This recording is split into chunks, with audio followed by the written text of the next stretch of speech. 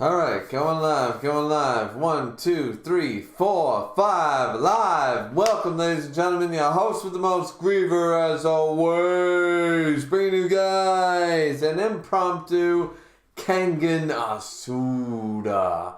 Read through part number 8.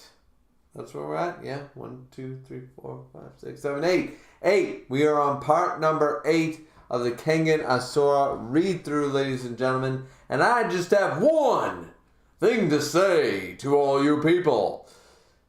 How y'all doing? How's everybody doing? You have a good week? You gonna have a good weekend? What do you think? Anyways, yeah, we might as well start the timer. Let's start the goddamn timer. How do we start that timer? There we go. We start that timer. I apologize, guys. The place is a bit of a mess. Well, not really, sort of. This is my wife's office, so I had to set up in here while she's gone. So yeah, I had to set up while she's gone because we're renovating. I'm renovating. I'm renovating our little office downstairs. I'm renovating the little office downstairs, so I had to rip up the floor, move everything out. It's been a hectic 3 days. I've been working like 16-hour days. I'm exhausted. So, but yeah, I just made it in time. Like the Jujutsu Kaisen, maybe we get Jujutsu Kaisen out by Saturday. I don't know. I'm not making a Pokemon stream tomorrow. I really don't think I can. I've got to make Ayakashi Triangle 2 chapters. I gotta make Jujutsu Kaisen. I gotta do a lot of shit, you know. And I read the Jujutsu Kaisen chapter and I loved it. I loved it to pieces. So, you know. But yeah. I finally got some time to hook up the computer in a haphazard sort of way. The positioning of the room is shit. You know, this is my wife's space. So it's the old office, actually. It's the office. If you guys go back and watch earlier videos, it's the same room as before. It's just been moved around a little bit. My wife bought this big L-shaped desk thing that I'm sitting in now. It's the old chair, though. It's the old chair. I gave her the old chair. But yeah, now she wants to paint and stuff, so we're in the process of painting and all that stuff. So yeah. So anyways. It's all her stuff in here. Other than I do still have some of my figurines. I still have the Millennium Falcon, you know, stuff from the old studio. I still have that shit here, but I had to put all the manga in different locations, sort of idea, just while I do the reno. For those of you who don't know what I'm talking about, just go check the Discord general chat. I shared a few pictures. I ripped the flooring up. I ripped up the carpet. I ripped up the counter. I ripped up everything. So, but yeah, just said new place. Checking in with the chat, and no, not in. Well, sort of. I already explained that. Miss said, "Good evening. How are you all?" I mean, I'm exhausted, but we'll see how far we can get. Chapter 116.5 is as far as apparently we need to get, and I'm sort of happy for that because I might be too poop to pop, if you know what I'm saying. Just said, also, I think this is the first time I'm first to the stream. Good for you, my man. Miss says, I'm pretty good. We made tacos for dinner. Nice. Tacos. You know that age-old question? You ever see that meme, ladies and gentlemen? You ever see that meme where people talk about, like, what would you give up? Pizza, hot dogs, hamburgers, tacos? People say tacos. And I'm like, you're fucking insane. You are fucking insane. You're clearly American because you gave up tacos. You know what I'm saying? Like, first off, America, you never had real pizza because you never went to Italy. So you don't even know what pizza is, so get the fuck out of here. Number 2, hot dogs. Chicken beaks processed up. What are we talking about? Then it comes down to hamburgers versus tacos. And I'm sitting there like, yeah, both of them you can dress up, but not the way America does it. Like, it's just so, it's like, how are tacos the one that people throw out? Hot dogs should clearly be the one. Hot dogs are clearly the one that you throw out in that argument. But that's just me, but anyways, what do I know? Just said, I'm amazing. I'm always in a good mood. Good for you, my man. Keep that mental state. Keep that mental state of being awesome. SpadeX said, what's up, everyone? Hey, Spade, how you doing? Just said, Jujutsu Kaisen had a great chapter this week. It did indeed, though my boy got nerfed. He got nerfed hard. But they had to. They had to nerf him because the whole reason Gege sealed Gojo because he didn't want to have a broken character. So, is what it is. Just said, at SpadeX, doing great. Doctaro said, as a Mexican, I would give up everything else except tacos. There you go. That's my point. And once again, American taste buds, in the toilet. Some of the shit you fuckers have come up with is some of the worst shit I've ever seen in my life. Like, literally, nobody else comes up with this grotesque level of shit. You know? Like, it's gross. It's called diabetes on a plate. Justice said, I have never had a good taco or hot dog. Then, wait a minute, no. Justin, you're admitting then right then and there. You're saying right there, you've never had a good taco or hot dog. Not that you dislike tacos or hot dogs, that you've never had a good one. Fair enough.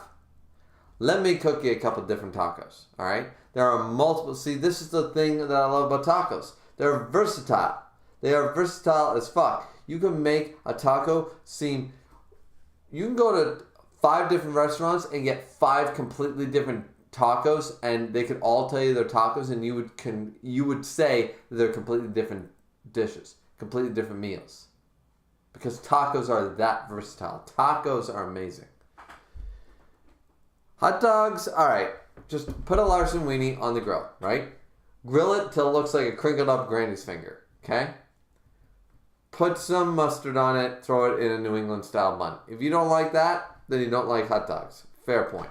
But you gotta try it that way. You know? It's sort of that thing where people always tell me like, oh, I don't like meatballs. I'm like, hold on a sec. Cook up some meatballs. What do you think of that? I love this. That's a meatball. What? You know?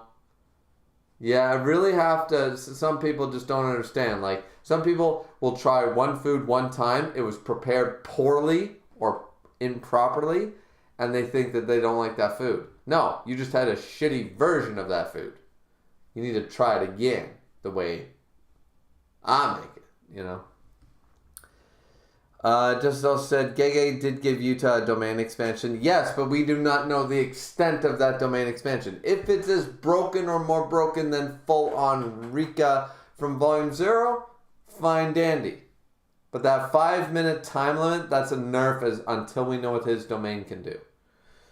Neve said, oh, Kengan time in 5 minutes. Tremendous. Tremendous. Neve, you trying to steal from our boy? You trying to steal from Misk a little bit there? We got 6 viewers in here and only 3 likes though. What are we doing? Is it the new space? Is it the brown walls? What's going on, people? What's going on? I don't understand. What did I do? What did I do? Hit that like button, people. We got 2 minutes and 35 seconds left to chat.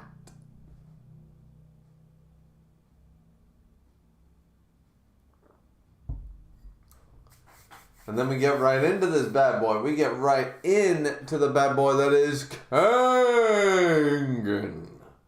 Asura. Not gonna lie, guys. I'm fucking tired. I'm so glad there's only 15 and a half chapters to read. Really am. Because I really don't know what I'm going to do. Hopefully I get more hype or something like that. It's just been a long couple of days. If you guys aren't aware, once again, go check out the Discord. I tore apart the office and stuff, and I had to unload it all today and do a bunch of shit today, and working in the attic and shit. So there was just a lot of shit going on. Just said, what chapter are we on Kengan? You gotta check those thumbnails, my man. You gotta check those thumbnails. It's chapter 101, but you gotta check the thumbnail. It's right there. Spadak said, all this food talk has made me super hungry. Well, here's what I recommend you do. Take onions and garlic, right? Chop them up, throw them in a saucepan, okay? Do you like peppers? Perfect. If you don't like peppers, I don't know how to help you. But take some peppers. Chop them up too. Throw them in the pan. Now throw your favorite spices. I don't care what it is. If it's garlic powder, if it's cayenne, if it's curry, I don't give a fuck what it is. Throw some spices in there, okay? Now add half a cup of water. Boom, boom, boom. Now throw some sausage in there. Throw some mushrooms in there. Boom. Just made you a sausage and mushroom stir fry. Good to go. In fact, forget the sausage and mushrooms. Right there. Peppers, onions, garlic. With your favorite spice on top, okay? Let that shit saute on low to medium heat. Now, throw in whatever is your favorite food. I don't care what it is. Do you like ground beef? Throw in ground beef. Cook it till it's brown. Do you like steak? Steak. Pork. Chicken. Fish. I don't give a fuck what you cook in there. Just cook something in there. Put some butter in the pan, a little bit of oil. Make yourself a little stir fry. Add a little bit of noodles. Put some boiling. You know how to boil water? It's very simple. Put some water in there. Boil it. You're good. But yeah.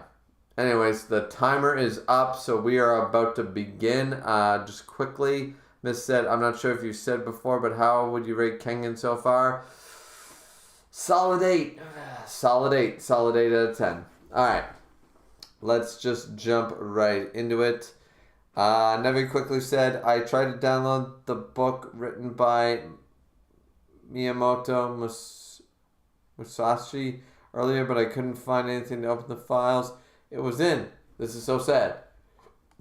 That is very sad. Alright, so we are starting off, ladies and gentlemen, on chapter 101 entitled Government. We all know how we love the government, right? Right? Alright, so we all know how much we love the government. Okay, so, new religious order, the army of God. Okay, we're doing some Helsing shit right here in chapter 101.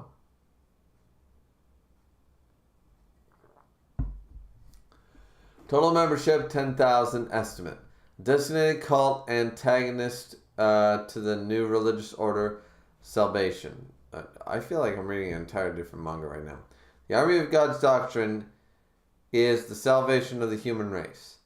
They have been steadily advancing their plan in their religious facilities known as domes. The plan is the production of chemical weapons, sacred treasures for the coming holy war. So they think they're fucking Castlevania people. Alright. Their goal is to cripple the central function of the state and to assume control over all of Japan. This would lead to the second terrorist attack in history to use of chemical weapons, if it weren't for the interference. Army of God Religious Facility Dome 7, so you've finally shown your tail. Foolish little rat that dare defies God. I never thought it would be you, founder of the Army of God, Takahashi Chogen. I'm disappointed in you, Dr. Hanafusu. Hey, you could have settled for playing God, but now you're planning terrorist attacks? You've gone too far. Dr. Hanafusu, are you familiar with Rahowa? Now, once again, if we hadn't gotten a build-up for Bando, which, once again, could be a red herring, I've been burned by that before, I wanted to go for Dr. Hanafusu. Were he up against other people, I probably would have went for this guy. We've gotten so much backstory with this guy, but initially, when I first got the bracket, Bando had more screen time. So I assume Bando. But I will not be upset about either victor in this fight. It's an ideology of racial selection championed by the foolish whites. Wait. Rahawa? Racial holy war. It's an ideology of racial selection championed by the foolish whites. Okay. I'm only carrying out my own form of selection. A selection that will allow the army of God to build our own utopia. That's the exact same thing. Good grief. There's nothing quite as dangerous as an intelligent psycho. True. Say whatever you want, but I really am disappointed in you. I was going to give you a seat at my right hand. Oh, that would have been probably pretty nice for the man. We can assume that, right? Can we assume that would have been pretty nice for the guy? Alright. That would have been nice. And then in the account, I presume you haven't met them before. I didn't even sense them. Shigeta and Mori. They're quite good. I love how they have the Crusader crest on the cross. They are my elite guard. They have been protecting me from the shadows ever since Salvation's Nagishi Jimi's mass murder of our followers. See chapter 18. Oh, the guy that Bando fucking slaughtered. Now you ready to die? Hehehe. You talk a big game about selection in Utopia, but at the end of the day, you're essentially no different from the Yakuza. Enough. Kill him. No, he's not wrong. That's basically... Oh, shit. He's going to be the guy who gets... Is he like Faust? Feeling he's like Faust.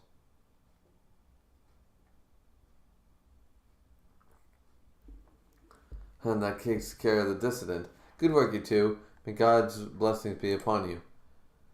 Boom, boom, they both drop. What? Why aren't you dead? They just missed my vitals. Missed in italics. But when did you defeat them? This is impossible. He didn't even move a muscle.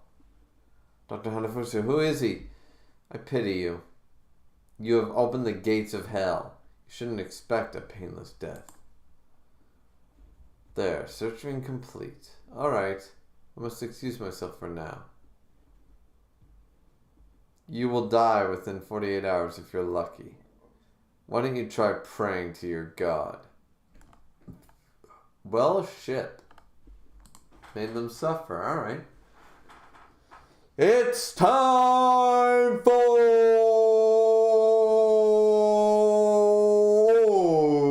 the 14th match.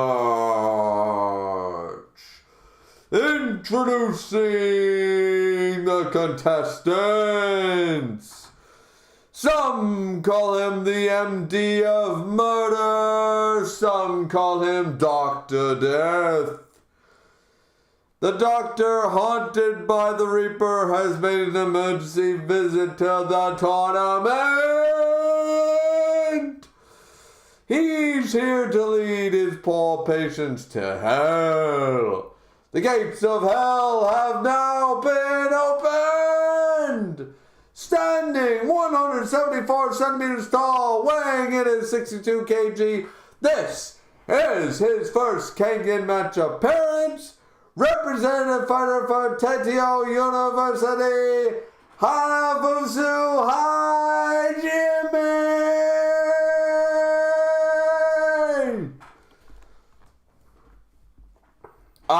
I do love this arena. The smell of death is in the air. The dissector, Hanafusu Hajime.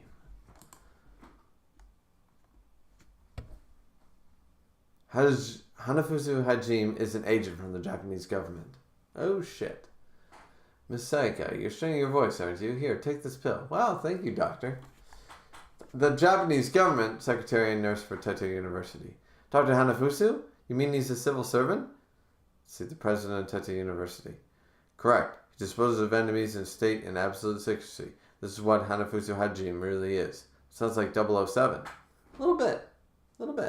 I mean, we sort of could have assumed that by his backstory in that 0.5 chapter and stuff. We could have assumed that.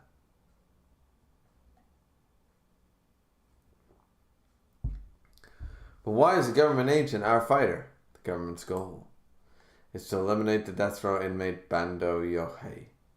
Oh, they want to get rid of Bando. The government allowed Bando to take part in the tournament in order to get rid of him in secrecy.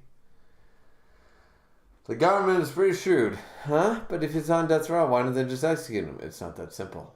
25 years ago, 1999 X, of course. This was Bando Yo's first execution. However, after the 90-minute long hanging, Bando survived. This can't be. Yes, it should be impossible, but it's true. Well, shit. Then fucking blow him up. Like, C4 to his chest, boom, problem solved. Every time a new Minister of Justice has been appointed since, he issues a new executive order. There have been 45 Ministers of Justice appointed in the past 25 years. Therefore, he's been executed 45 times, yet survived each and every one of them. I don't believe that this dude was put into a bomb shelter Strapped with C4, boom, and he survived. I don't get it. Bando's death penalty is processed for the past 25 years. It's ridiculous. The only form of the death penalty, so this is Kaido at his finest. The only form of death penalty sanctioned by our nation's laws is hanging. Okay, that's different. That's different. The only form of death penalty sanctioned by our nation's laws is hanging. They don't do injections. They don't do anything else. He found a trick to survive hanging, so he can't be killed. Got it. A death row inmate who cannot be hanged to death spells the defeat of the law. How about lethal injection? How about C4 to the chest, kaboom? How about a bullet to the brain, for Christ's sakes? It's like all those losers who say, you wouldn't be able to pull the trigger. Yeah, I could. Pay me my money. Watch how many times I fire at serial rapists. Watch how many times I do that. Watch how you're going to have to refill the gun faster than I'm firing. Trust me, I could do it and sleep like a baby. Trust me. A death row man who cannot be hanged to death spells the defeat of the law. You got to change that law. I don't think it'd be too hard to imagine what will happen if this comes to light. The radicals will start to laud Bando as an anti-establisher symbol. Release him. There's even the possibility that they will have powerful charisma on their side. They could regain the momentum. Well, then change the fucking law. Your problem is he found a way to defeat the hanging in some crazy neck muscle way. Just kill him in silence. Governments do it all the time. We wouldn't be surprised. A single death row inmate could become a spark that could shake the state. The government requires Bando to die as soon as possible. This is really like there are better ways around this. I know it's manga, but there are way better ways around this. I really feel like we've gone in way over our heads. Let's do this, President Deza. We have to put a stop to the ambitions of evil. You sure are quite to adapt, aren't you? I'm not quite sure you really understand what's going on here. Doctor, go get him for our country! The human boy is amazing, Deza. Let's see. The brain particular. There are so many things about it that not even modern science can explain. All right, we got some random doctor person. Isn't it just fascinating, Deza? My friend, you made the wrong choice. At least let me be the one to end you. Wait, so Bando is that person? You made the wrong choice. I'm assuming that he's one of the people because remember Bando used to have the long hair and stuff yeah, okay. So, alright, this is interesting. I didn't even get the connection between Taito University and him before, but I'm pretty sure that was mentioned when they recruited him. When they recruited Bando, I'm pretty sure they mentioned the university. Okay, cool.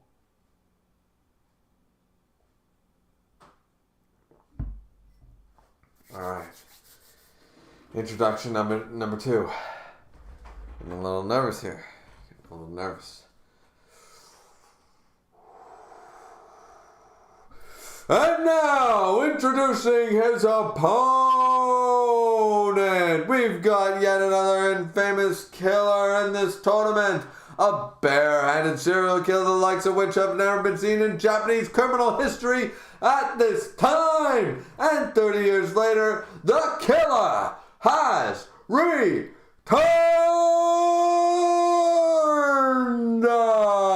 Standing at 201 centimeters tall, weighing in 147 kg, this is his first Kengan match appearance. Representative fighter for Juho Communications, Bando Yohei!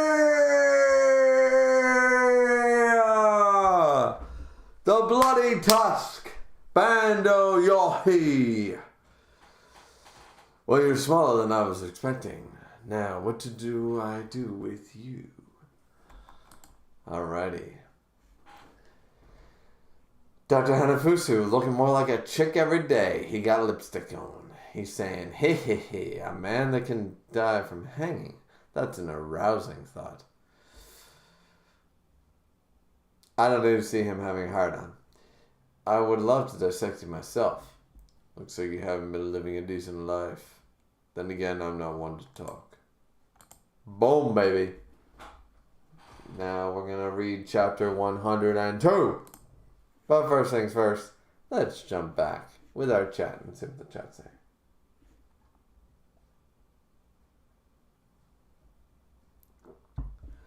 Tara said, ironically, just today the new season of Baki's anime was confirmed, so now is a good day for martial arts manga. Fantastic. Never said, I love the government. Lie. I like the government. I hate people that say that COVID is a conspiracy by the government and that they're trying to control us with mask mandates. That's bullshit. That's just public health safety. Like, let's be real. But the other stuff, yeah, I understand why people don't like government. But what would you rather? Anarchy? Like, when somebody can come up with a better thing between diplomacy, but when you can come up with something better than democracy, dictatorship, and anarchy, when you can find a fourth form that sounds good, let me know, write it down, solve all the problems with that, and bring it to me in writing. I will read that 200-page document and I will sign it. But until then, sit down and shut the fuck up. You're going to complain about the government because you don't have a better idea. Joseph said the Army of God. Now that's the Japanese KKK. Pretty much. Joseph said, I like them bringing the guy that Bando fought into the plot again. I like that too. That's Pooch is in here saying, very ballsy, spelt wrong, of Hanafusu to take the swords, not expecting them to hit his vitals. I mean, I guess so. Is that really what happened? Because I feel like he would have bled out. I don't know. Joseph said, this is the most crazy spelt wrong fight in the first round. Just said, I'm pretty sure the government can't just blow a prisoner up. You'd be surprised what the government can get away with. Just realized that Hanafusu had lipstick on. Weird. Well, it looks like he has lipstick on. Not saying he does. It just looks that way. But alright. Let's try to get through chapter 102 before we take a quick break because I had to start this really quick. You know what I mean? Because I want to make sure I can get this done. I was trying to set up the computer, blah, blah, blah. Place is still a bit of a mess, so yeah.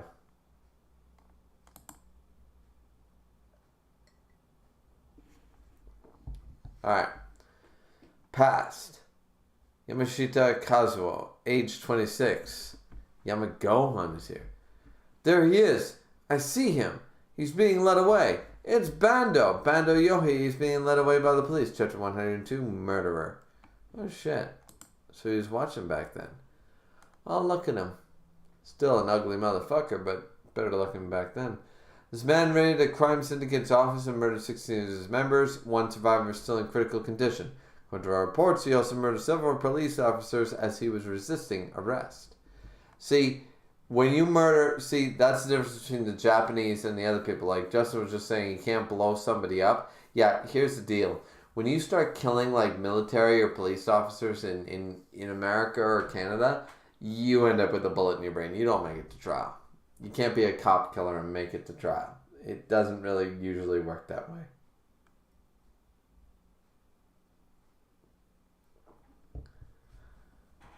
Let's see.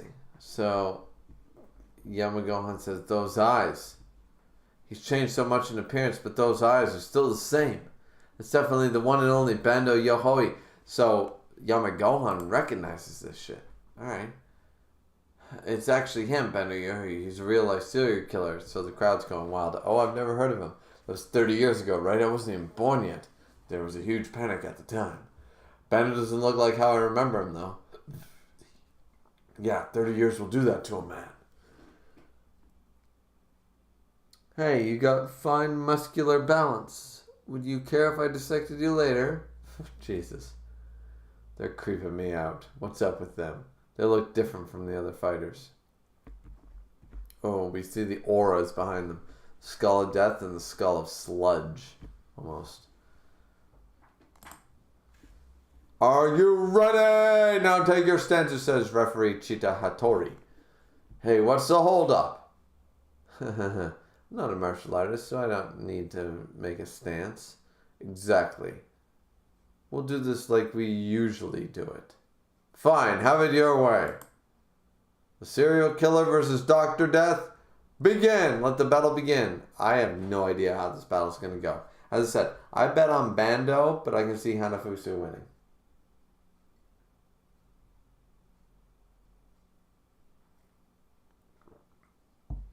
Alright then. Another one underway.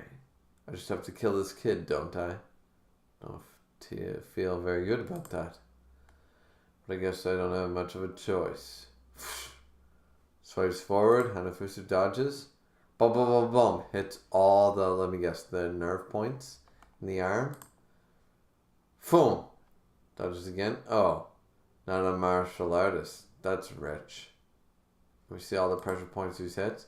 You struck my acupuncture points.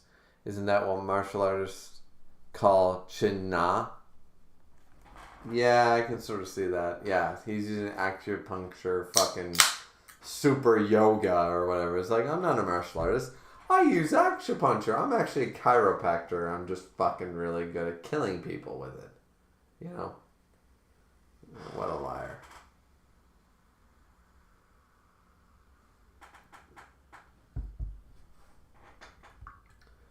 Well, looks like the ex-med school student's done his homework. My style is called Ling Shu Chin Na. Ling Shu Chin Na is the oldest form of Chin Na, recorded in the Havandi Neiji, the oldest Chinese medical text. It said that a master of it is able to cripple their opponents in a single blow. I mean, we have multiple forms of that, but sure. How logical. That's one of the most effective means for you to defeat a physically superior opponent. Means? Exactly. Martial arts, to me, is no more than a means to an end. Oh, we have brain control happening. Brain control. Oh, never mind. And my end. It's to dissect you. Boom, boom, boom. Pop, pop, pop. Huh? Oh, incredible hitting away. It's just like Benki against Ushiwakamaru. Hanafusu's just toying with Bando. Good grief, he's small, but he's quick on his feet, though. What a pain. And he got him again. Hanafusu with the pressure point attack. He's hitting his legs now, so he's hit almost everywhere on his body. Now, those are what I call some quick movements. You really are a pain. Now, what does this mean? Any ordinary person would be completely immobilized from the pain by now. Are his muscles so thick that they're preventing my strikes from hitting deeper? How intriguing. Interesting. Yeah. These two are both freaks. I like both their characters. I absolutely must dissect him, and they hit him multiple times all over his body. I have to keep him as intact as possible. Coming at him. My target is the Yamen, acupuncture point on the neck. Ling Shu Chin Na. Terminal stab. Boom. And Bando's about to go down. Oh shit. Look at his fingers. He broke his fingers. He completely crushed his fingers trying to hit him on the neck.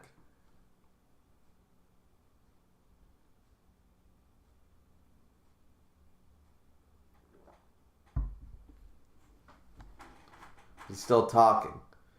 Hey, you will never regain consciousness again. Now I'm free to dissect you at my leisure. Oh dear. Open fractures in the second and third Pelagians. Any ordinary person with those injuries would be rolling around in pain by now.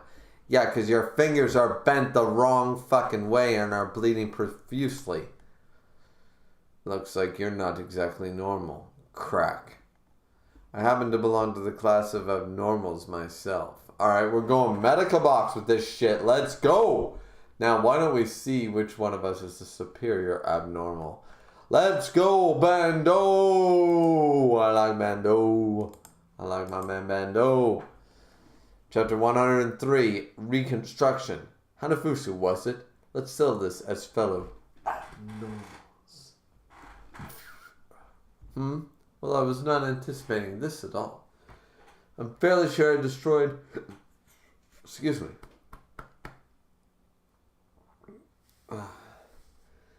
I'm fairly sure I destroyed his cervical vertebrae.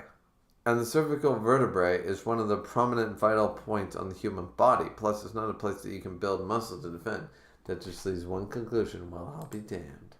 Bando, you have a normal range of joint motion, don't you? Crack, crack, bulge, bulge. The human body has about 260 joints. Each of these joints is a range of motion. If an external force causes the joint to exceed the range of motion, the joint will be destroyed. Yep. I struck your yamen acupuncture puncture. The point has acupuncture point is situated or has an extensive range of motion of about 50 degrees. My strike should have severed and destroyed your nerves in a normal case. But the instant I struck the yamen, you pinched my fingers in between your occipital bone and cervical vertebrae. Of course, I wasn't able to notice that movement. I hypothesized that your range of motion is approximately 140 degrees. That's far beyond human limits. Well, Bando, is my inference correct? You're impressive.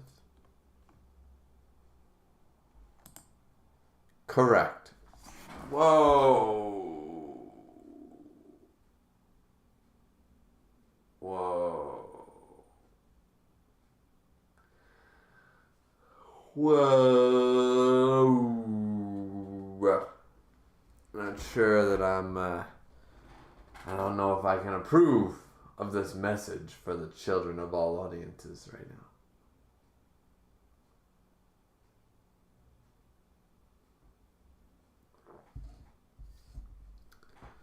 $140 degrees worth of motion in the joints? Jesus Christ. I busted my own left arm out of place fucking pulling nails out of plywood. What the fuck? Correct. My range of joint motion is far beyond that of ordinary humans. My joints even have a 140 degree range of lateral motion.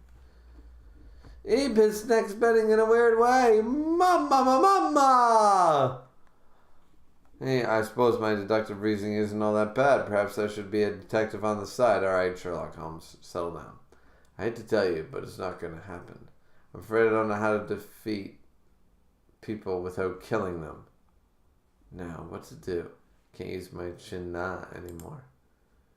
I have the advantage of speed, but he'll catch me once my stamina is exhausted.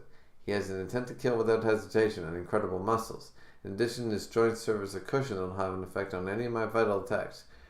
Right. This is quite the pickle. I wonder if this is how David felt when he faced Goliath. David killed Goliath with a sling. What do you have? Nice. I actually like that. I like that. David killed Goliath with a swing. What do you have? You don't have some sling. So, why isn't he moving? He's going to kill him, Dr. Run. You can't escape me now. Not at this range. Are you ready to die, Hanafusu? Oh, wait. What's happening? Yeah, he cut him right across the hand. What the, huh? What just happened? Bando suddenly started bleeding. So he's doing some Ichigo Bankai. Tensu Songetsu. Let's go. Surprised yet? This is my projectile weapon. Stab. Boom. Alright, stabbed in there. Huh? What is that? It's a sword. There's a sword-like thing hanging out of Hanafusu's palm. They're not allowed to use weapons, though. Doesn't that instantly disqualify him? I thought they weren't allowed to use weapons.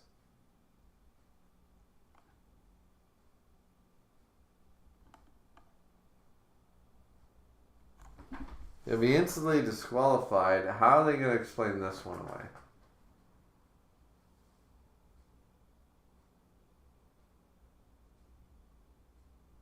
Well, don't you have a... I can't even say that word, form. I carved this out of my own femur.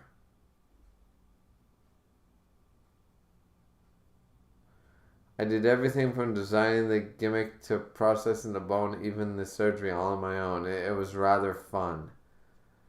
So technically it's a part of his body. So he cut away part of his... Oh my God. They're gonna... Really? Really? I mean, technically, yeah, But by that logic, I could tear out part of my bones and build a hammer and go into the fight being like, I'm going to beat this guy to death. And they'd be like, you can't use that. I'd be like, it's my bone. It's my bone. It might be, I built a hammer out of my bone. Check the surgical records. I made a bone hammer. I can beat his head to death with this. You know, like, can you make a crowbar out of bone and it's legal? Like, this is getting, I don't know if that's even legal.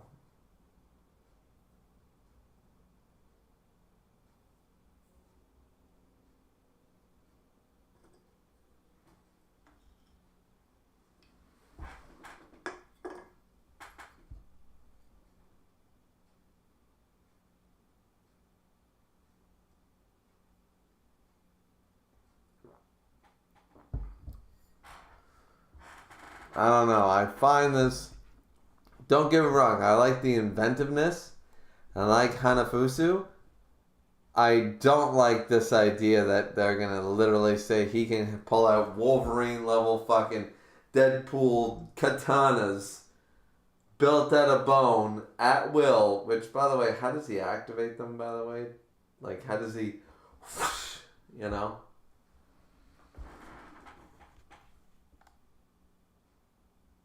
Anyways, all right, let's move to the next page. It's Bando asking the real questions. Is that even legal? Yeah, let's answer this question right here and now. I'm curious this myself. Of course it's legal, isn't that right, referee? Huh? You need to go over the rules of the matches before you fight in them. Yeah, that's true. Any weapons that make it through the weapons check before the match. Oh, they're using the medicine man bullshit to describe this. Can be used with impunity. Really? Not to mention that these are a part of my body. So once again, if I bring a hammer with bones, but it doesn't make it through the check, then it's like... this is really skirting the rules. Like, granted, then again, we let a 2v1 bitch win, so yeah. In round 2 of the left bracket, we let a 2v1 slip behind and nobody cared. So, yeah. Fair enough, but I think this is literally towing the line. They're part of my body. I'm quite upset that they would be even considered weapons. You sharpened giant katanas out of your femur and stuck them in your fucking arms. I still don't know how he fucking, like, what did he do? Like, you can't call him like he's fucking Wolverine, so how did he fucking out them?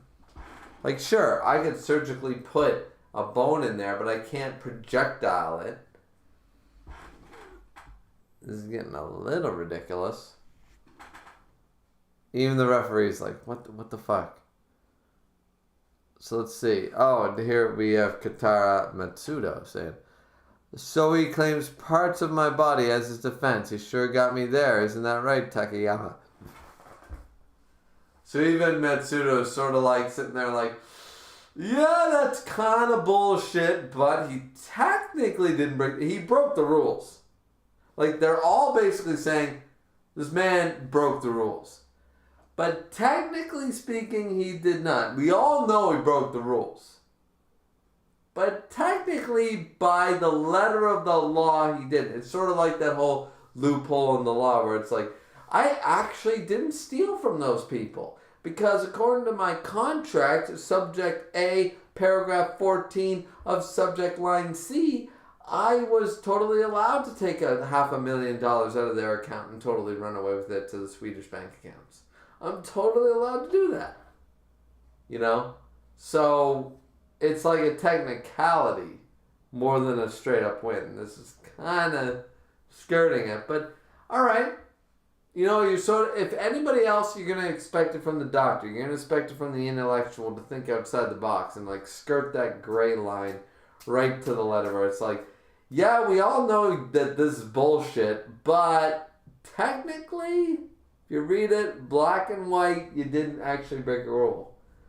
Alright, I kind of like that. I kind of like how far he's willing to push it. Yes, sir. I believe we should add a rule on the limits of physical augmentation from now on. No, this is quite amusing. Let's keep it this way. Fair enough. But I don't get how he's... Like, I don't know how he's palm striking it like a Wolverine claw in the sun. Either falling out, like even if he... Like, let's say he even pushed it and it did come out, you know, and he's in on opioids, or I'm sure he's on something. He's high as a kite. How does he keep it from fucking just all the way out, and now he's got no projectile?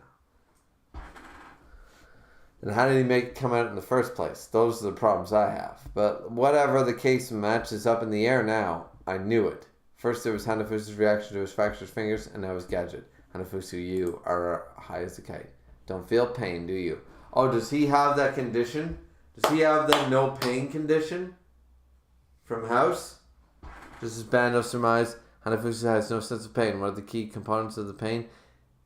Yeah, but what was it called? There's only six cases in America, 2012. What is it called when you don't feel pain? It's actually way more dangerous than you think, because you don't know when you're bleeding and dying and you're broken, because you'll die on the spot and you won't even know you're dying. Pain is a receptor necessary to know when the life is in peril to try to save itself.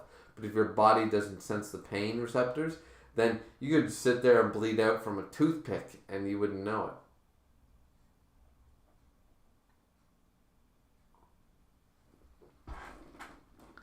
So he doesn't have the pain. He's got the pain disease.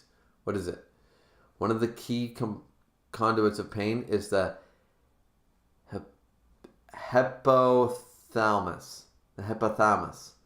Hanafusu had surgically restricted its ability to transmit neurological signals. Oh, no. That's not what I want. I want the whole feel no pain disease. What's it called? SEPA. SEPA is the disease. Congenital insensitivity to pain. SEPA is a rare hereditary disease. It would have been way more cool had they made it and just have SEPA. But he surgically made it this way? No, I would have preferred he had SEPA just straight up. The result is something entirely different from the fighters who used endorphins to block or convert pain. A complete and utter shutout to pain, which would have been SEPA. A doctor having SEPA, it would have been the ultimate medical mystery. It would have been the solving how to feel pain. That would have been way better than him surgically. I'm sort of disappointed now.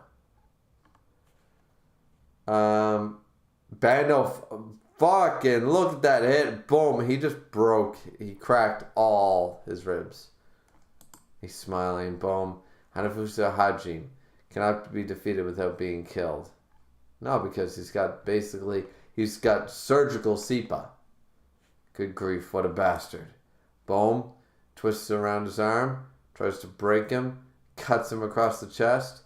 Boom. He's bleeding. Did that hit an artery? Boom, boom, boom. He's bleeding hard. Hey, cut me a little slack, will you? I'm feeling quite exhilarated to have encountered a kindred spirit. I don't care about the outcome anymore, but this euphoria is quite addicting. Bando, will you die for my pleasure? Holy shit. Okay, before we read chapter 104, gotta take a small quick break, but we will quickly read the chat if we can catch up in time.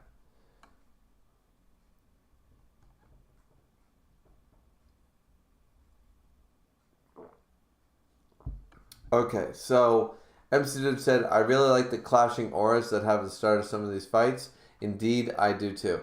Justice said, can't wait until the super yoga users show up in Kengan.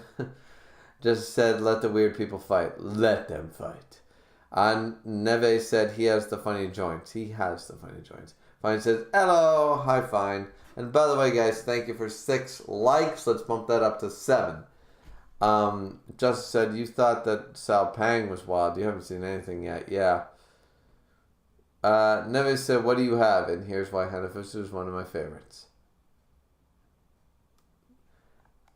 He's not one of mine. Joseph said, if your body's a weapon, you're technically not cheating. I don't know. Spadex said, yes, bone swords. Which, how is he releasing them, retracting them, and they don't fall out? I'm confused. Never said, I love Hanafusu's bone swords. I like the idea, but explain to me how he can keep them in, pull them out, and retract them again, or even not even retract them. If he can pull them out, how do they stay the way they are? I'm confused. Just said, well, honestly, most weapons would be, unless in high Kengan matches. Spadex said, true. Just said, I love Hanafusu's bone swords. The whole theme of this fight is the exception, so I don't think about it hard when compared to the other fighters. Just said, plus Hanafusu is backed by the government and they don't even know the 2v1 was happening. True. Skin said, I have arrived. Skin said, love the new background, by the way. What new background? Oh, I'm in my wife's office, so. Skin said, just said, sup intelligence. Never said, hey, Skin. Skin said, sup, hen, hey. Just said, Hanafusu could have installed some machines out of his arm to allow him to push the bone out. Well, explain that. Tell me he can do that, because right now I'm sitting there like he's towing that line of Wolverine claws, but he's got no mutant genes. So let me, understand. Never said, Hanafusu eating dinner and accidentally getting bone in his boneless wings. Boneless wings, you mean chicken nuggets. There's no such thing as boneless wings. Skin said, we all hate it, but can't truly experience life without pain. Something to be said for that. Never said, Hanafusu would 100% be friends with Faust. 110% he would be super friends with Faust. Alright, so before we get into chapter 104, and once again, just so we're clear, ladies and gentlemen, I do like Hanafusu. I would have picked him for this fight. Right now, my current pick is Bando, but that being the case, I don't like the idea of him, first off, surgically making himself have SEPA instead of just normally having SEPA. Maybe that's why he became a doctor. Would have added three-dimensional thing where it's already a thing in actual human society. SEPA is very rare disease, but I mean, this is manga. You can have somebody have a super rare disease, right? That already exists. And number two, the bone swords. The whole retracting, not retracting thing. I mean, you know? Like, how does that work? Like, he pulled them out, the projectile. He even called it a projectile, but it stays as a sword. I don't know. He's not Wolverine, so I don't really care for that too much, but oh well. It is what it is. I still like Hanafusu, so. And we'll continue reading the rest of the fight in a little bit. Alright.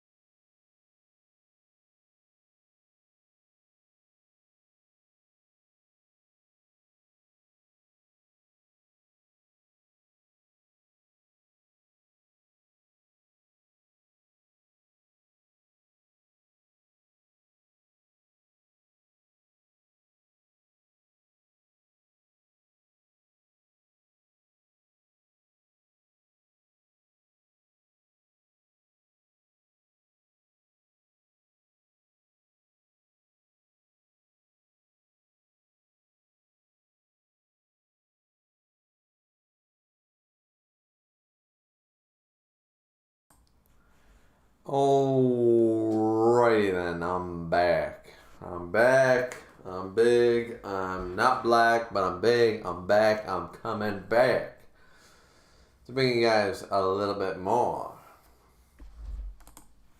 of the show. The show being Kengan, Asura. Chapter 104, entitled Death. Let's go. And now, fair to say, ladies and gentlemen, I've been complaining about a dude who got hit in the head with a frying pan and an iron mallet and not having brain damage. And I have also complained about a kid that has basically Wolverine fucking katanas built out of his own bones, built into his goddamn fucking arms that he can retract at will. Meanwhile, not complaining about a 140 joint male, somebody with devil powers and some other bullshit. So, fair enough. I just find that when you're introducing characters, like Waka was introduced as just basically superhuman strength from a young age. He always had superhuman strength. So that was okay to me, you know? Certain things, there's a fine line, and I have no way of explaining it. We're going to move on to the chapter, but certain things sit okay with me, like 140 joints. Like, joints move, as they said, 50 points. Sure, he's been able to move them more than double beyond that. Fine dandy. Like, that's creepy and insane and beyond human limits, but he's able to do it. So I'm like, all right, I accept that premise. But you make, like, it's got to be in the realm of possibilities, all I'm saying. Because we're not stretching something. We're saying, all right, how is he doing it? You know? Like, if Bando suddenly took off his head and threw it at Buddy like a football, I'd be like, all right, how is he alive? You know what I'm saying? Like, I would question. So, certain powers, even though everything is ridiculous, you know, Fisherman Santa Claus, like, fighting against whales and shit like that with just a harpoon in the deep sea and stuff. Seems ridiculous, but it's superhuman, man. Superman can do it, you know what I mean? A Superman would be able to kill, you know, a man could kill a tiger with his bare fist sort of idea. It's insane, but in the realm of possibility, if a man was that strong, he could kill a lion with his bare fists. You know what I mean? Like, that idea. The idea of this shit, I just need the logistics of it, you know? There's no power to explain it. It's just, where's the logistics? How is he doing it? Because they want me to believe in the logic, but then they want to say, yeah, forget about the rest. So, that's just me. I don't know. I still like Hanafusu. I don't believe in his bone sword abilities.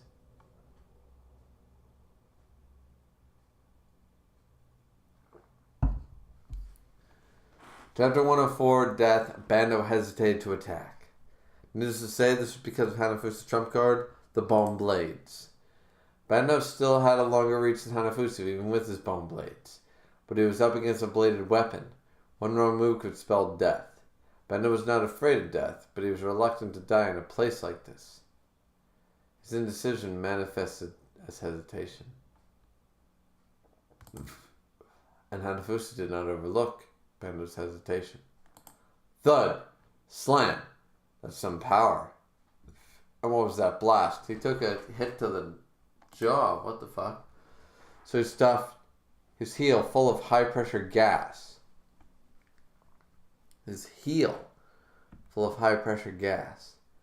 Good grief, what is he, a sci-fi splurt? I'm getting bored of Bando. I'm getting bored of this fight, and cut him across the head. It's time for you to die. Foam, kick, dodge, cut him on the heel. My, that was a close one. You sure know how to throw a kick. If you make it out of this fight alive, you should go see a head doctor. All that was quite insulting. I am a doctor, you know. I'm fully capable of diagnosing my own mental state. Objectively speaking, I'm far from normal. Rushes him. Yeah, that's what I thought. Chung. Oh, did he take the hit? Slam. Grabs him. He got pierced. But he also... He hit him in the head. What is this panel? So he got stabbed, but he slammed. Is this going to be a tie? Are they both going to die? He broke his neck. Yeah. Hanafusu's down. It's over. It's snapped. Bando just snapped Hanafusu's neck like a twig. If he gets up after this, I'm calling a little bit of bullshit. Looks like Hanafusu's survival is seriously at risk here. Seriously at risk. He snapped his neck. He's dead. That's instant death. Look it up. You snap someone's neck, they die. It's instantaneous. Because you cut off the heart to the brain, blood vessels stop, it's dead. You kill the brain, you're dead.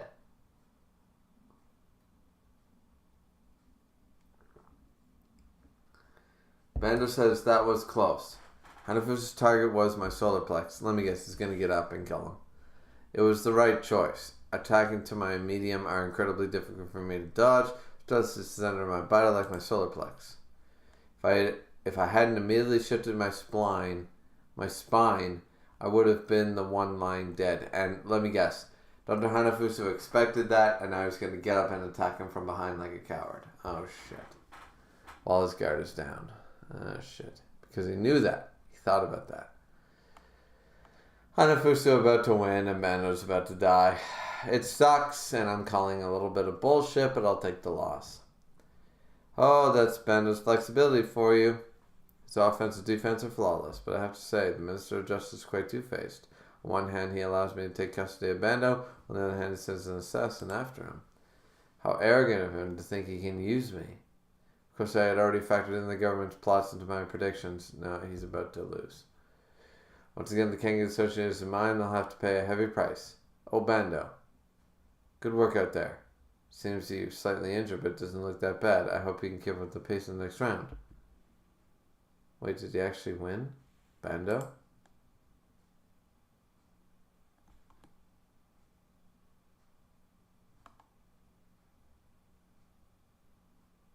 Wait, did they both die? Stupid doctor. See the nurse. Why do you have to die on me? Still can't believe that Dr. Hanafusu is dead. He's a bit creepy, but he's a good guy, so everyone talked about him. Me too, I couldn't do anything. Thanks for saving my brother. It's just how it is, Helena. But, wait, Carla's not looking at him. Yeah. The dead never come back to life.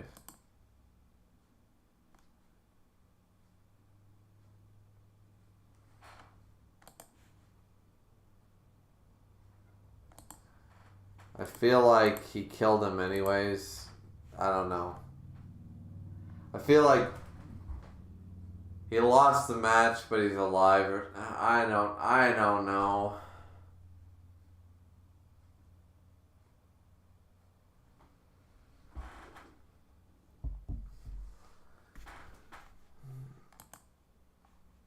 Ladies, stand back if you please.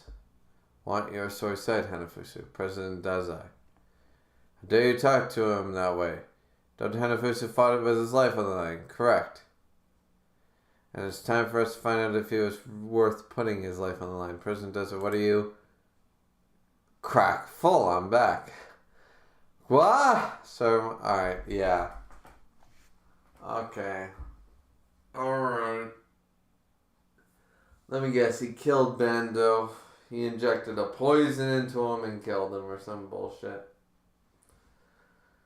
I'm still taking the W because Bando won the match. Just saying.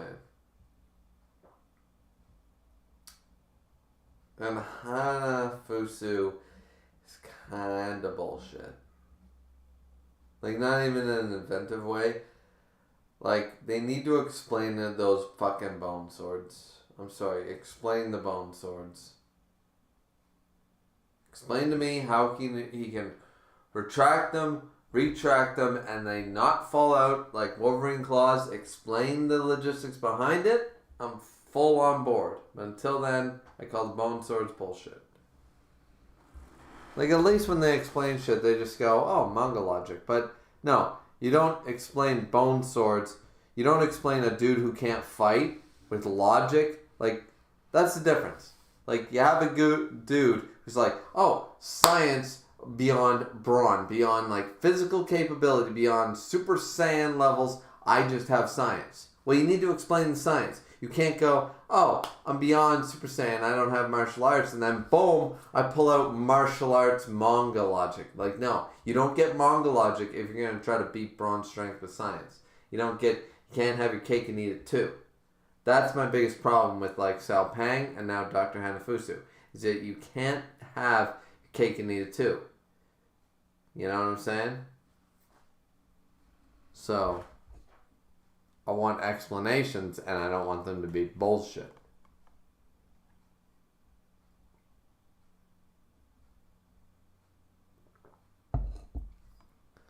Let's see, doctor, but why aren't you dead? What? Hey, remember, I am a doctor.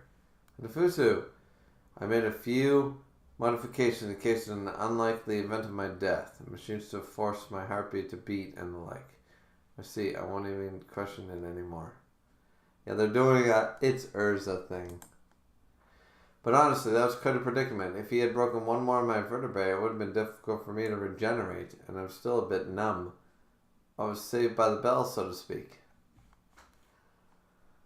See, I prefer that, like, that's okay manga logic. Like, oh, well, if it had been one more step, like, I retracted my vertebrae and I knew I would lose. Like, I'm okay with that one.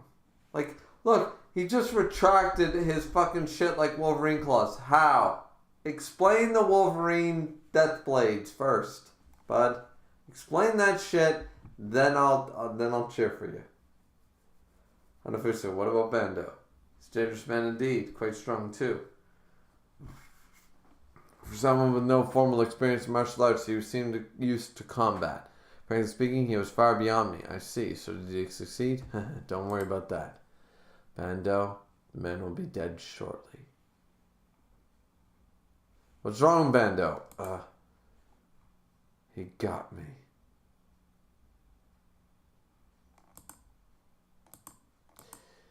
Well, shit. Chapter 105, Thailand. What's wrong, Bando? He got me. That man was full of surprises to the end. That statement he made, I don't care about the outcome anymore, but this euphoria is quite addicting. I don't care about the outcome anymore. At that time, I thought that it was just an expression of his berserker nature, but it wasn't it. The true meaning of his statement was, I have already carried out my means of killing you. These symptoms are those of a virus or a poison, I called it, that attacked the nerves. It's highly unlikely to have been airborne. It was the referee who would have shown symptoms as well. It wasn't transmitted orally either. Takeda had all my meals prepared for me, and a lethal poison would have been more effective to slip into my blood. That leaves just one option. Blood. A blood-borne infection from the blood attached to Hanafusu's bone blades, and a musculosis infection through my eyes. I could counteract it if I had only knew what it was, but we're on an isolated island. I doubt they have sufficient medical facilities. So that's what he was going for. I see, it's an effective attack, alright. You win this one. Twitch, twitch. Correct, a virus. I possess antibodies for a number of different viruses. Viruses that could kill an average person. So I injected myself with a virus prior to the match. I was honestly hoping to use a more powerful virus, but my higher-ups wouldn't let me because it would kill the spectators. Isn't that bioterrorism? A little bit. By the way, like, that method, I don't mind. I don't mind that. Injecting himself and throwing the blood into his victim because he can't beat him. That's okay. Still got a problem with those fucking bone swords, man. I still take the W, by the way. Bando won. Just so we're clear.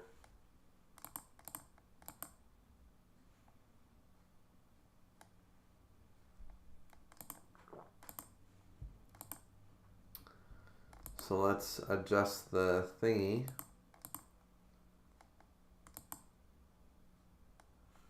There we go. Bando wins. That's 11.5. There we go. I take another win. Woohoo! Now I have Gao Lang in the next matchup. Just so we're clear. But yeah, I actually don't mind the poison thing. I hate the bone swords. If we got Bone Sword explanation, I'd be fine. But, and I like Hanafusu still. But I think Hanafusu winning is ridiculous. I'd rather him be beaten and throwing the blood in his face and sort of idea, you know, like, yeah.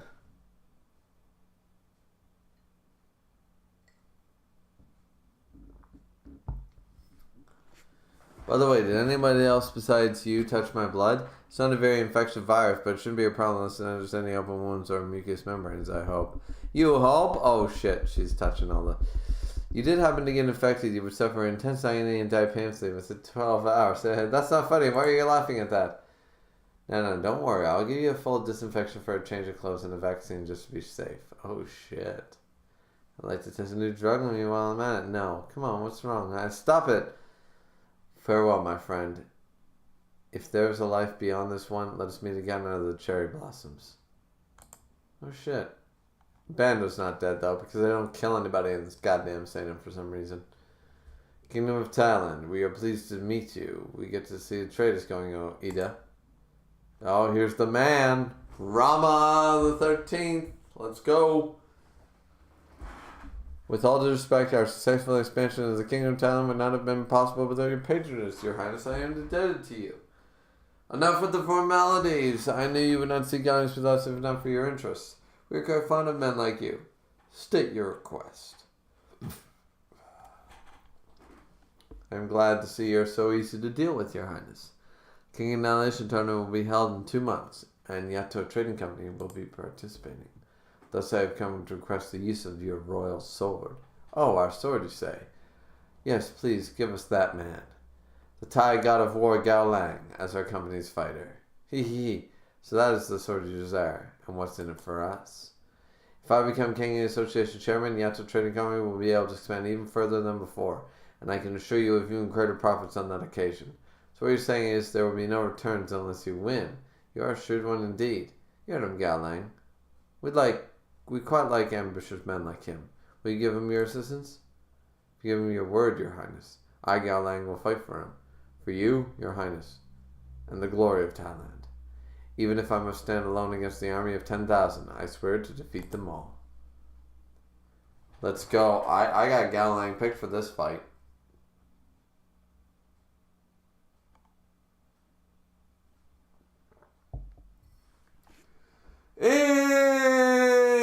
Introducing the next fighter. This man is finally taking the stage of battle. He's probably the biggest name in this entire tournament. The revolutionary of the boxing world. The champion of all 4 major organizations. The mightiest boxer in the history. We got Rocky Balboa up in this bitch? What the fuck? In history is entering the arena, standing 187 centimeters tall, weighing in at 991 kg. This is his first Kengan match appearance for Yato Trading Company, Gao Lang Wong Zat.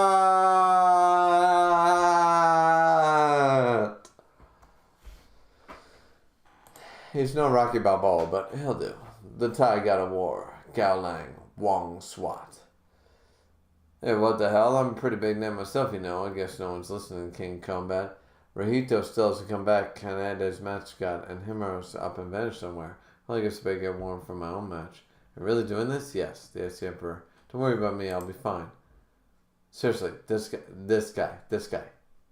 And now introducing his opponent in a duel behind closed doors on the SS Kengan. This man defeated the Icy Emperor Himura Rio and took his spot as a fighter. His skills are the real deal. Are you the real deal? He's an up-close and coming fighter from out of the blue, standing 170 centimeters tall and weighing in at 73 kg. This is his first Kengan match appearance for Kinokuniya Bookstore, Kanade Sukuchiya. The Giant Killer, Kanade Sukuchi. Why, thank you kindly. Damn idiot. Tomorrow, I think you got the wrong idea here. I never fight a battle unless I have a shot at winning. Well, here's the deal, ladies and gentlemen. This man about to fucking lose, because Gao Lang not about to lose to some fucking copycat.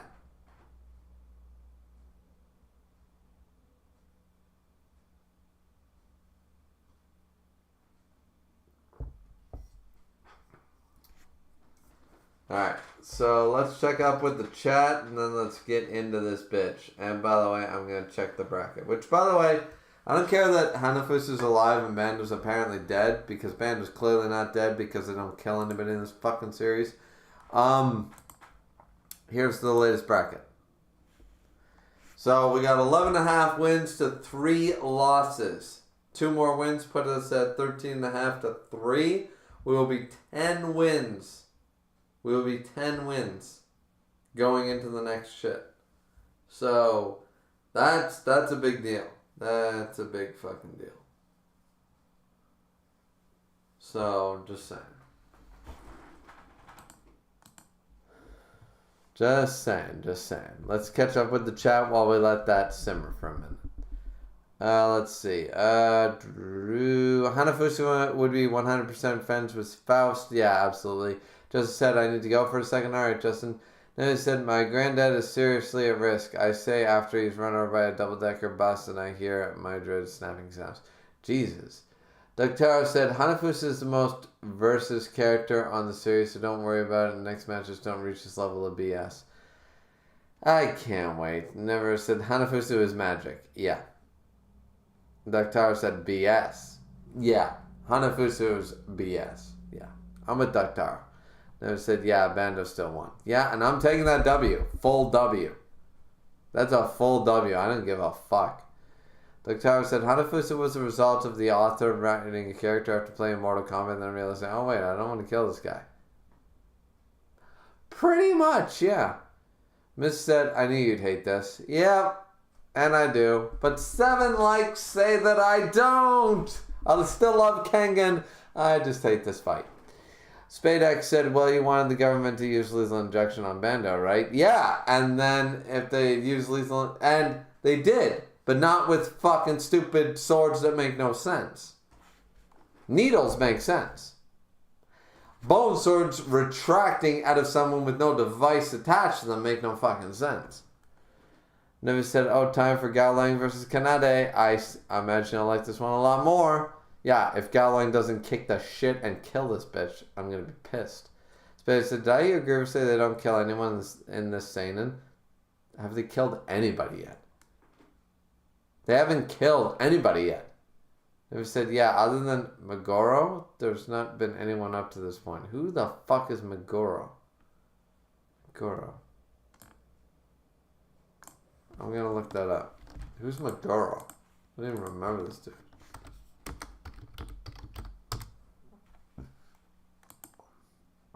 Oh, the crazy, the berserker, yeah.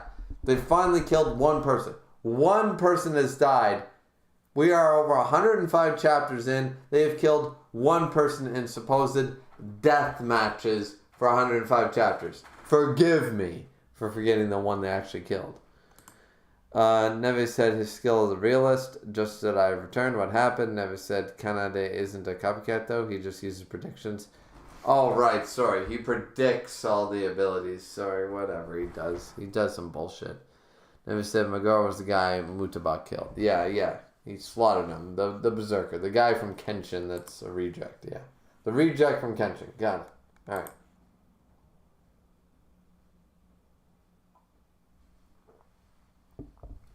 Alright, let's go. Let's get rid of the image and hi, people. Do you like The Office? Do you like my wife's office? She really needs to change that paint color. Well, that's my job. She needs to decide on a paint color for that.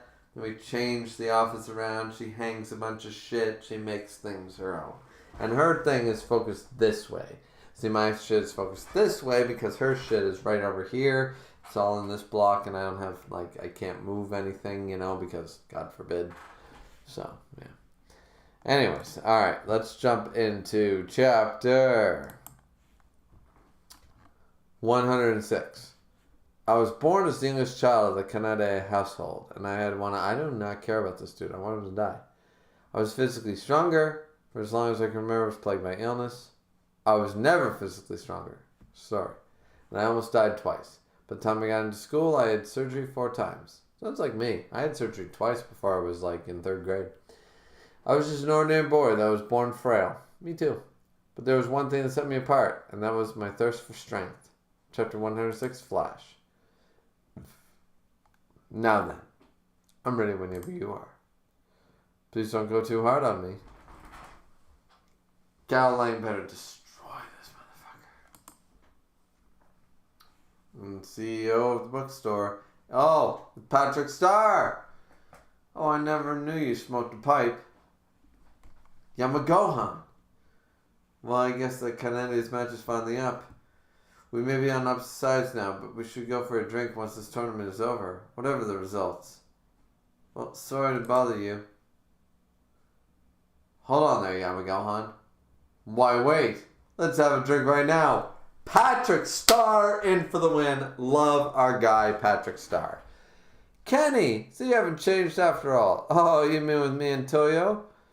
True, Mr. Hayama did request my cooperation back there, or rather threaten me. But I just can't stand working under anyone. Kenny, Patrick Starr, it's no big deal. I won't get any blowback from unless Hayama becomes Kengan Association chairman. I've got quite a lot of influence already, you see. All this means is, I gotta win. Haha, sounds more like you. Alright then, to Kanade, let's hope he passes the first round. Cheers! No, Yamagohan. No, we don't cheer for him because Gaolang gonna win. Sao Pang winning through bullshit fucking... I got hit in the head as a kid with a hammer too many times to have my brain not crushed. And Gaolang losing to a fucking... I can predict Muay Thai and then fight it? No. Not happening. Gaolang gonna win.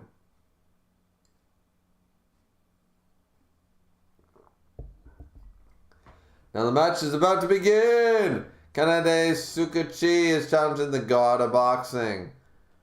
Slap. Boom, boom, boom. Looking average. Boxing to me is a conflict. A battle with no room for impurities. But now this tournament, there's an amateur who would do nothing but mimic. Sort of what he did. A big elf with nothing but a giant frame. Weaklings that rely on weapons. All but nothing colorful spelt wrong characters. And all spelt wrong too. This tournament is a show, not a place for true warriors to fight. And this man doesn't even belong here. He's overwhelmingly average. Quite looking forward to this. He's not even hiding it. If a man like this can become a contender, that speaks levels to the level of this tournament, no matter. For His Highness and for the glory of my homeland, I will crush all those who stand before me. Let's go. Beat his ass. Beat his fucking ass. I'm talking, this chapter will be the deciding. Are you both ready? Chitatori. Ready? Begin! And the 15th match has begun! Gaolang, the heavyweight boxing champion of the world, has taken his usual hitman-style stance. Meanwhile, Kanada's faced both of his palms towards Kunde. This is almost identical to the front wing stance in karate. So, Jerry, how do you compare these two fighters? Well, I've been in the ring a couple of times myself. Kanada's made a good decision, Rocket Man Jerry Tyson here. And he's on guard for Gaolang's fastest attack. You know what I'm saying? A boxer's fastest attack ain't a straight. It ain't an uppercut. It's not a hook. It's a goddamn jab. We all know this from watching Rocky growing up. The jab is the important thing. Apollo Creed had to teach it to Rocky Balboa back in Rocky 3. The jab is your favorite. The jab, I don't care if you're southpaw, left paw, right paw, up paw, north paw. You need to use, I don't care if you're a southpaw, you need to make the jab your offensive weapon. And they said the Gaolang's jabs are the fastest of all the boxers. So let's fucking go. They call it the Flash. He can throw 13 jabs in a single breath tops. 13? Yes, and that's in a boxing match when he's weighed down by a 10-ounce glove. How much speed can he get when his left hand, southpaw, is freed from the weight of a glove? Not even Jesus Christ himself knows. Wow, I'm sure they got in trouble for that one. Come on now. Stop retreating, body. Shudder. Yeah, you should be afraid. You're gonna die.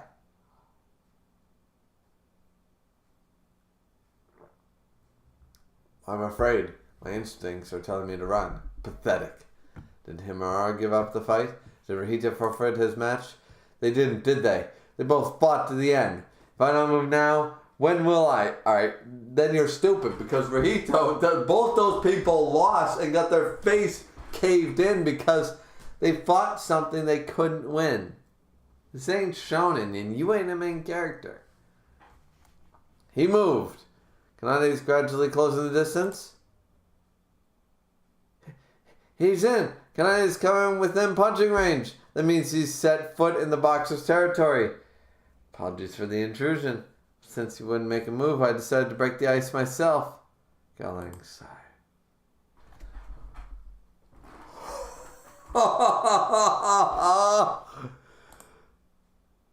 Death. That's it, folks. The lethal left jab.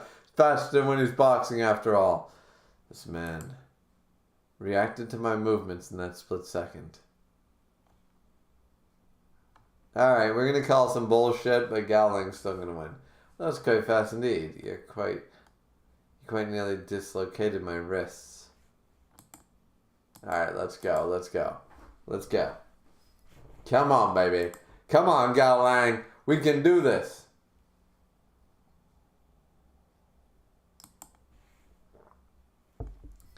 Fuck this guy. All he does is predict the prediction, but his body, you can't convince me that a dude, I don't care how much he's trained, he can't be as good as the god of Muay Thai.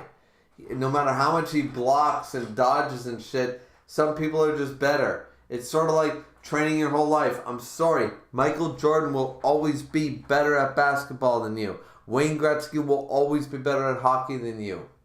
You know, it's just gonna be the thing. Troy Aikman is always gonna be better than you at being a quarterback. It's just how it goes. You're never gonna beat them. I'm sorry. They are the epitome. Talent comes along not once in a generation, once in a lifetime, once in a century. You ain't gonna do it in that same century. You ain't gonna have this much talent in one century. I'm sorry.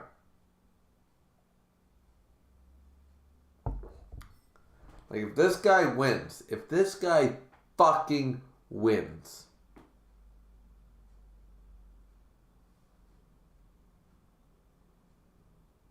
like, I'll put respect on his name when he holds out and he damages Gao Lang. I'll put respect on his name. But winning?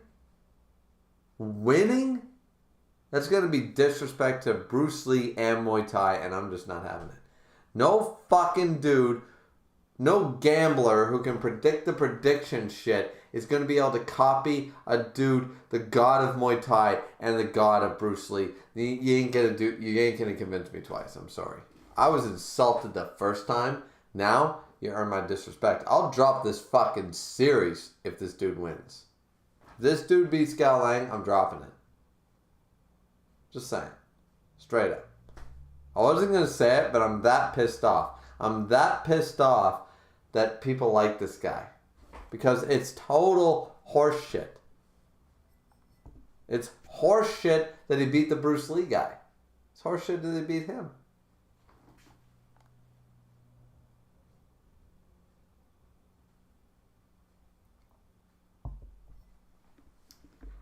Let's see. Oh, I haven't seen you guys in forever.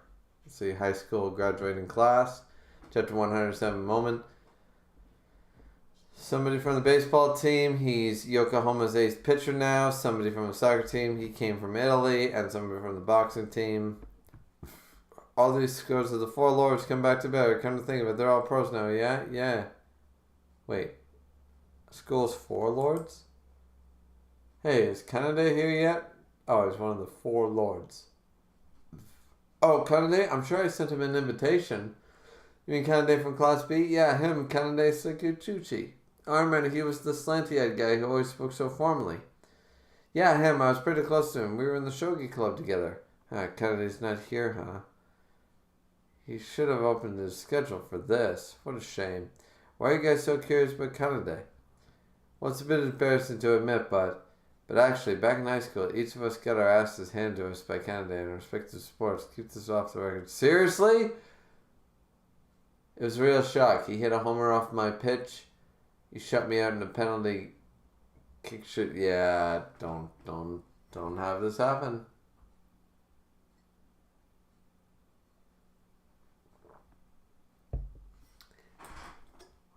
I know this is manga, but that type of genius, that's Super Saiyan level shit.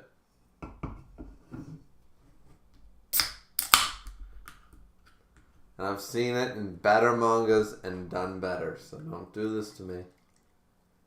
You haven't beat Gal Lang, and I'm gonna drop the manga. I won't read the rest, I'm telling you.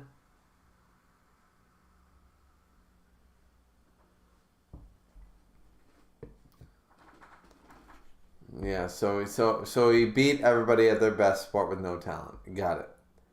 Oh wait, I just realized. Is he the reason we're called the Four Lords? He was the one in the cultural club. Well, he did beat Comey, the toughest guy in our school, and the rumors took off from there. The other schools in the area called him the strongest of Jimio's highest Four Lords. I had no idea. Very Japanese manga life. I like that aspect. But he was a horrible athlete. Mr. Homo. Mr. Homo. Don't know, haven't seen him, blah, blah, blah. We don't care. I'll bet he's taking off easy as we speak. Oh, so they're having a reunion right now. Oh, it's happening at the same time. I get it. I don't understand. In that moment, this man clearly attempted to react to my jab. Not even a first-rate boxer can see my jabs coming, but this average man did. That should be impossible. Oh dear, I seem to have a nosebleed. But here's the thing. Taking hits, I'm sorry, right now, I know this is manga, but if I took a hit, I don't care how tough you think you are, and I don't care how tough I think I am. If I take a hit from a world-class boxer, I'm going to... You know the side of Sylvester Stallone, right? He told, in Rocky Balboa, he told the reigning champion at the time to hit him for real. He got knocked out in 3 punches. Sylvester Stallone, a dude who has been literally a heavyweight for fucking decades. Decades. I know he makes movies, he's not a real boxer, but he's trained, he's a martial artist, he's trained for years. Decades this man has trained, his body's in peak physical condition, and he got knocked out in 3 fucking punches. I'm just saying. Gao Lang is the so what? So what killed everybody? He killed people in the ring. In legit history, so what killed people? Okay? Muay Thai is banned in most countries for a reason, because it kills people. It's the art of killing. This dude just survived a jab with no formal... This is... Whoa, baby. I'm getting heated now.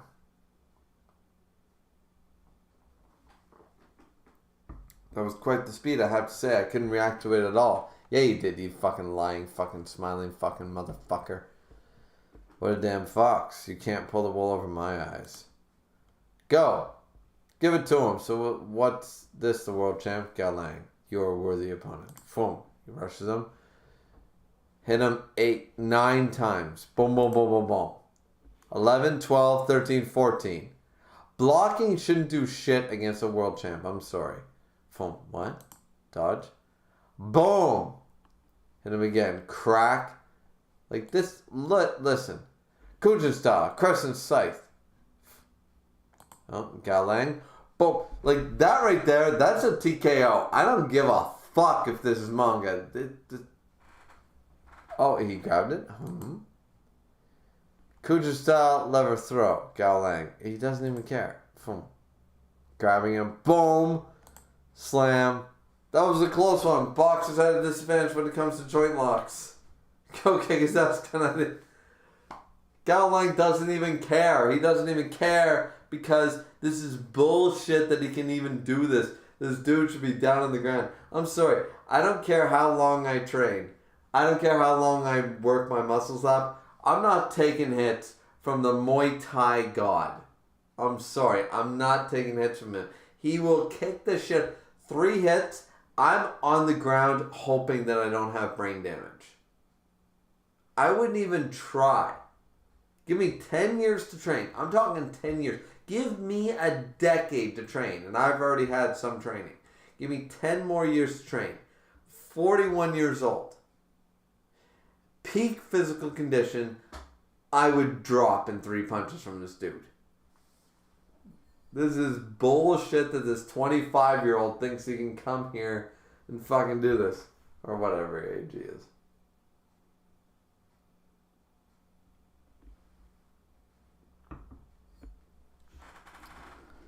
The goddamn amateur's blind. What are you gonna do, Kanade? The guy's got a perfect game plan to deal with submissions. You won't stand a chance if you don't take the initiative. Boom, float, up, boom, down, oh. He's pretending to fake it. This timing. There, I've got you now. That's it. The Icy Emperor. No, Gowling's used to this. At first glance, it seemed like he had gotten a hit on him. But Kanade had ever so slightly shifted the point of impact. That means that he began to read his opponent's attacks. Why you? Phone? Oh, he actually slammed him to the ground. Kuja style. Overthrowing heaven and earth. Alright, let's see what you can do. Chapter 108. I'm sure you did fuck all to get along with that. And bitch onto you calling it heaven and earth. Heaven and earth is Breaker. Is Breaker's move. Black Dragon and heaven and earth. That's the ultimate martial art of the ultimate. Don't you name that fucking. This motherfucker has a fuck this fucking Jesus Christ Almighty. Cunt sakes. This motherfucker. I hate this guy. I fucking hate this guy. He's taking everything. Why don't you just go hit on my wife while you're at it? Here. You want to hit on my wife? You want to hit on my wife while you're at it? You goddamn fucking loser, fucking slanty-eyed, fucking motherfucking stupid haircut fuck. God damn it, I hate this motherfucker. I hate him with a passion. I hate this guy. Because he thinks he's good, other people thinks he's good, and I don't fucking know why. He's a fucking loser. Jesus.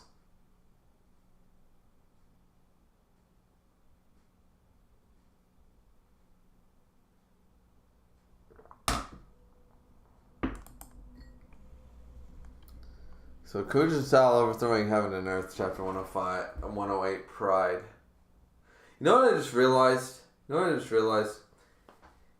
Muay Thai is the ability to use the 8 joints, right?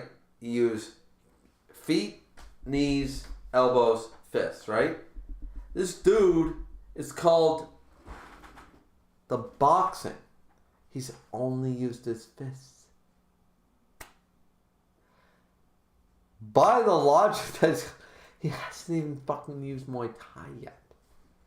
I haven't seen this man use a knee or an elbow yet.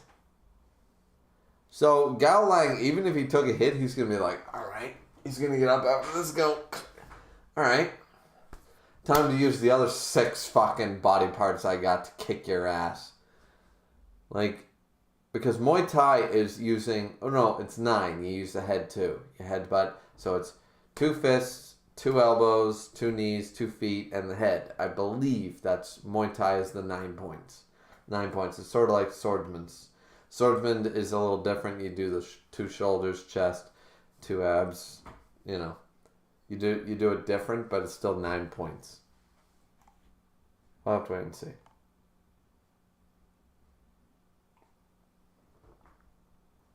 But alright, let's see. Chapter 108, Pride. Boom. Got him. He thinks he's got him in a lock. Let's see. Boom. He gets hit in the face. This dude should be knocked out. Gallant. Look at Gallant. He doesn't give a fuck. He threw a punch from an unstable posture. Because he doesn't care. He doesn't care. This is that I wasn't able to gather from his boxing matches. I'm glad I saw in the opening of the match. But he's not using Muay Thai. He's in Like, that's something I've been missing. This man has been fighting with his fists. He's not using Muay Thai. He's using boxing. He's boxing. He's not Muay Thaiing. And he's the god of Muay... This dude is about to kick ass. It's a flash again. Boom, boom, boom. All he's using is his fist because he's too fucking strong. He's too fucking strong. It's so fucking fast. Yeah, let's go. Galang, I'm missing my marks. He can't possibly be following my blows, can he? Galang's actually worried. Ja! Boom. Counter. How amusing. Whoa, he's giving him a beatdown. What, is he a bomber? Bear with it. You have to bear with it for now. No, my leg. Poof. Oh, shit.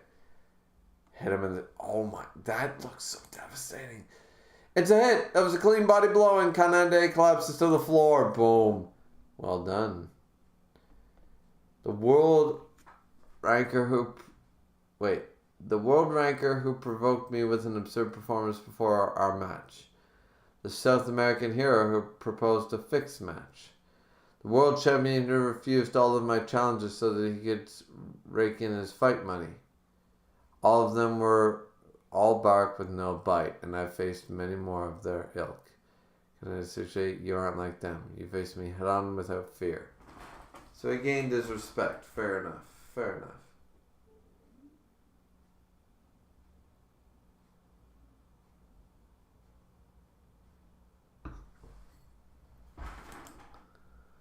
Your courage is praiseworthy. Oh? Don't give me this shit. Don't get up. What? Some boxing champion you are. Is that how you treat your opponents? Why didn't you follow up that last blow? If you had given me one more blow, you would have clinched the victory. But Sawat was famous for never doing that because he killed a man in the ring. This man knows shit.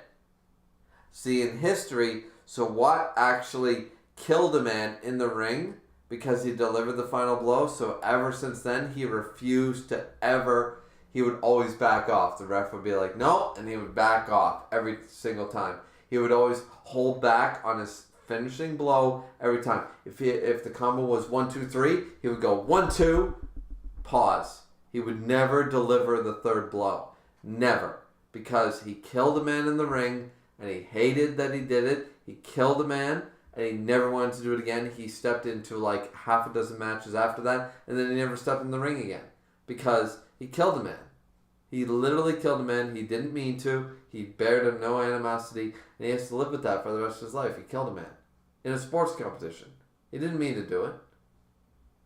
You know, it's not like Kengan. He didn't mean to do it. So this man is insulting... Oh, fuck, I hate this guy even more now. I hate this guy even more because Gao Lang is literally called Sawat. He's literally the embodiment of Sawat, like I was telling you guys streams ago. And now this motherfucker has the gall to question his sportsmanship. Fuck this guy. This guy wins. Dropping the manga. Fuck Kanade. I hope this bitch dies a gruesome death.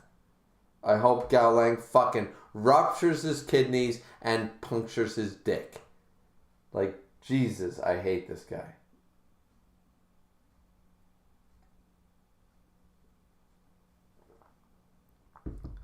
Did you go easy on me just because I'm weak?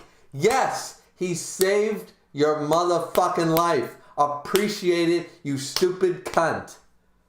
You know, I'm a fan of yours. You should be. I've watched your matches over and over, even before this fight was set up. No gloves, no shoes, no rules. Surely you can do better than that now that you've all freed from all your restrictions. Your drive is impressive, but the match is as good as one. Kanade Sushi, I'll give you your due credit. I had scorned this tournament. Encountering a true warrior like yourself was a pleasant surprise. See, he's giving you praise. However, there was a great wall between you and me. Right. I do not mean to kill you. Thank you. That's not what I mean. You're not taking me seriously.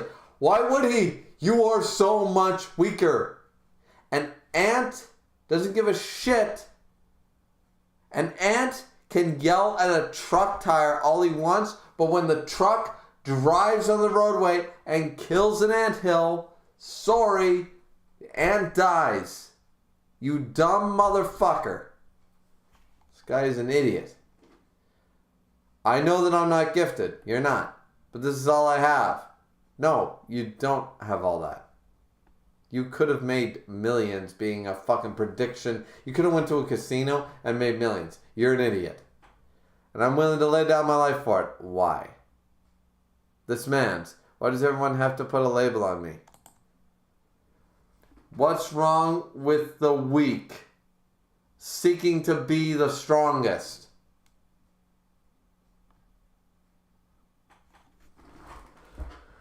Great panel. Alright, great panel. Great statement. We're going to talk about it. We're going to talk about this shit. Hold on to the phone. Hold the phone. Where's the phone? Where's the phone? Where's the phone? Hold on. See? I got a phone. Hold the phone. Hold the phone. We'll be right back.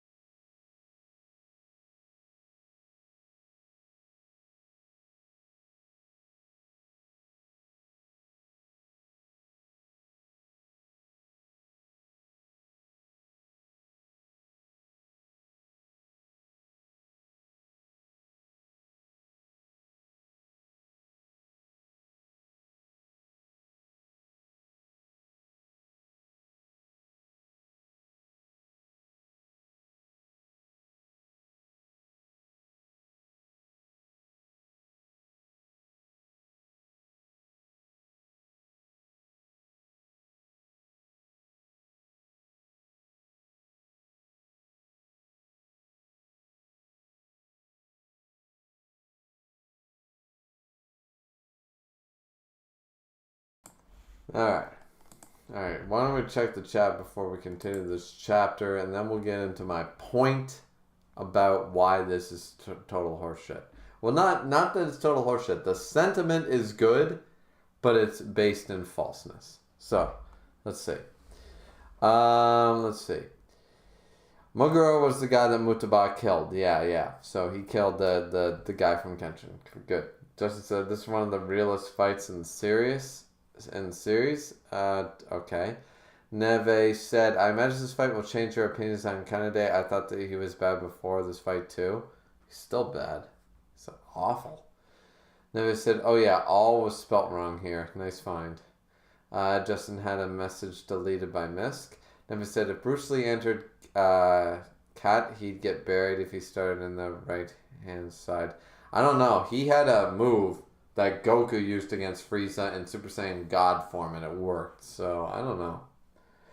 Justin said, ironic how you hate Kanade while I am his biggest fan. He's a piece of shit.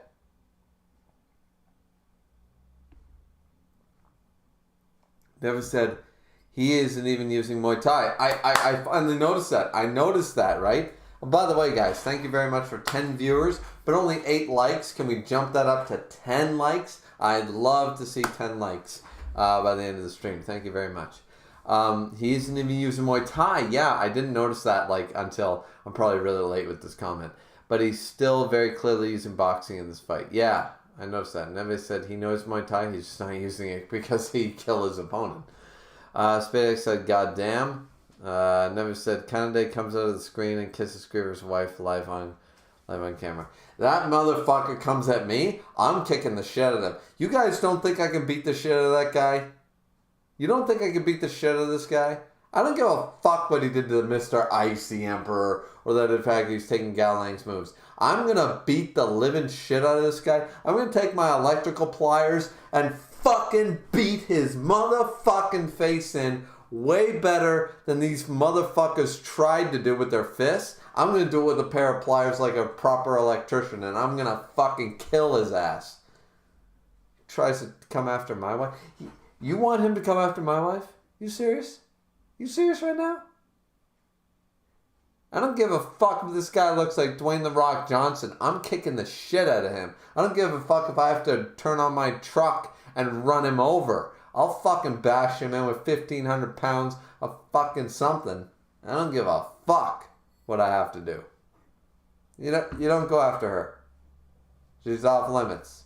Every man in the world, off limits.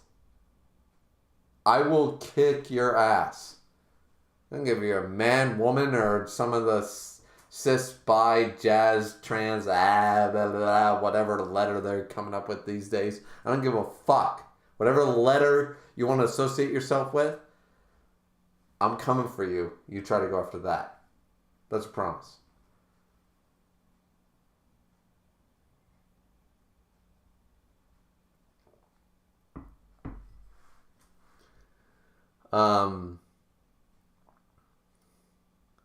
Doesn't said Griever is coming up with reasons to hate a character that doesn't even make sense. No, I'm not. He's a piece of shit. Soda Mushrooms in here says, Jesus Christ, what did I walk into? Immediately hear Griever talking about his wife. My wife is awesome. Good reason.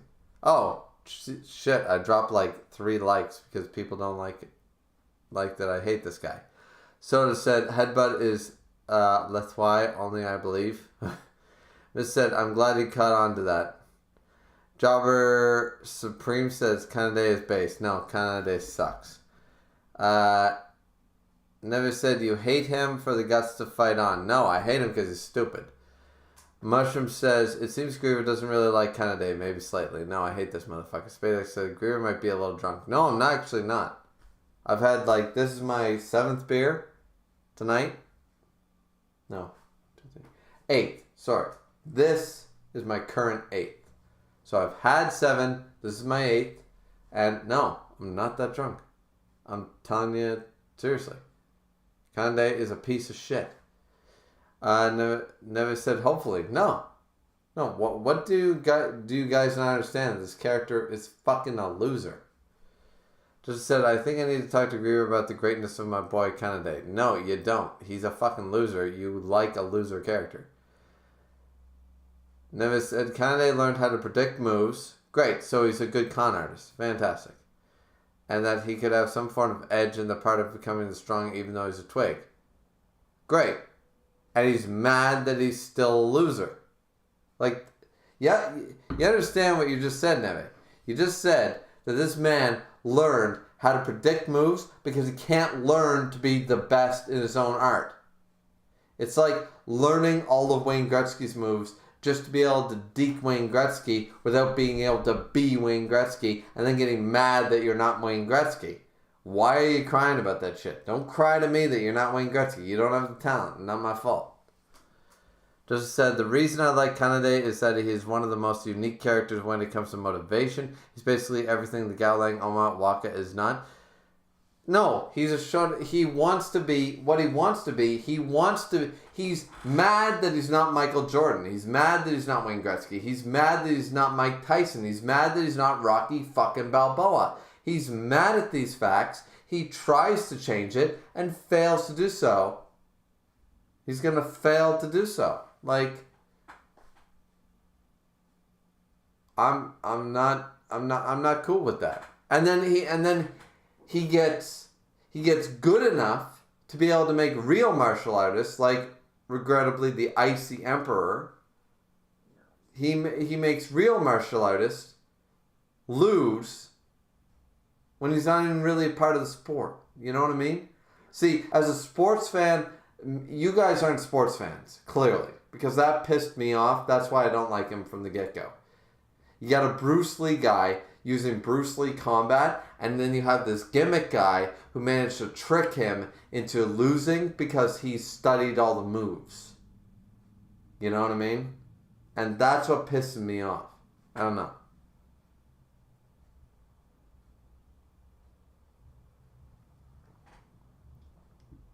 Like, it's a fair strategy. Don't get me wrong, it's a fair strategy, but to sit down and cry when he's losing and complain about being weak when he's manipulating situations, it's manipulation. Listen, it's sort of like, once again, the blackmail guy.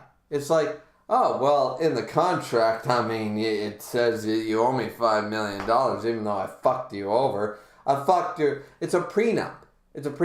I fucked your wife, but you still got to pay her alimony $5 million because you are $10 million worth, you know.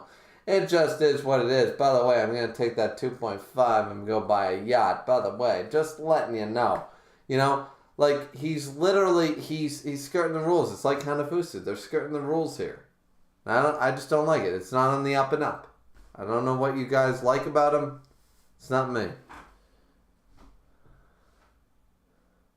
Just said he is a weak man and no amount of foresight will change. He knows this, but he tries to escape his weakness no matter what, even if he has to fight someone so much stronger than himself. He's not trying to escape his weakness. That's the point. He's not trying to. He's failing to, and he's blaming people because he's weak. Never said Griever sees a man with courage and decided to murder him. No, he doesn't have courage. He's an idiot.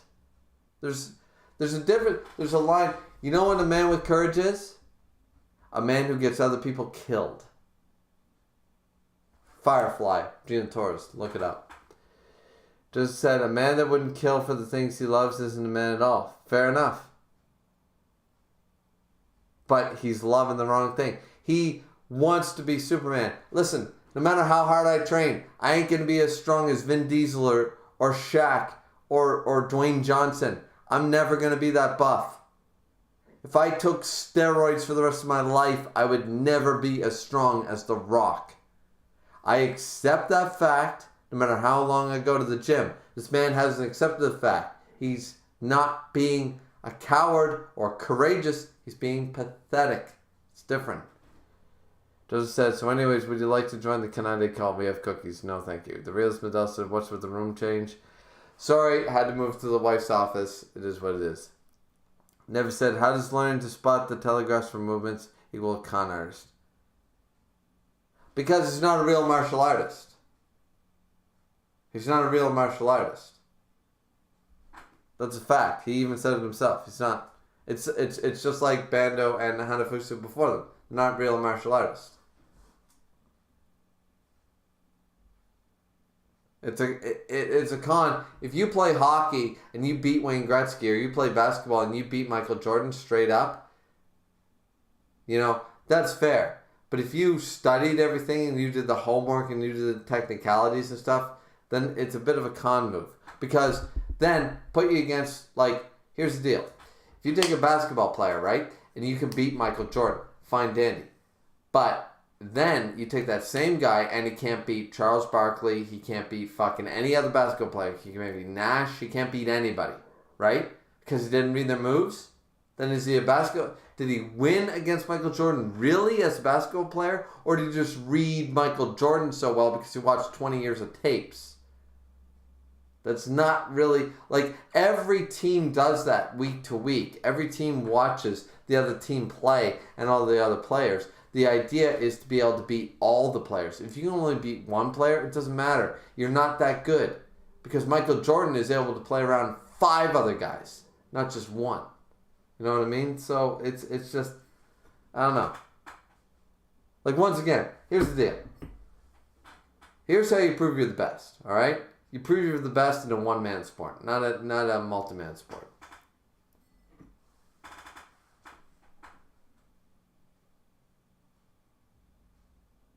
Just said, I hate when people say this, but I don't think you get the point of Canada. I don't. Clearly, I don't.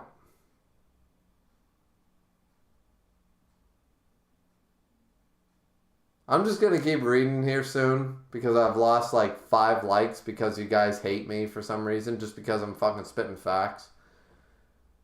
I don't fucking know. I don't get it. I don't like this fucking guy and you guys hate me for it. I don't give a fuck. Jesus Christ.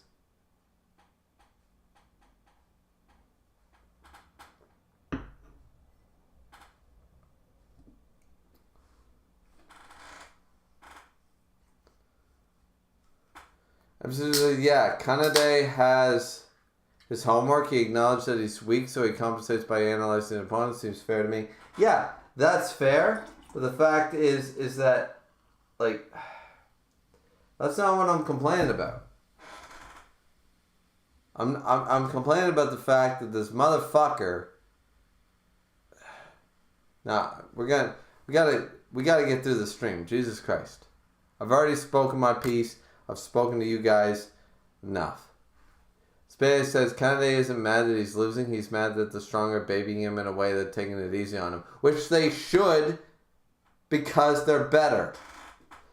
Realist Medell said, my boy Galang is fighting. Yeah, exactly. Never said he needs to use his foresight due to not being able to have the physical power to be strong otherwise.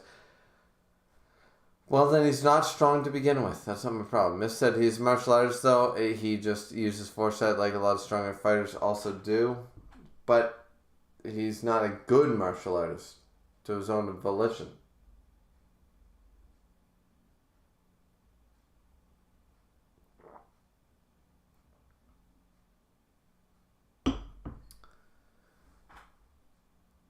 Just said he isn't mad that he is weak. He is mad that he can't be seen as anything more than just a weakling.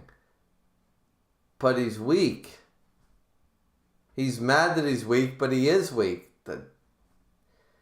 Why is he mad about that? Accept your limitations and move on. I'm not. Maybe I'm too old to understand this. Maybe you guys are young and I'm too old. But I understood my limitations a long time ago. I'm never going to be Doctor Strange brain surgeon. I'm never going to be that smart. Maybe I accepted that a long time ago. This motherfucker never did. I don't know. I just don't understand why you can't get over it. Get over it. You're weak. Get over it. Even Gawain says all the good things about him comes from pity, not from respect. No, he respected him, and I respected him to that point. I respected the fact that he had the courage and all that shit, but he's being stupid right now. Now see, I don't like that he's throwing away his life. He's throwing away his life for his principles, but his principles are dumb because he's already weak. If he was strong, then his principles would make sense. But he's weak, and his principles are dumb. Just said if Galang truly respected Canada, he would have fought him with full power. No, because Galang doesn't want to kill the man. This is not on Galang. He would have fought him with the full power because Galang would have killed him. Be the whatever. Miss said, Griever, I love you. Thank you, Miss. But your reading comprehension skills are not on point today. I don't know what to tell you, miss. MC Dude said Canada does have a style he learned, though. And it's not working. And now he's bitching that he's losing. I don't know. Just said he isn't blaming anyone else for his weakness. I didn't say he was blaming anybody else for his weakness. I never said that. He never said, you're the reason I'm weak. He's mad that he isn't fighting him like a true opponent. Because he's weak. Because Sawat has killed people in the past. He's killed people in the ring in the past in a non-death match. So he doesn't want to kill again. And he's mad that this man who has literally busted his nose 6 times is not fighting him seriously. I'm sorry I didn't give you brain damage. Like, you guys are literally complaining that I'm saying that Gao Lang is saying, I didn't want to kill you or give you brain damage. Stay down, pup. Sorry that you are way weaker than me. And you guys are making me feel bad about it. I don't get it. Realist Medell said, off topic, the Kengan anime has a lot of problems, but the music for the entrances are pretty good. Never saw it. Would like to see it. Miss said, he's actively using a martial art called the Kujin style, which, yeah, he is using. It has multiple name moves he's used during the fight. Fair enough, he is using a martial arts skill. However, the initial argument was before that, when he was fighting against Rio, the Icy Emperor and stuff, and he wasn't supposedly using a move, but whatever, that's fine. Spadex said, we hate Griever, guys, let's accept it. Fair enough. You guys all hate me, it's all good. Hit the dislike button, I don't give a fuck.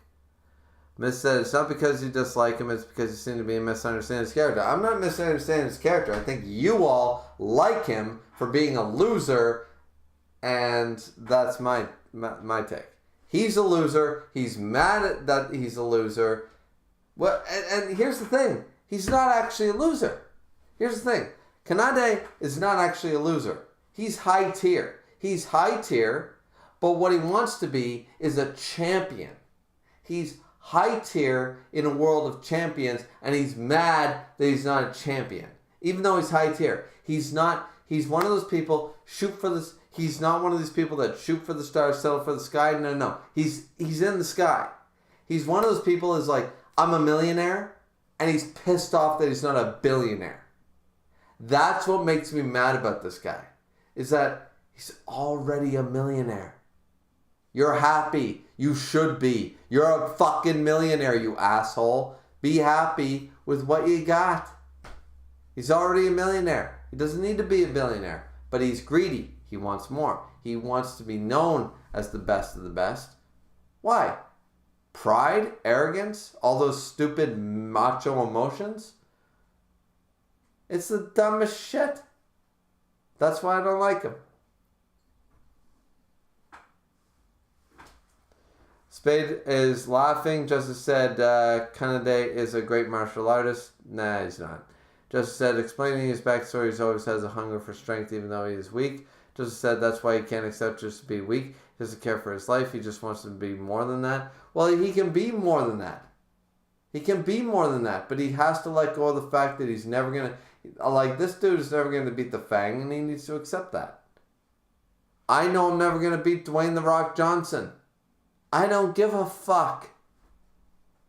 You know? He's got to accept his limitations. Just said, as he says, what's so wrong with the weak trying to be strong?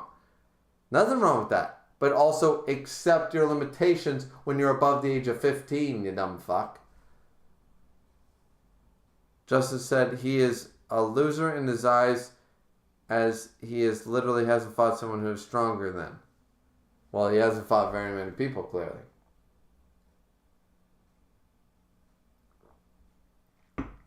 Anyways, we go way off a track. That's probably the biggest tangent, and I lost 4 fucking likes. 4 likes off of this. It's mostly you fuckers. 4 off of this because of this big tangent. How is that my fault? I don't know. I don't like your boy, and now you're hating on me. So, anyways, So I was going to talk initially, before we got into this shit, jumping back to the actual chapter, chapter 108, I was going to talk about what's wrong with the weak seeking to become the strongest. And I was going to talk about this, and I was going to talk about it in a positive light, but because you motherfuckers came at me with your fucking attitude on my stream, I'm not going to say anything positive about this. I had positive things to say about this, but now I'm just pissed off. So fuck you guys.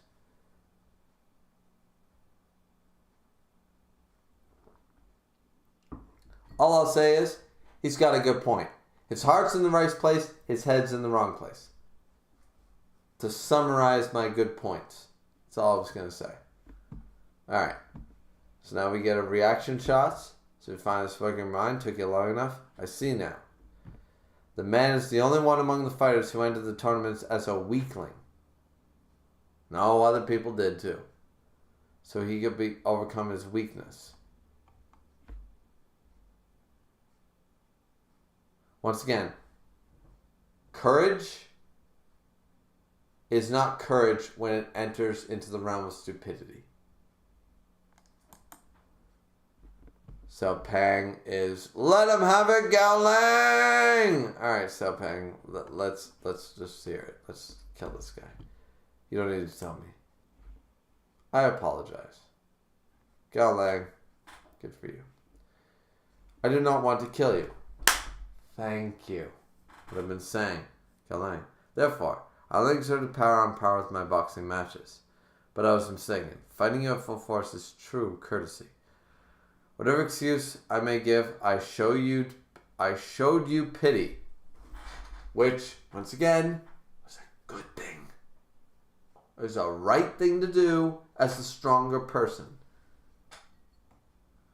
And on the battlefield, pity is nothing but humiliation. Yeah, fair. Also a fair point. Counterpoint. Fair point.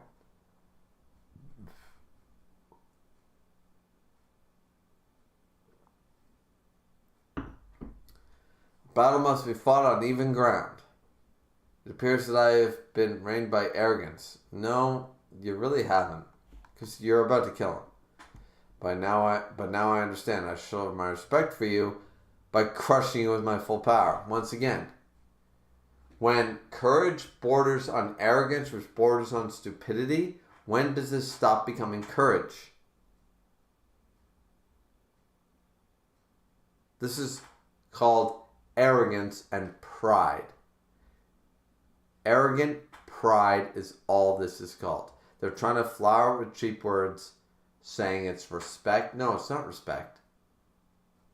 It was fine before when Gao Lang was fucking saying, no, I'm going to pull my punches because this guy is so much weaker than I am. Now he's going to kill him. And when he kills him, it's not going to be out of respect. It's going to be out of the fact that this asshole...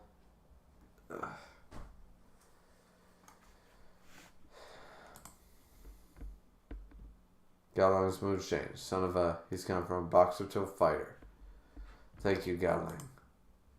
Now I can use my predictions. Stance of yin-yang intersection.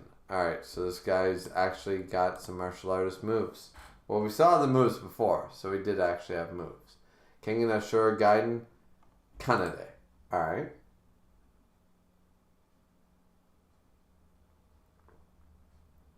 I'll say, so we have the blind guy. The blind master. I see, so you've made up your mind, Kanade. Yes, master. Thank you for everything you've done for me. Kanade, I have taught you the Kujin style. However, I am not in favor of you competing in the Kengan matches. The Kengan matches are where the mightiest warriors of all time gather to assert their dominance. It is battleground of Superman. Kanade, it's true that you have the Kujin style's techniques and the ability of foresight, but your physical abilities are simply average. And the Kengan matches are no place for an average person. Please, reconsider this, Kanade. Oh, took off his glasses. Yeah, he's blinded. Consider this a warning for your master, from your father's friend, and from a former fighter. So he fought in the Kengan matches. I apologize, master, but I simply cannot subdue this feeling. Isn't it frustrating to use Weakness is an excuse to not even try. You're stubborn man, all right, just like your father. I pray for your success. Master, please be well. Yana must have fallen asleep. The months passed. I just happened to meet Mr. Oya as Kengan Association Master. Then I slipped onto the ship as it was on its way to the venue of the Kengan Annihilation Tournament, and then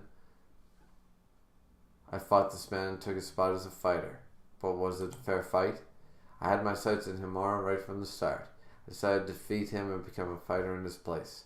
I observed his habits, his center of gravity, everything I could, and the limited time I had.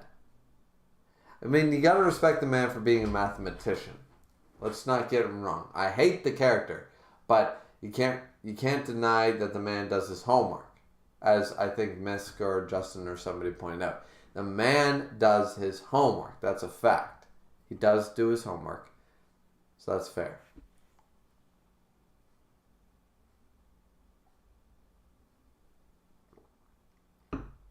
And I mean, if you're going to cheat a bitch, you might as well take him home with you. And Chairman Katahara's announcement was a godsend. It increased my chance of becoming a fighter. Then I challenged Himura, but Himura went easy on me, as to not injure me. I took advantage of Himura's gentleness to bring him down to my own pace and destroy him. I'm glad he stated that. However, even with his dominant arm broken, his fighting spirit stayed as strong. A wounded lion. Those words crossed my mind. I was truly terrified by the ferocity of a fighter, and so I gave him a thorough beating, almost to the point of death. This is what happened. We're not even on even footing to begin with. It could not have been a fair fight, and in the end, I attained a narrow victory. Was this right? No, it wasn't. I'm glad he's questioning it, though. It's making him a little better of a character in my mind that he knows that he's cheating. Not cheating, but, you know. I defied my master, deceived a friend, and ambushed a fighter. This is really what I wanted. Well, that's not really what I was talking about, but sure. The hell kind of face are you making? You don't look like much of a winner. Mr. Himura, you're awake. Mr. Himura, I'm Kanade. Have you ever heard of the Inside? Inside what? I guess you wouldn't have. You didn't hear about it all in school. The textbook called the Illegal Occupied Territories.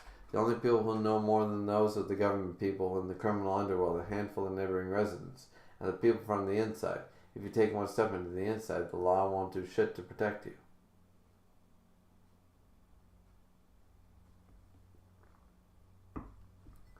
Murder, robbery, anything goes there. Money, status, and sex are all taken by violence. Well, then it's not sex, it's rape. It's like the dump of the world where all the worst people on the earth show up. You don't mean, but there are Noxus Yashas covering almost all the illegal occupied territories and only one handful of people that live there. And what's the government... sorry guys, an ad there. What's the government wants to think you don't think about the facts that go inside. In the inside, power is everything, and I was no exception myself. I was born and raised in the inside. I had no relatives of people I could depend on. I didn't even have a name. I did whatever it took to survive. This is Rio, the Icy Emperor. I took many things to survive. I eventually got sick of that living like that, and I left the inside when I was about 15. I had the name Himura Rio illegally registered when I left the inside. Sounds like a movie, huh? Look, Kanade.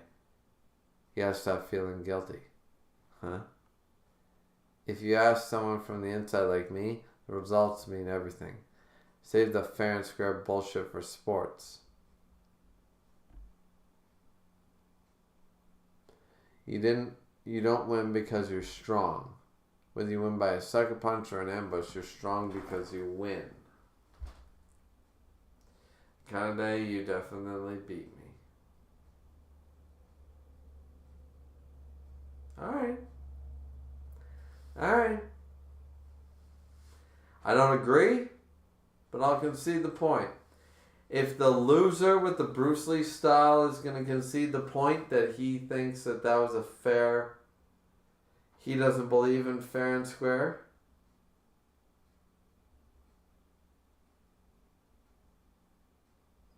In my mind, a 5-year-old shooting Dwayne "The Rock" Johnson in the back with a bullet, walking up to him and shooting him in the back, is, I beat Dwayne "The Rock" Johnson, then I mean, who's I'm to say, but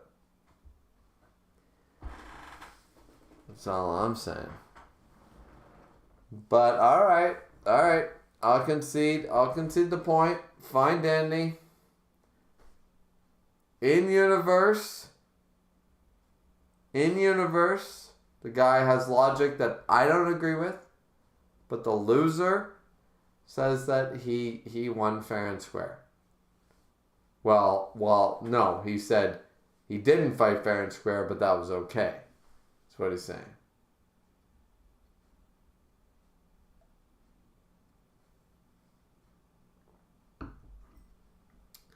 Alright. I'll give it to you. I don't agree with it. I think it's bullshit myself. But I'll give it to all you fanboys.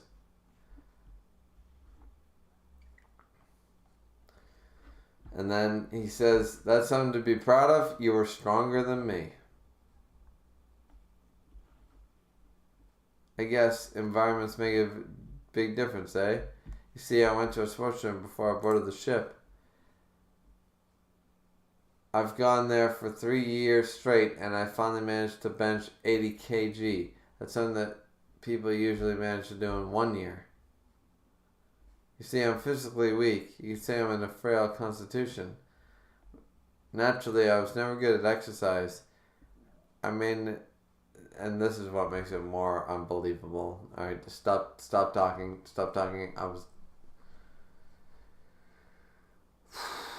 I gotta read how he's still fucking so weak, but somehow he's able to do this shit and take a punch from Gao Lang, which, once again, would knock out everybody.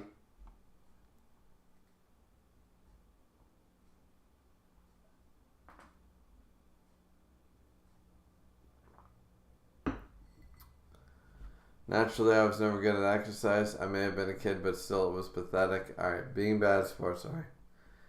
Looking back, it was about that time that I first wished that I could defeat someone strong. My father had a friend who practiced classic martial arts, and he enrolled me as a student. That was the start of my martial arts career. My master told me, now remember, you don't have to force yourself to be strong. Strength alone can't defeat those who are stronger. But weakness is a weapon that the strong don't have. Okay? And if you use it right, it can have the power to defeat the strongest of the strong.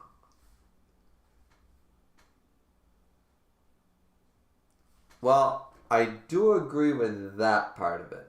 I do agree with that part, because if you have, like, it's sort of the walk a mile in my shoes before you judge me. The rich, like Kim Kardashian, the Kardashians can never judge the poor, because they don't know what it's like to be poor because they've always been rich, right? It's the same sentiment. It's that the strong don't know what it's like to be weak because they never were weak. So, fair point.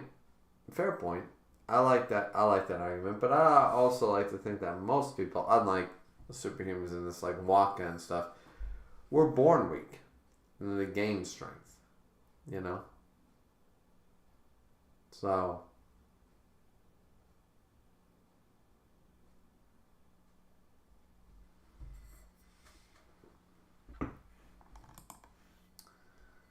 let's see. I kind of get it, but I kind of don't. Fair enough. Your master was pretty weird, huh? Yeah, I agree with that statement. Yeah, that was hard for a kid like me to understand, but it's not for... if not for that, I wouldn't be who I am today. I began my human observation. I trained myself to read people's movements and predict their next action. I also picked up shogi to cultivate my foresight. But I did not neglect my martial arts training either. And thanks to it, I attained a bare minimum level of strength by the time I entered high school. See, my point is with this man, this Kanade person, he should be happy right now. He should be happy with his level of success. And I don't understand him putting his life on the line for success he's never going to obtain. You know? Like, I know I'm not Einstein.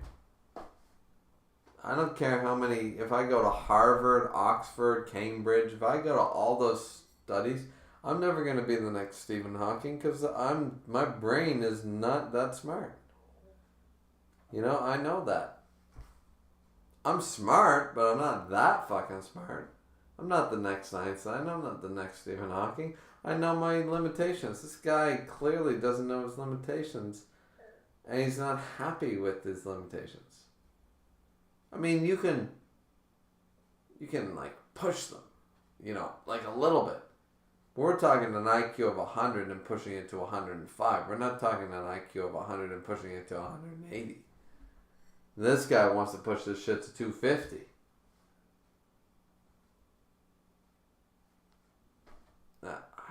I feel for him in a way. I do. I feel for him in a way. But I also realize that this man is above the age of 19 and should fucking realize the way the world works.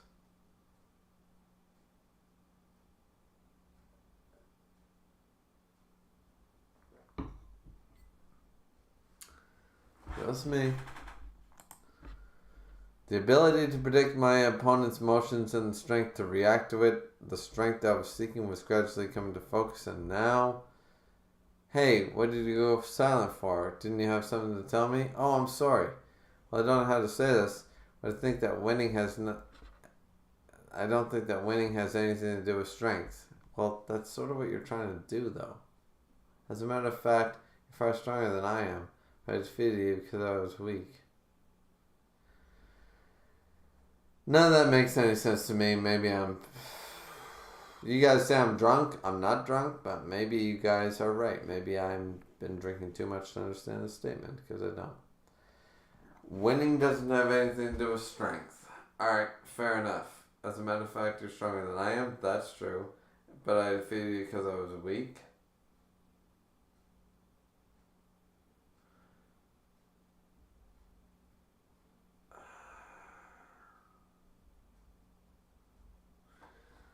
No, I'm gonna wrap my brain around that one. Sorry.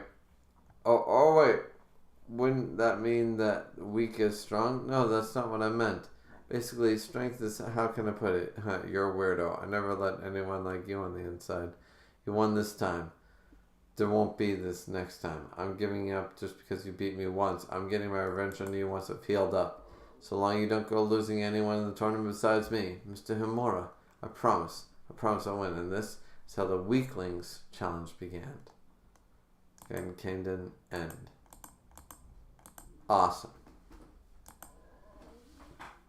Alright, so we're about to start chapter 109 entitled Friend. We'll catch up with the chat first. And then we'll get into that. Because I know I got a lot of dislikes, so...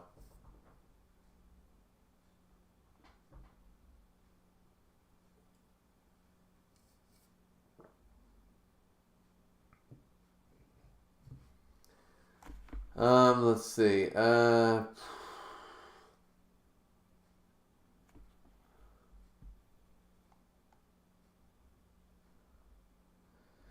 Joseph said, explaining his backstory, he always had a hunger for strength even though he is weak, which is a fair motivation. Joseph said that's why he can't accept to just be weak. He doesn't care for his life. He just wants to be more than just that, which you should have a proportion to your life, though. That's wrong. Watch Rurouni Kenshin. That's all I can say about that. Joseph said, as he says, what's so wrong with the weak trying to be strong? Yes, that's a good statement, but it's inaccurate in all aspects of life. Joseph said, he is a loser in his eyes as he literally hasn't fought someone who is stronger than. So, if I beat the shit out of him, he would find fulfillment in life? That's not a good way to live. Doctaro said, you can never know your limitations if people never take you seriously enough to push them. Fair. That's a fair point. I'll concede that point. Joseph said, nah, I don't hate you. I just disagree with you. Fair enough. Joseph said, actually, killing Kanade would be the ultimate respect for Kanade. Which is weird because he shouldn't want that. Spade said, you can be a courageous fool. You're just both. I mean, right, you're a courageous fool, but you're both. You're courageous, but you're an idiot. A courageous idiot is more likely. Just said, Himara has a cool backstory. It's not bad. It's not great, it's not bad. Never said, I don't agree with Himara's views on winners either, but I understand. I get it too. Spadex said, that's some Doyle logic right there, isn't it? Yeah. Joseph said the reason he isn't happy where he is right now is that he said he tried to get to stronger. Some people always dream bigger. They can always achieve. Yeah, but you have to also understand your limitations, which is the problem that I have with this entire thing. He doesn't understand his limitations. Never said there's a part much later on that is good to come back to on this. Come back to with this, says Neve. Never said at some point I'd hope you'd be willing to have a proper conversation about this. Doing this with the stream chat is really inefficient. It really is. I agree with that, Neve. Because I'm making points, I'm reading chapters, then I have to react to like 19 people talking to me. It's true. After you finish up Asura, preferably, so we can bring up the part that comes much later on. Fair enough. If something comes up to change my mind later, I'm more than willing to concede the point. You know? I'm more than willing to say, hey, you know what? I was fucking wrong. Kanade is not as bad as a character as I made him out to be. That's my fault. But on but I will still stand to my point that currently, on the information I currently have, just like making the bets in the bracket that I currently have without reading any further material, with the information I have, this is my thought process. Now, you don't have to agree with the thought process. However, given future information, if I change that thought, that doesn't make me a hypocrite. It just means that given new information, I have been willing to concede that I was wrong before. Doesn't mean I was wrong at the time. Just means, you guys all know that shit.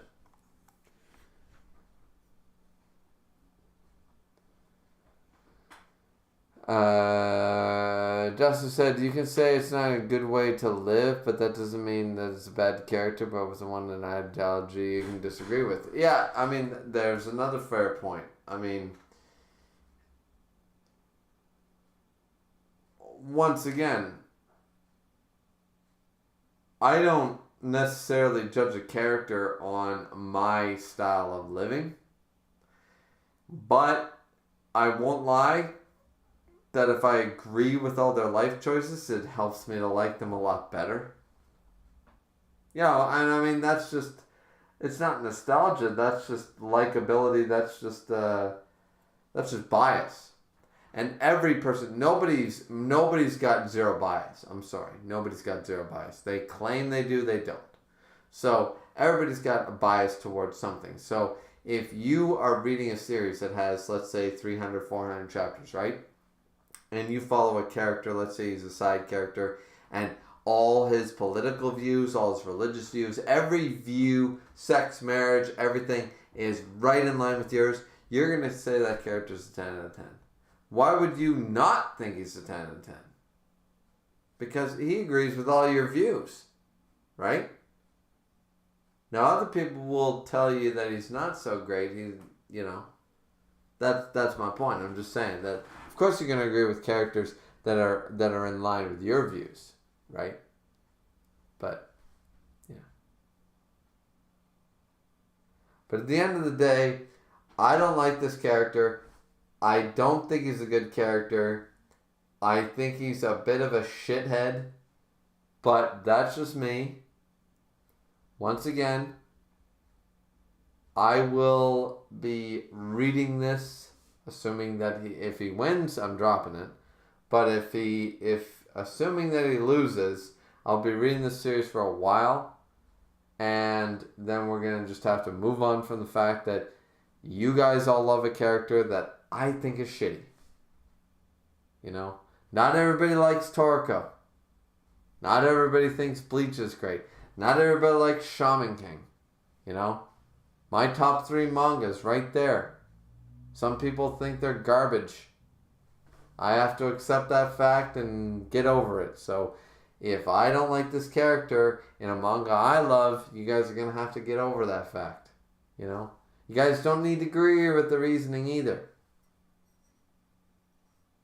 You don't need to like my reasoning. You don't need to understand it and 2 plus 2 equals 4 with it. If it doesn't make sense in your brain, that's fine. It doesn't make sense in my brain how you guys like him. It's okay. It's okay to have a different opinion. It's okay for you guys to be column A and me to be column B. We still all love Kengan, right? So let's just move on. Let's go to Kengan. We're going to read the next chapter in a minute. I lost like 5 likes over this shit. I would rather and prefer not to lose another 5 if I can help it. So I'm willing to table this argument over a character that's going to die anyways. You know?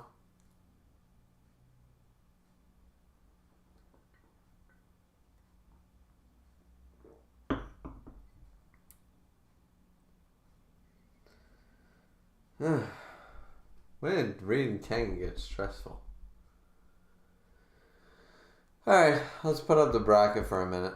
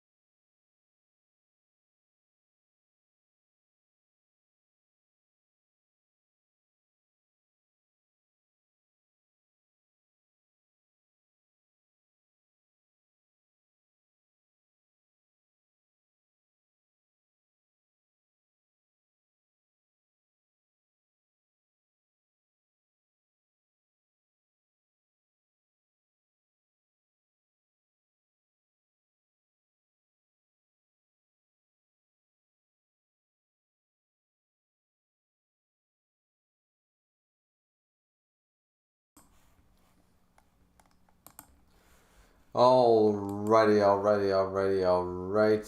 Let's go back to Kengan Asura chapter 109 entitled Friend.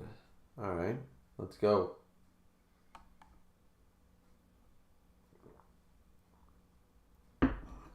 Classic martial arts versus boxing. Well, it should be Muay Thai, but alright. Kanade's Kujin style was developed with a battlefield combat in mind. Kenjutsu. Yeah, the way of the sword. Naturally, its hand-to-hand techniques also assume that both combatants are wearing armor. In other words, they're directed towards throwing an armed opponent off balance, with trips and throws delivering the coup de grace with a weapon. Emphasis is placed on taking down the opponent and finishing him off as soon as possible. So they grab them, throw them down, and... yeah. Blows are only used in an incredibly limited range of situations. On the other hand, boxing is specialized for unarmed combat. It is the way of the fist. Boxing can trace its origins back to 4000 BCE in ancient Egypt, or even further, I think. It is the culmination of punching techniques in which only weapons are fists. Techniques specialized for unarmed combat. When combined to the Kujin style, for whom unarmed combat is merely a single technique system, the difference could not be starker. If these two styles were to fight unarmed and unarmored, boxing would be the clear winner. However, Kanade has his foresight. A first-class shogi player is able to predict 100 moves ahead. Sounds like chess, like on steroids.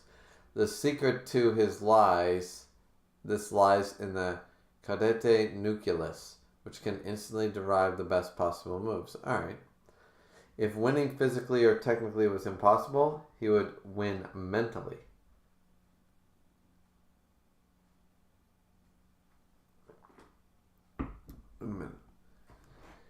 If winning was impossible, he would win mentally.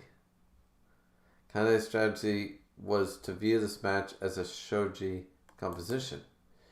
Kanade had thoroughly researched all available data on Gao Lang and extrapolated the speed of his fist without gloves. He also conducted image training. Which, once again, see, this is what I'm talking about. This proves that he wouldn't win against anybody that he couldn't actually get video surveillance. Like, this is the New England Patriots cheating to win the Super Bowl. This is my problem with this shit. Doing your homework is sort of a form of cheating? I don't know. I just... it rubs me the wrong way, okay? It's not cheating. I'll stop saying that word, guys, just to placate you. But it's not cheating, but it rubs me the wrong way. Is that fair? Can I have an opinion? Is that okay on my own fucking stream? Can I have an opinion that I don't like the method in which he's using? Is that okay? I've managed to calculate your full power. I've done what I can. All that's left is the fine-tuning. I know what you're in a whole other world than I am. Now that you've gotten serious, even one blow from you would mean my defeat. Should have meant defeat. This is perfect. This is just what I wanted. Come. Let us engage. Alright, creepy fucking Ragnarok level expression. En garde. They rush. Gao Lang. Bam. Bam. Oh. Is Gao Lang about to take an eye out? No. Oh. Dodge. Crush. About to take an eye out? No. Boom. Oh. Trying his best. He's actually fighting against this dude. Trying his best to take out motherfucker's eyes.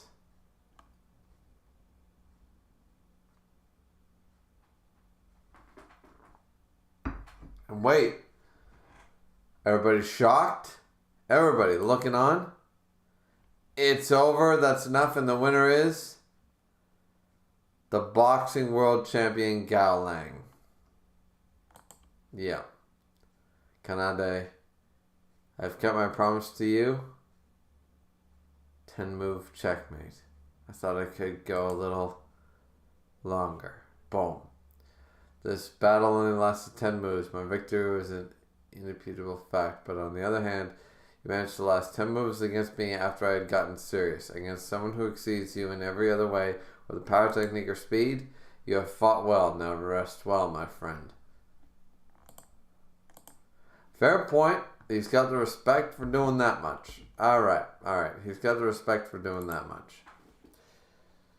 Well, it looks like I'm not dropping the series after all. Lovely. Lovely. I would have hated to drop the series. I really would have. I would have hated to drop because I really liked the series. You know, even if I had dropped the series, I probably would have read it in my own time. Just like in general. That's what I probably would have done in the end.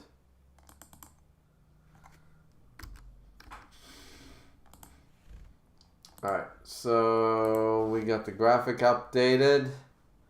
We're doing better in the left-hand bracket, which we thought was going to be worse than in the...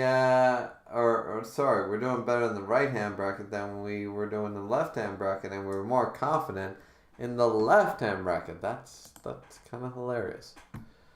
Alright, so chapter 110, now we are. Alright, let's go.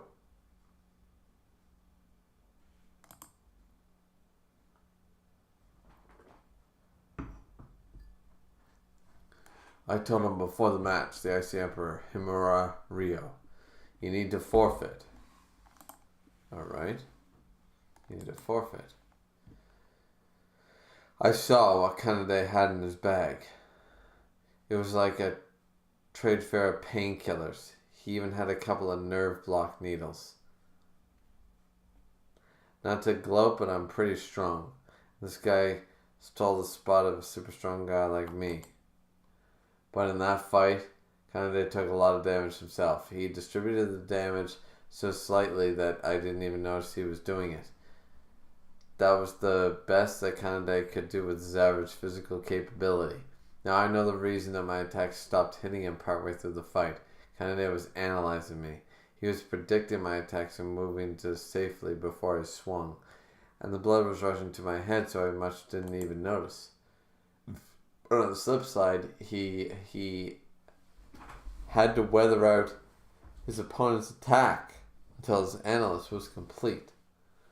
That's not a fighting style fit for a tournament. I tried to stop him. I told him he might die fighting in his condition. But he said, "Oh please, Mr. Himura, I'm the man who defeated the Himura Ryo, remember? Don't worry, I'll swear that I'll win." See, why go through all that just to lose? Like, it makes no sense to me. If I were a girl, I'd kiss you. You were totally cool. I mean,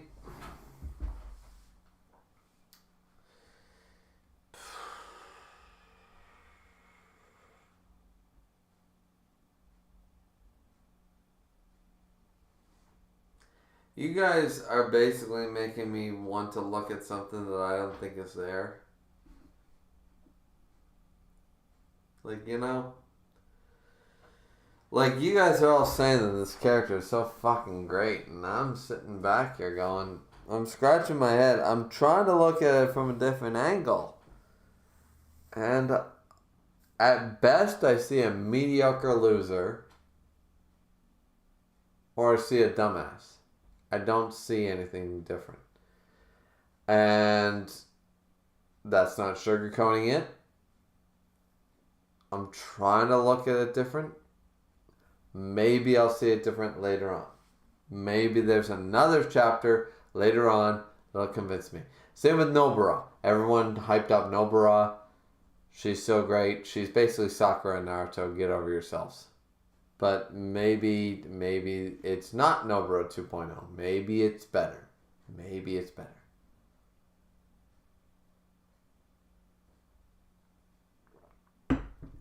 Either way, let's continue. Kenny. Patrick Star. Suzuyama Gohan. Sorry about Kanade. Well, it is what it is, SpongeBob. He did pretty well against Gao Lang. Well, you got over that pretty fast. Well, yeah. I am disappointed.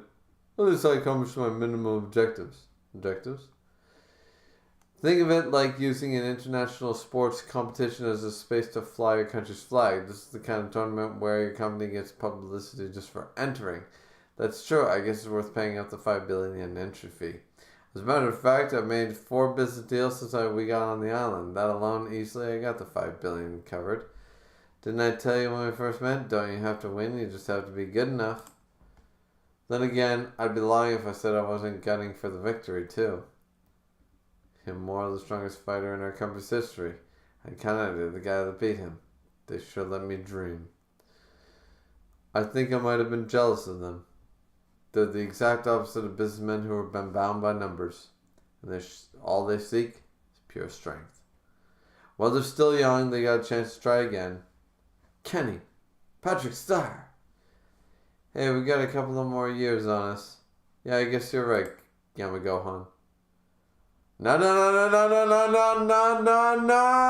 Oh shit, what are we jumping into now? It's the moment you've all been waiting for! The final match of round 1 is about to begin. Oh shit. Fang!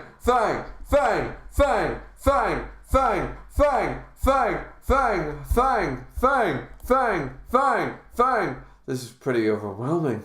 Yes, the wild tiger Waka. All the spectators are confident that the Fang will win. Fang! They've all seen the warriors that already advanced to the second round and they're still just as fanatical. It's more like a faith.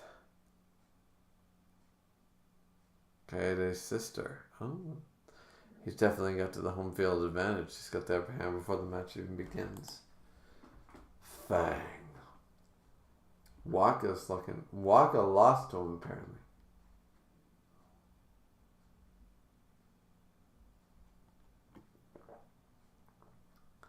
"8 years ago. Bring it on. 5th Fang." Oh wait, the 5th? How many Fangs have there been? Wait a minute with the removal? Bring it on, did you say? It seems you got it all wrong. This is a game. All we are doing is just humoring a tiger cub. Humoring spelled wrong. Why don't you prove to us that you even have a Fang? Is this guy not from the "I've kept you waiting long enough. Now I have a Fang that can bite you to death"?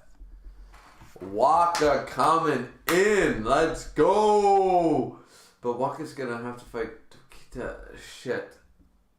I want to bet on Waka. Honestly, I want Tokita to lose. Like, I don't feel like Tokita can beat Waka. Shit. Hey, Sakura. Didn't Wakatsuki... Don't worry, Kaede. Right now, Takashi is powerful enough to rival the Fang. Revenge isn't out of the question.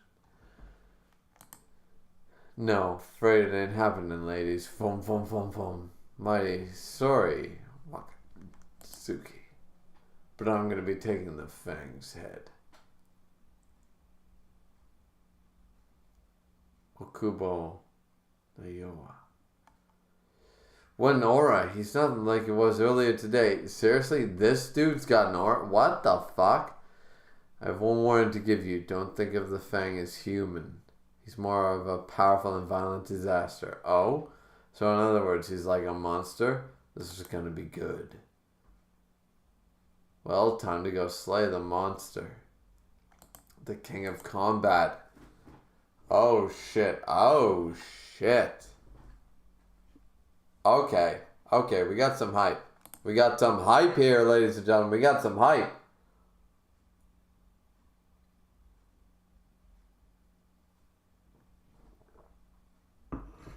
Alright. So.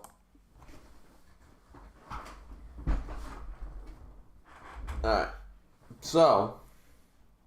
Let's check the chat really quick. With all the negativity that I've been getting because I have an opinion. Let's see.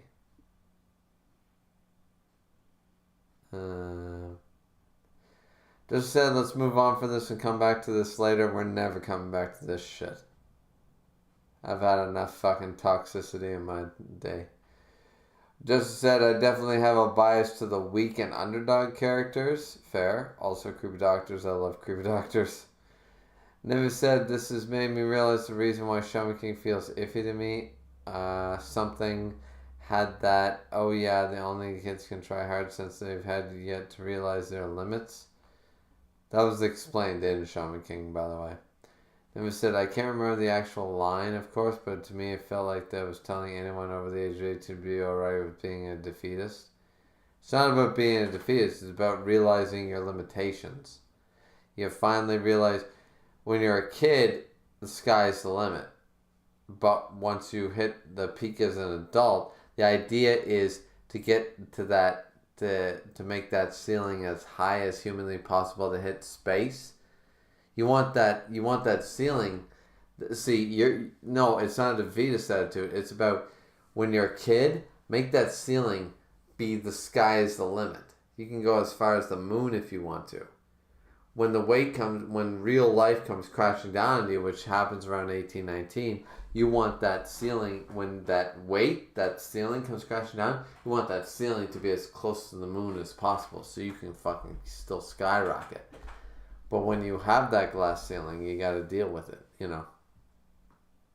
You read it different, Neve. You read Shaman King different than I did. Just said, I would love to learn how to play shogi. I would too. I never learned. Just said, King Crazy Face, spelled wrong. Just said, why is it a thing that also tournament Mongols have to have crazy spelled wrong faces? Kengan, I don't know. Never said, one of the funniest things about King is that if Canada won, there's a 50% chance he'd have to face the Fang. And then he'd lose. So. Miss said, in which case he'd probably die for real. Fair point. Just said, yeah, the Fang would literally evaporate Canada. MC Dude said, sick. Borokoro time. I don't know what that means. Just said, this chapter is named after my least favorite spelt wrong Jujutsu Kaisen character. Okay. Never said Nayo. Oh, yeah. That guy. I'm sorry, he was so unimportant in Jujutsu Kaisen that I forgot his name completely. Never said, thank God nobody in Kengan ever refers to Okubo as Naiwa. Justin said, wait, Waka had black hair. Did he blonde his hair? Yeah, because he had blonde hair in a flashback when he was a kid. Then he had black hair. Now he has blonde hair, so I have no idea. Then he said, we saw Waka with his blonde hair as a kid, and he has blonde hair now. He had black hair when he fought the Fang. Waka had an emo face. Never is not wrong. Then he also said, thanks for explaining that about Shaman King to me. Fair point. Alright. I mean, it could be just my opinion. I just think that you took Shaman King in the wrong direction. It's like they were talking about the glass ceiling, and it's like kids have no concept of hitting a limit. Once you become an adult, it's over. You've hit your ceiling, and you recognize your ceiling, and you can't go beyond your ceiling. Like me, I'm 31. I know my limitations. I will never be the genius doctor who cures cancer. I know that about myself. But my 9-year-old son, maybe he will be. And I'm never going to take that dream away from him. That's my point. Is that kids have no concept of defeat. They have no concept of ceiling. Not defeat. Defeat's the wrong word. It's a ceiling. Kids don't know what a ceiling is. Adults do. And I'm an adult, so I know my ceiling. But he or she does not. So.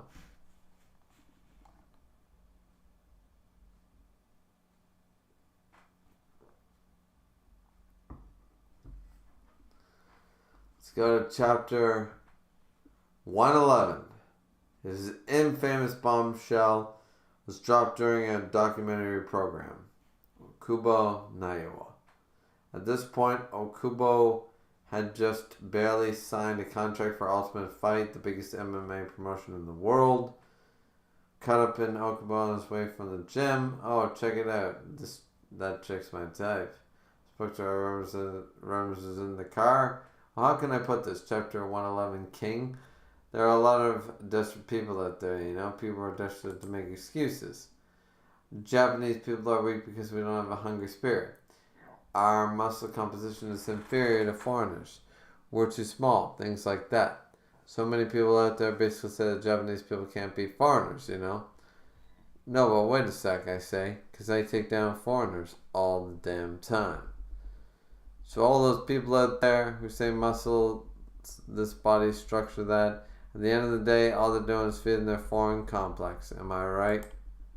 Good for him. You know what? Good for him beating that racial stereotype of... Because that, honestly, most Asian martial arts can kick the shit out of all of our North American fucking... All we did was steal their martial arts, like Europeans and shit. We get our shit kicked. You get a half a dozen Bruce Lees out here, we get our shit kicked. Let's be real. Let's be real.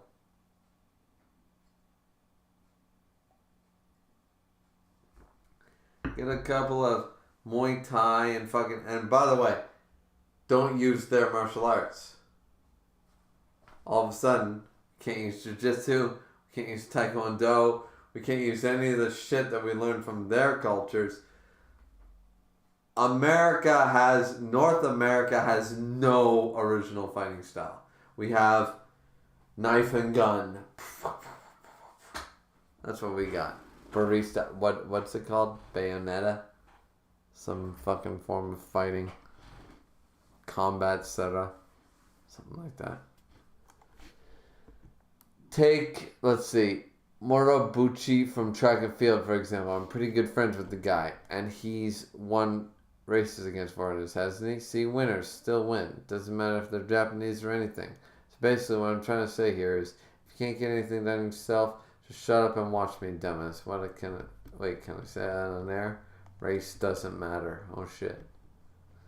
After the program, Okubo's inflammatory statement took the world by storm, but Okubo didn't let the backlash faze him.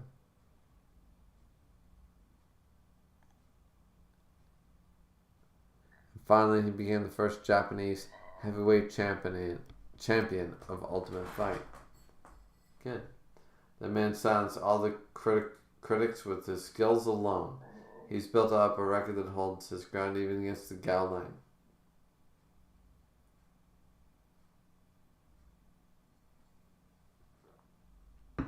Not gonna lie, I held this dude down. But we'll have to see how he fares against the Fang. Introducing the fighters. Let's go. Alright. I know you guys already hate me because I don't like your fucking slanty-eyed boy with a bad haircut. But I'm still gonna bring you the hype. I'm still gonna bring you that hype. Now, introducing the fighters. The self-styled Rocky of Osaka is on the scene. The champion of the public league is about to clash with the champion of the underground.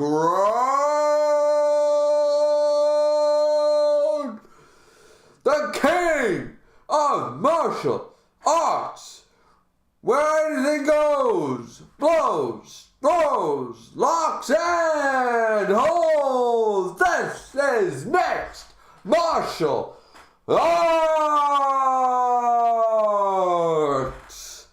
And the MMA world is currently revolving around. This one Japanese man is known as the king of combat. His blows are incomparable. His throws are lethal. His locks are inescapable. And his holds are instantaneous. He's flawless in every way. His MMA record is at 26 for 26. Not a single one of his opponents has lasted until the final round. This living legend of MMA is making his first appearance in the Kengan matches. There's only one room for one champion! And the public champion is the knocking of the underground gates! Standing 195 centimeters tall, weighing in at 116 kg!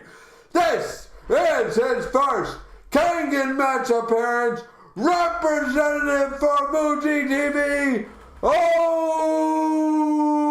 Kubo Nayo!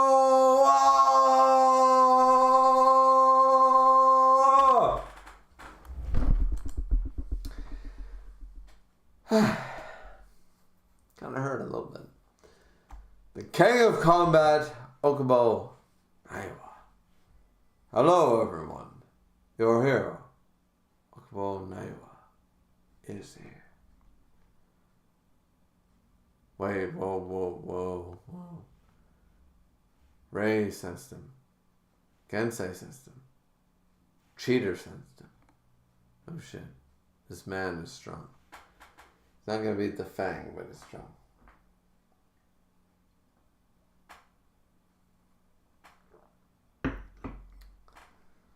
Looks like another one that put up a bit of a fight.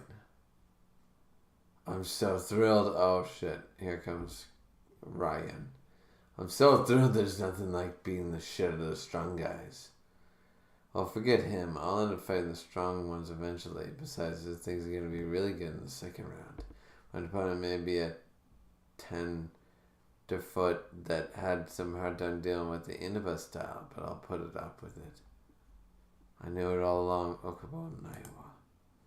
Akita, that you were the strongest of those four. Well, it was pretty clear. It was pretty obvious considering weakling. I mean, ladies and gentlemen, thank you for your patience. That man is finally making his entrance. Okay, here we go. The hell, it got really quiet all of a sudden. Alright. Sorry. Fix my voice for a second. That actually hurt. Not gonna lie.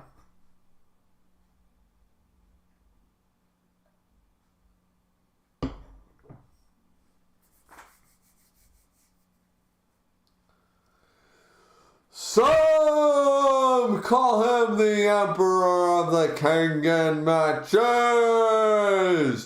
He's been on a record-breaking 157 match winning streak that started with his debut match. He's a man who has built his new legend on a mountain of corpses. Now, it's the entrance you've all been waiting for. Standing 201 centimeters tall, weighing in at 128 kg, with a Kengan match record of 157. What? And 0 losses. Total quota sits at 7.706.0. A stupid amount of trillions up in this bitch. Representative fighter for, well, something in bank, but it's Metsudo. Doom. Oh shit. Kano Agito! And he's in a jump shot. What the? Everyone, oh shit. Everybody's shocked. Everybody looking at this man. Look, everybody.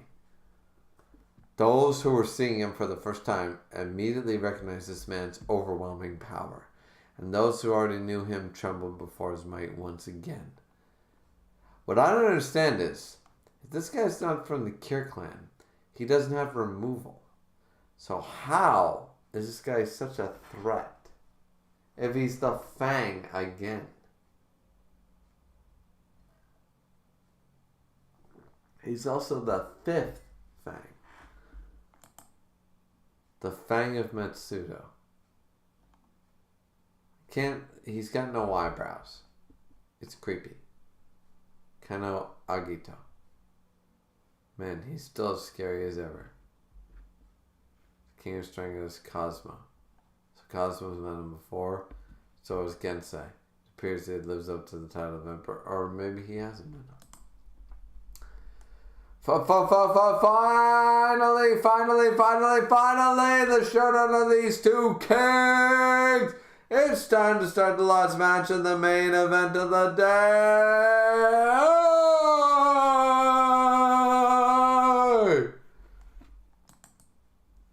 Is that enough hype? Did I bring enough hype? I hope I brought enough hype. I know I lost like 9 fucking viewers and fucking bunch of likes because people don't like me having an opinion, but I also know that this is some hype ass shit.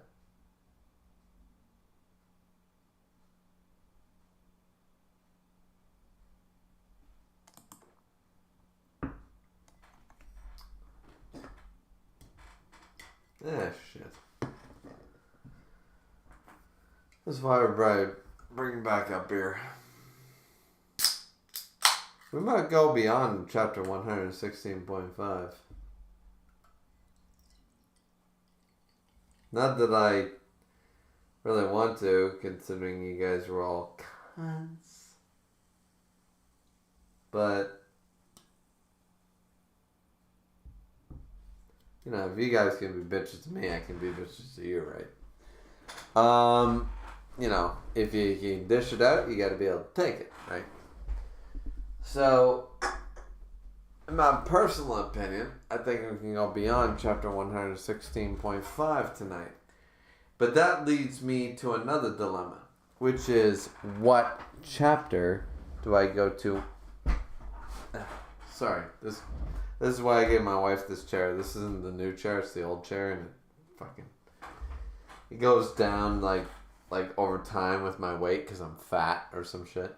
But yeah, so if I go beyond chapter 116.5, I don't know what chapter to stop at. But I feel like I gotta make the bracket for the next week. So yeah, we're probably gonna have to end the stream anyways.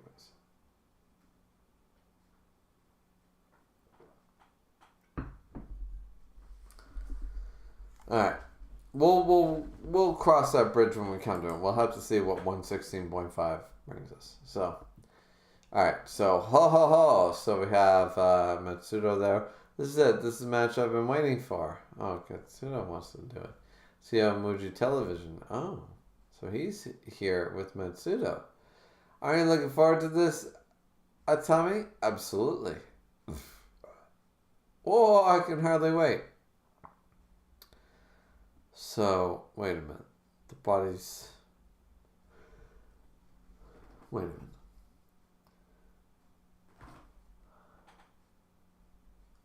Chairman with the COVID mask. Looking at the fan. Taka. That's enough. That brat. He's a fucking monster. Is that all it takes to put you out of the fight? How weak. A warrior. Jay later. Oh, so that he trained everybody to become the new Fang. You are not.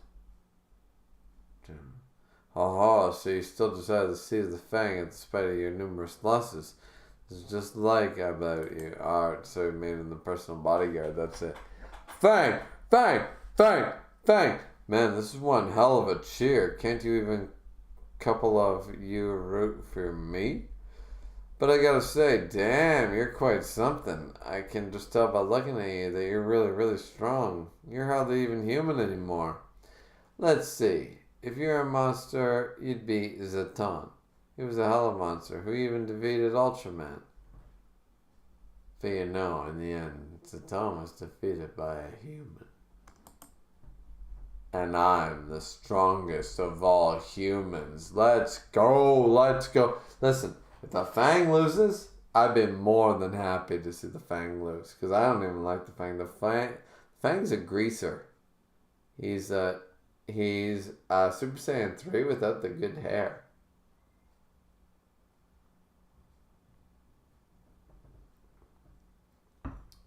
I'm willing to take that loss. I am willing to take that loss. Let's go. A little monster hunt. Let's go. Chapter 112. Chance. Are you ready for this? Zaton. And those of you who don't know the Ultraman reference, I do because I'm that fucking old. Let's go. Let's go. Let's go.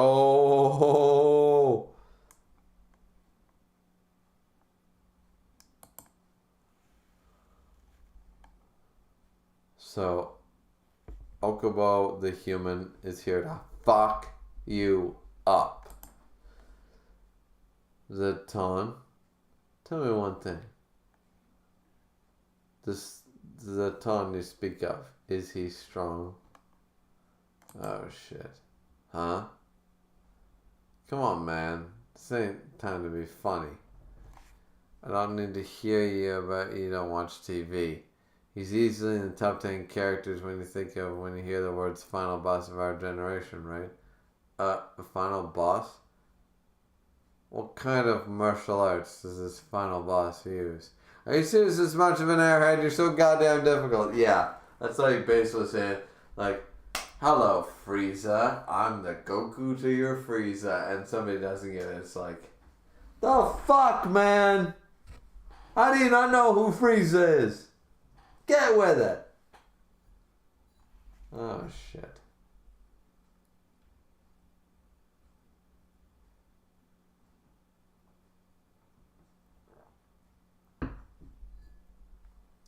Seriously, talk about living under a rock. Sure doesn't fit my image of a final boss. Shouldn't he be more dignified? Then again, this ridiculous pressure he's giving us is definitely final boss class. Ah, shit. It's on. Took an MMA style stance. Agito took an offensive stand with a lower guard. Both were ready for battle. Chita Hattori, the referee, prided himself on being better at identifying the strong than the other referees. Gulp. It's going to be over in one shot, isn't it?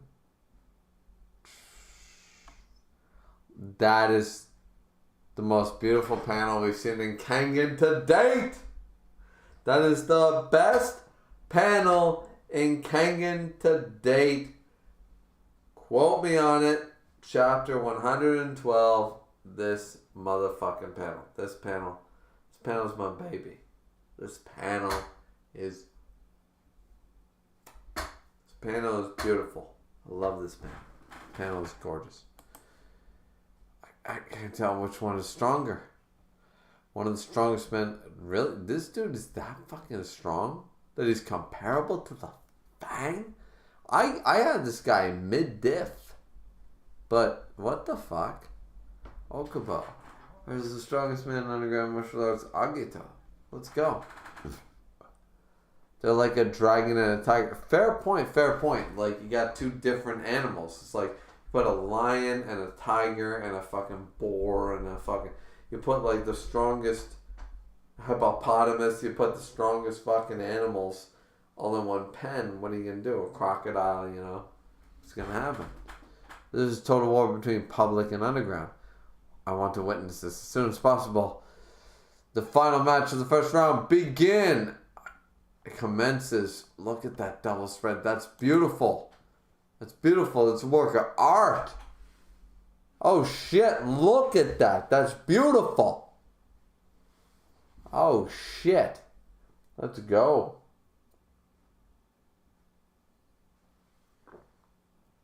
Next page. Oh, rushing the Fang. What's going to happen? Oh, and a guard. Oh, wait, what is he doing? Boom, a tackle instead of a fist. And he's going to take, he takes a knee to the chin. Oh, shit. Oh, bam, and then he takes a swift kick. Shit. Oh, you didn't get anything. Feels like he got sliced in the knee by a cleaver. Okubo, come on, man. Get a hit in. Boom. Oh, he's dodging. He's still dodging, though. That's impressive. Boom. Oh, no, he took... Shit. He took a hit to his wall guarding. And he's thinking, oh, shit. He took a hit. Boom. He's going to throw. Oh, no. Here. This is the end. Boom. Yep. It's over. Oh, he's going to try to grab him and throw. Is he going to try to throw him down? Seriously? 34 seconds into the match. Okubo Naiwa succeeds in a takedown. He did take down the Fang. Let's be real. Respect. I don't know what a 5th generation Fang is worth, but fucking respect. Respect. Right here. Chapter 113, Grin.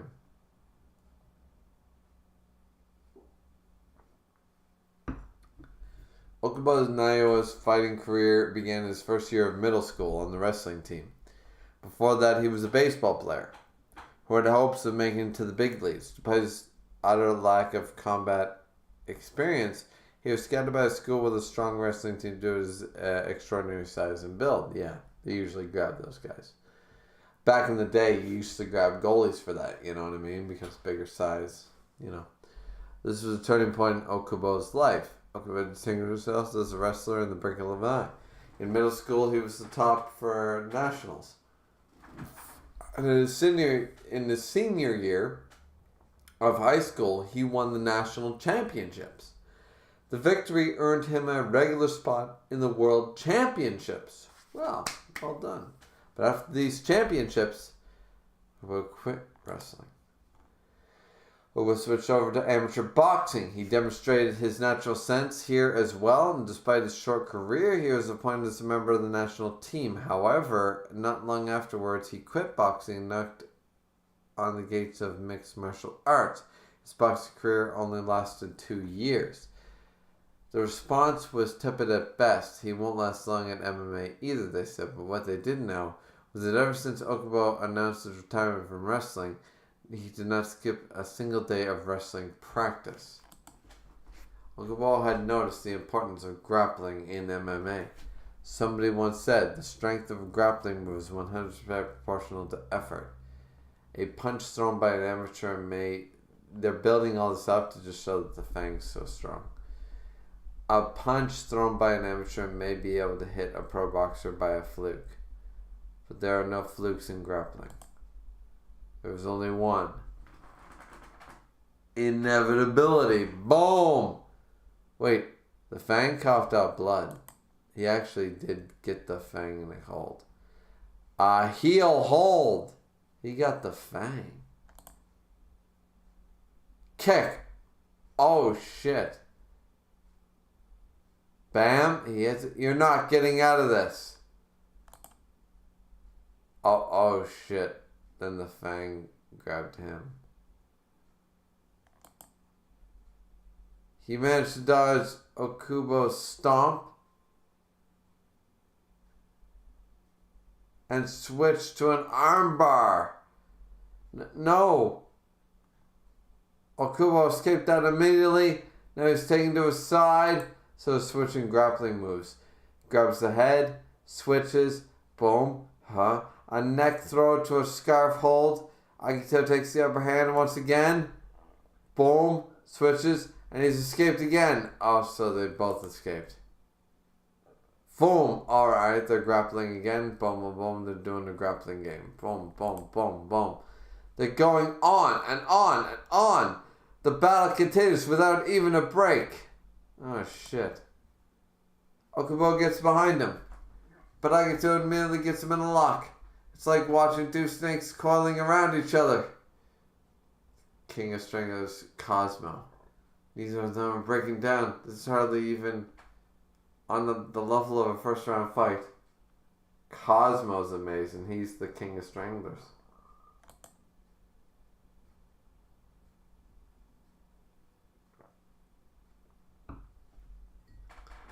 Mitsuda says, most impressive. Tell me, you sure find yourself a good fighter? With all due respect, not go up against the Fang in the first round out of overconfidence. It was out of conviction that Okubo Naiwa could defeat the Fang. And he's mounted them. Boom, boom, boom, boom, boom. They're slamming each other. What the hell's wrong with him? I thought he was showing off. How could he grapple me on even terms? But he let me mount him so easily. And he's not even putting up any resistance, just a bare minimum of a guard. What the hell is he trying to do? And boom, he let him go. Enough.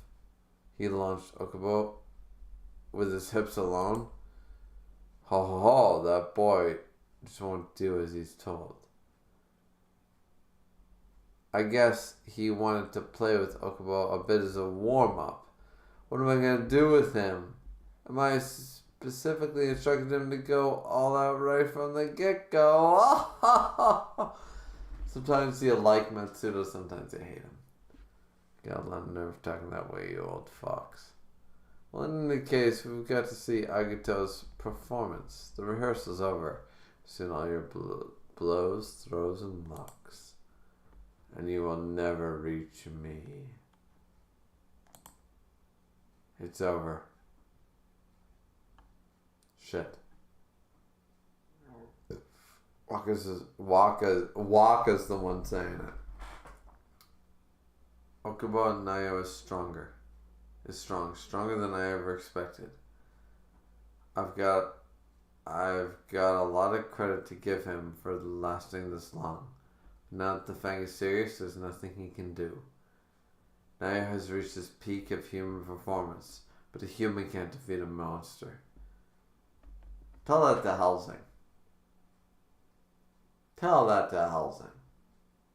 The whole point is that humans are the only ones who can defeat a monster.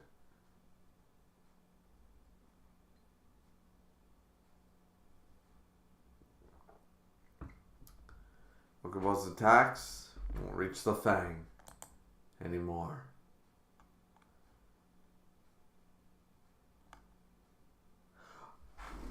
Boom, baby! Whoa, whoa, whoa, whoa! Whoa! Wait a minute! Holy shit. Waka's looking like, wait. I just thought I had this minute. Oh, the main character is there on the side bailing on, wait, what? He just fucking like, wait.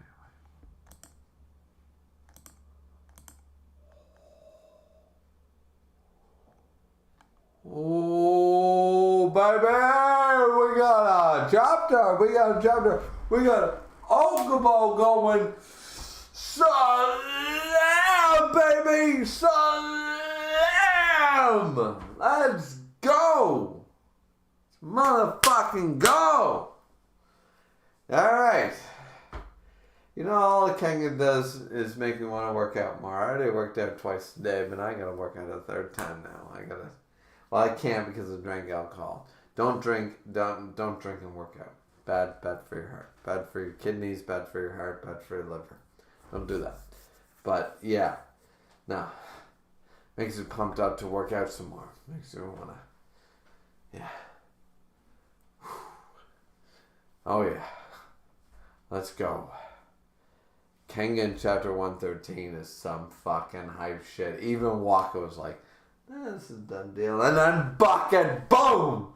Boom, boom, boom, baby! Let's go. Let's fucking go. Alright. Let's check the chat really quick.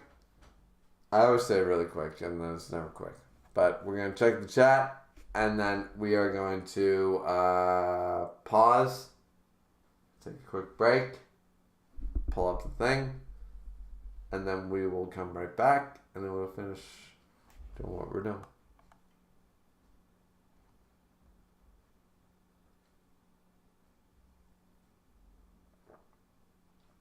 I forget where I left off at. Miss said, in which case he'd probably die for real. I think that's where I left off at. Justin said, yeah, the fang would literally evaporate kind of day. Yeah. MC said, sick, bored. Yeah, I left off around there.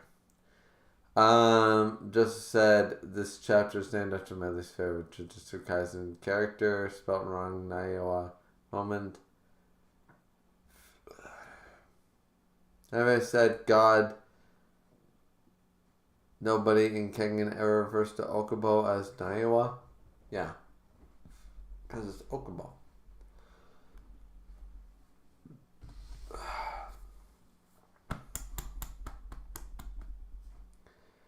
Does said, wait, Waka had black hair. Did he blonde his hair? And, oh no, we read all this.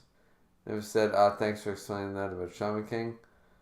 MC said, Okubo, my goat. Damn right. Realist said, Okubo time. Miss said, you're quite good at that. I don't know what I'm good at. I'm good at being awesome. Realist said, this fight is awesome. Me too. Nobody said, well, we'll see what makes him threat this fight. Realist said, this is considered the most realistic fight in Kengan. It's really realistic, yeah. Miss said, listen, if you're really energized and excited enough to start round 2, I welcome it. Really? Even after all my shit talking about a character you guys are fucking fangirling over? Really? Nevis said, that's a bit of cooldown. There's a bit of a cooldown after 116. He said, actually, there's a bit of a gap. It said, like, 3 to 4 chapters before Ozma versus Akoya. It said, so you should end with 116.5. I mean, I can. Never said, for the longest time, I thought this was a Digimon thing, not an Ultraman thing. It's Ultraman. Miss said, it's a great fucking panel. It's a great fucking panel. Never said, when I was reading, my jaw dropped at that face-off page. MC said, Okubo the Okubro. I like that even though he's the top dog in public martial arts, he's still pretty humble. I love this man. Never said, wow, I can't believe Agito managed to sneak a giant cleaver into the arena wearing nothing but that bodysuit substance like skills. Never shut the fuck up. Miss said people really hate the CGI in the anime, but the way it adapted the choreography for this fight was pretty godly. There's really an anime at this point, really? I still am only at 7 likes. I lost still 5 likes. That's so sad. I had 11 likes at one point.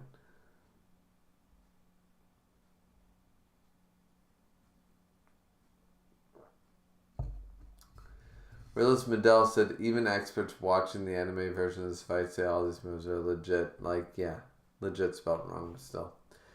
Never said they're like snakes coiling around each other. Space between each other. Never said, oh, they made that comparison. Never said, you may have noticed that the Fang refers to himself as we. According to the Ace, it's the closest translation of our... Alright. Way lords for themselves. Okay. Interesting. Arcade lords. Oh wait, how's that said? It's not arcade, it's Aracate. Something. I forget how to pronounce that. The realist Mandel said, but then Okubo's attacks reaches the Fang. Apparently. Miss said, kind of like how King Rama does. Never said, Kengan makes you want to push that ceiling of yours, doesn't it? But, a little bit. I mean, everyone needs to recognize their ceiling. It doesn't mean you've reached your... Listen, the ceiling is recognizing that there is a ceiling. It doesn't mean that you're at that ceiling. Like at 50 years old, you might not have reached the ceiling. At 70 years old, you might have never reached the ceiling. There's still room for growth. The point is that adults recognize the ceiling. Kids don't know there is a ceiling. So it's boundless. They can reach infinity. We see a ceiling. No matter how high it is, we can eventually reach it. That's the difference. But yeah, it does want to make me push the ceiling. I'll work out more of that kind of shit. If it said double check on that 3 to 4 chapters thing, you could theoretically go to 119. Alright. So we got 8 likes. Thanks, guys, for not hating me so much. Jesus. What did I say? All I said was I hated your fucking favorite character. But yeah. Okay, we're caught up with the chat.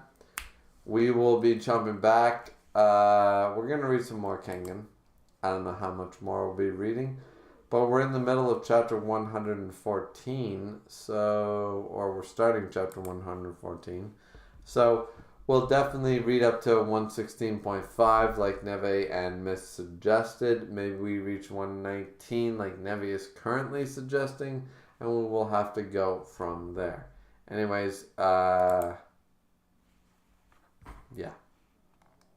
We'll be right back.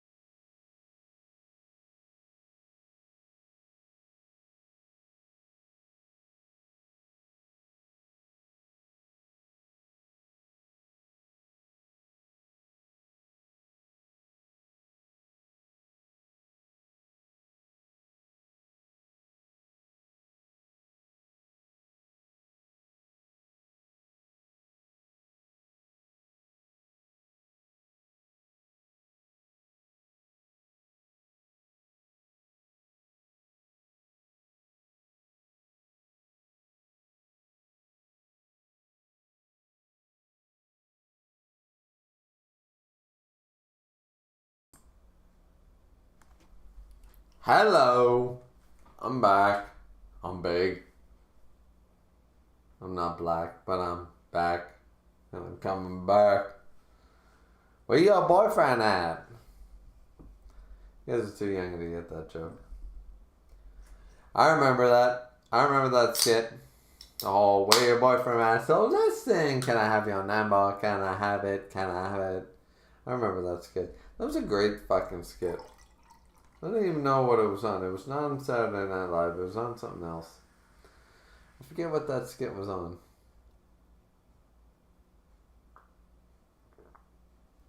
It's a good skit. Good skit. Because it didn't matter that it was a black and white skit. It was like, it's literally every dude ever. So, anyways, alright, so let's continue with chapter 114, Overwhelming. Alright, so remember, we had this man slamming the Fang in the face. Let's go. And boom, here he goes, and he actually fucking hits him. Boom! That neck, look at that fucking... Let's go. Temple. Agato's vision tilted.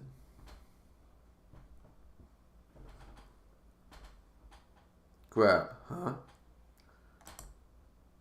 Boom! Oh, he grabbed me with a suplex and boom! Crack, cough. Oh shit! Fist in the face like once again, like all this is fucking impossible. Have you seen MMA? They don't hit each other this hard, and when they do, they die or they get knocked out. Like, it's stupid.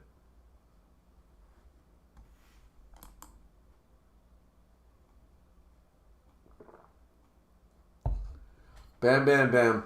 Agito taking fucking heavy damage. And, Okubo is thrown. Wait, the Fang got out. Slip. Boom. Wait. Knee. He's not cooperating. Oh shit. His chin.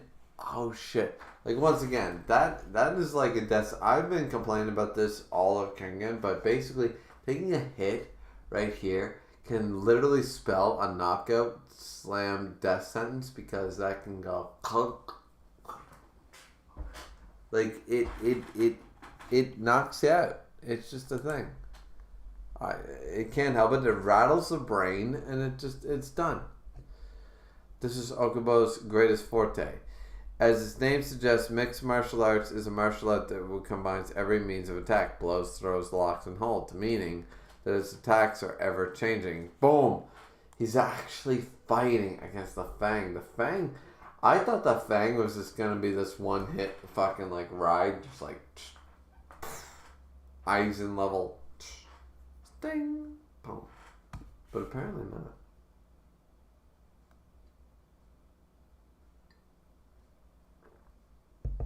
That or Okubo is just way better than I anticipated. Blows, throws, and locks. Agito's martial art techniques exceeded Okubo's in every area. Does this mean that Okubo has no means of defeating Agito? No. If individual techniques are not enough, blows, throws, holds, locks, he would use his synthesis. If Agito wanted an exchange of blows, he would respond with a grapple. If Agito wanted a ground fight, he would respond with a standing fight. He would never cooperate with Agito in an effort to throw off his pace. Blow to throw. Oh shit. Throw to hold. Shit. He's actually fighting the I didn't expect.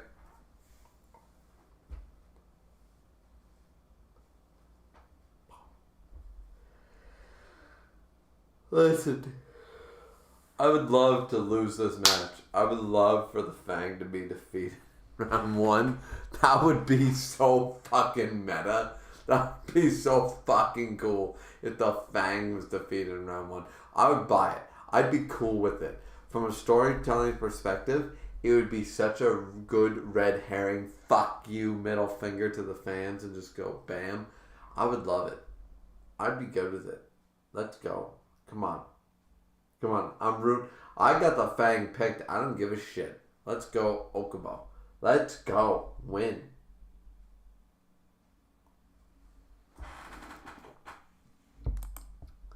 I know he won't, but I want him to.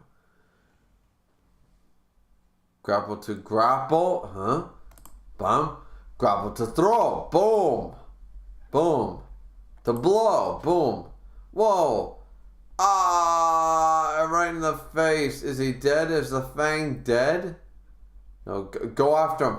No, don't stand. Don't stand. Go after him. Has it finally happened? Has the Fang finally lost? No.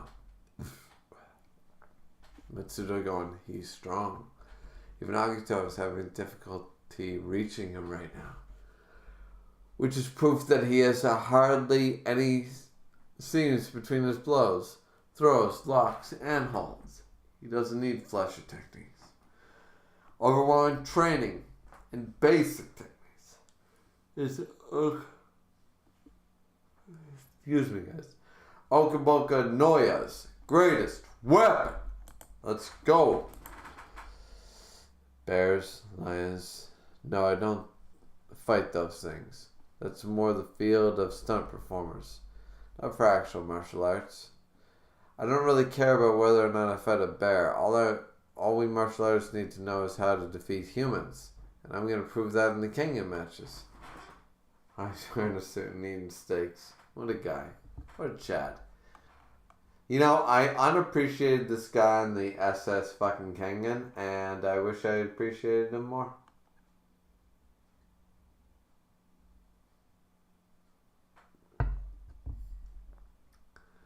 So I got a little favor to ask you first.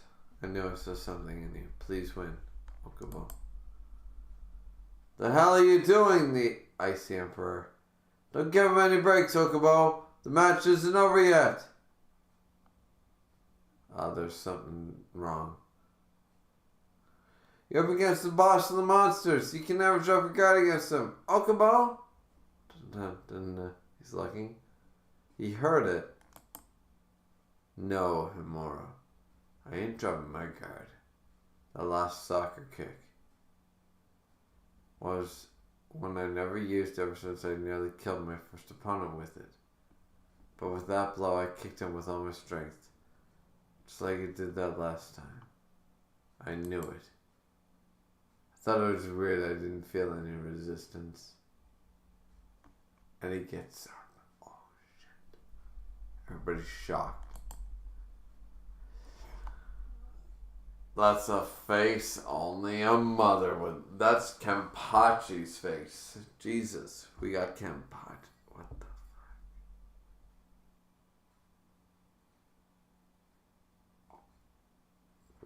fuck? Okay. Alright. Going to chapter 115. Evolution. And we got fucking Gollum, fucking Smeagol, fucking I don't even know. Aaron in Attack on Titan form, which is literally what this looks like. It's gross. Waka, that's not a human face. Come on now, what's so funny? I can see your face on the monitor. So you want another round? He was able to stand up after taking that. He must have evaded that blow after all. He went limp at the moment of impact in order to disperse the shock. Which means he's adapting to my attacks. Nobody's ever been to adapt to me when I get serious. Ha! This is fun as hell. You don't get to fight someone like this every day. He's fast. Gotta grab him. Shit. Huh? He predicted my move. Bam! Oh, shit. Oh, he managed to dodge it or block it. Boom, boom, boom, boom, boom. Oh, he's being pushed. Now, evade to grapple. Grab, boom. No, he got hit in the head. The clouded sky. His tilting vision. This is where Okubo's memory ends. Rushes. Grab. Slam. Front suplex. Seki. Is that revenge? And then slam. Huh? Fang suddenly froze. Huh? Looking. Kubo. No, you are. I must thank you. I have become stronger yet again. All thanks to you. Is he dead? He caved in his skull.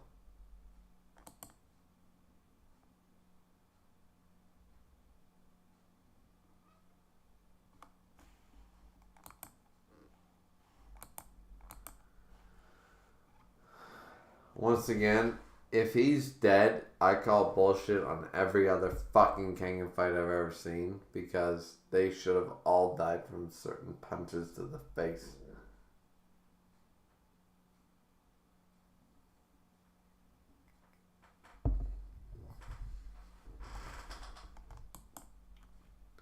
Hattori, you should have stopped the match. Oh shit. Oh, but we're not gonna blame... Wait a minute. No, I'm not getting into this argument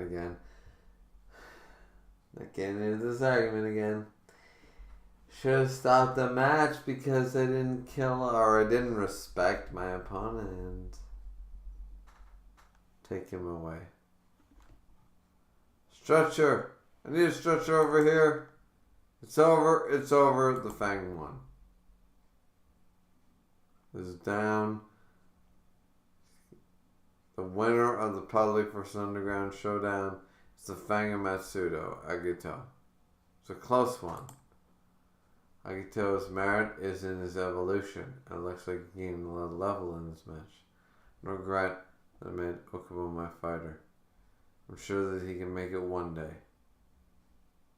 Okubo was fortunate, thanks to Bodyguard.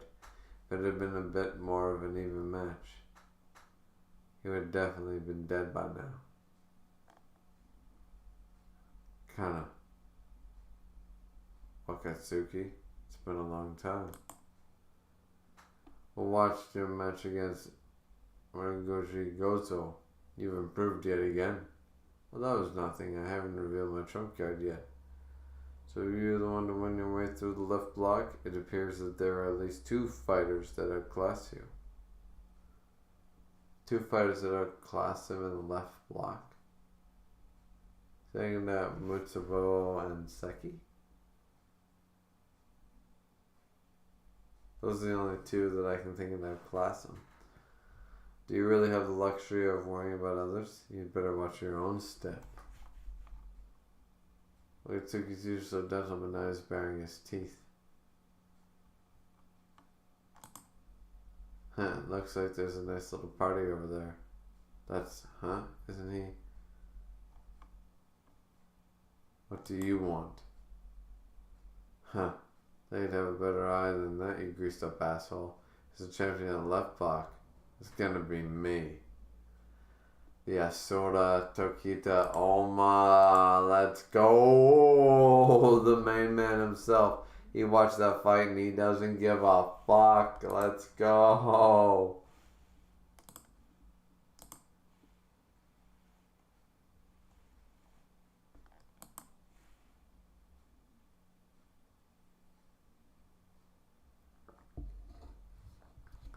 Chapter 116 Encounter. So we see the Fang swinging.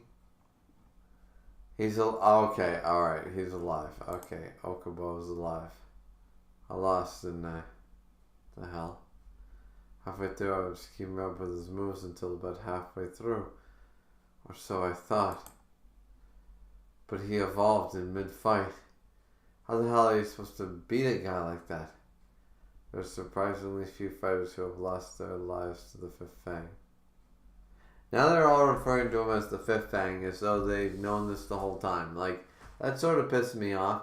I don't mind that Waka knew that it was the Fifth Fang, but having non-characters talk about him like, oh, the whole time we knew he was the 5th generation Fang. It's like, when did that ever come up? Like, I'm a little like, nah.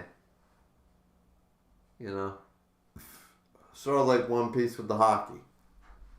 Everybody lowballs Crocodile because he doesn't have hockey. But it's like, no, he clearly has hockey. Shut the fuck up. It's like, Oda didn't think of hockey before of Alabasta. It's not Crocodile's fault. Leave him alone. So if Kengan can do this shit, and One Piece can do their hockey shit, and you think he can get nerfed in JJK, then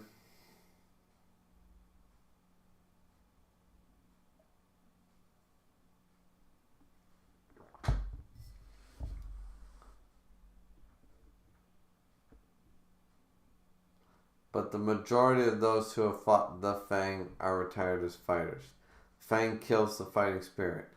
He roots absolute terror in his opponents and breaks their fangs. Just as the title of Fang suggests. The Fang of Mitsudo Agito. But to be fair, Waka has fought him, lost, and still is wanting to go against him. So he didn't break Waka. Hey, I think you got the wrong idea here, you greased up asshole. The champion on left fuck is gonna be me. Oma. Shit. Takita Oma. Oma! Kano's just finished his match. Don't provoke him now. Aren't you Miss Akiyama from Nogi Group? We don't need your concern. Because he cannot do so much as scratch us. He's talking like Venom. He's talking like Venom. The fuck was that? Takita Oma, you are weak. That cur is strong. No matter how you struggle against him, you would not stand a chance, Gyurkilan. And Wakatsuki here is leagues above you. Quite frankly, winning the left block would be impossible for you. Oma shocked. Oma? Talk is cheap. Greased up asshole. How about I prove that I'm stronger than you right here and right now? Forget it, Oma. As you are, you'll just get yourself killed. Huh? What? He's hearing a voice and... Boom!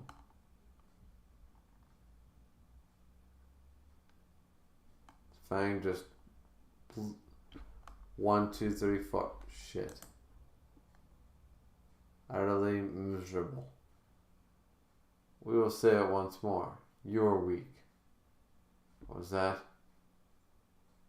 I thought I heard him for a second. It's the greased up asshole is right. You can't beat him as you are now. Nah. Nico? Yeah. You can hear the master. I knew it. They're all shocked as he's talking. Nico?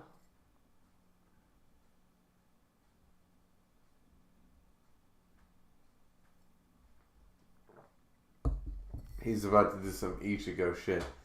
Fang's gonna attack me. He's gonna... Didn't expect me to show up outside your mental world, did you?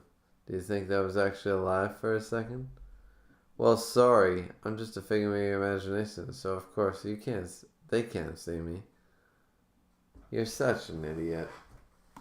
I like that he's talking about that. You're trying to throw away the life that I saved.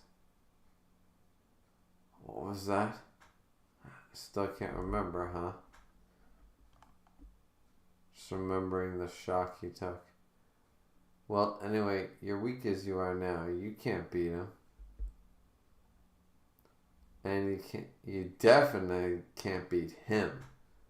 Not unless you go back to your old self. But if you do go back to your old self, the only thing in store for you is certain death. Your strengths are starting to come off even as we speak. At this point, you're damned if you do, you're damned if you don't.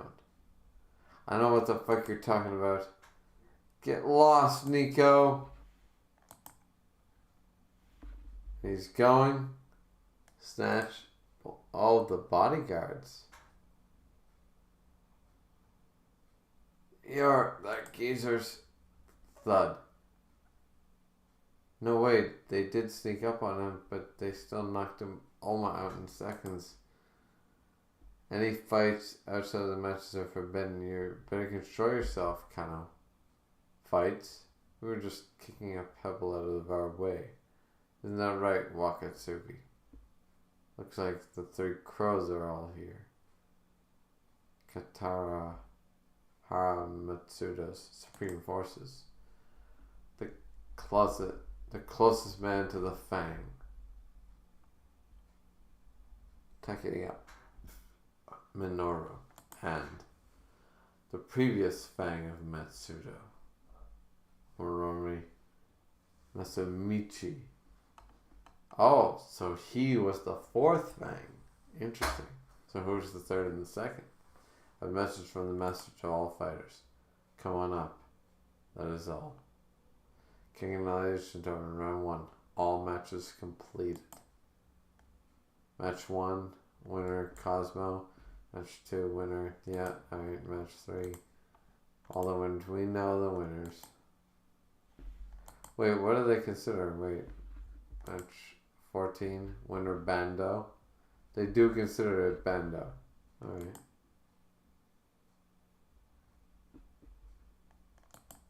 This is no more than prologue. Even fiercer battles await these fighters in the second round. King Asura, part 1, finished.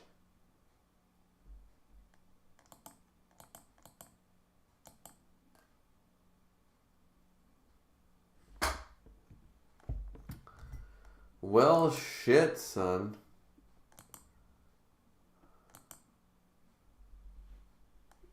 I mean, I honestly, knowing what I know now, I honestly would have put faith in Okubo. I really would have. Like, because what a good red herring that would have been to, like, fuck him up. You know what I mean? Alright, so let's make sure we count this up right. 1, 2, 3, 4, 5, 6, 7, 8, 9, 10, 11, 12, 13 and a half wins. Let's go.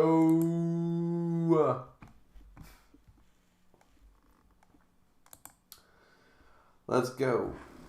Alright. So we're gonna pull this up to showcase the greatness. We did way better in the right hand bracket than I thought we would do. I thought that the left hand bracket was our savior, and yet we got every fight right other than one.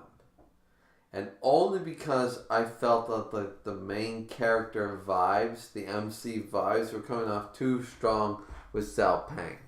Though I like Sao Pang. Now, this is good because I want our record to stay in the 500 club. My record, I want to be above the 500 club by the end of the series.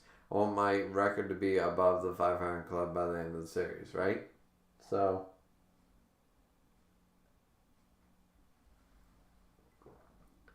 this is what we're currently at. I'm happy to be here.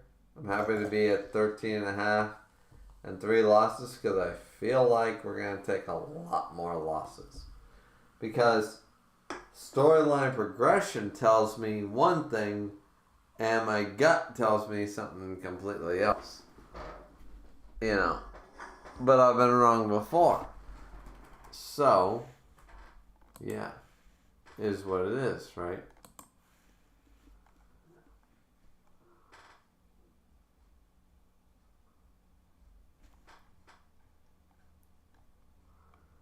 So, what do you guys think?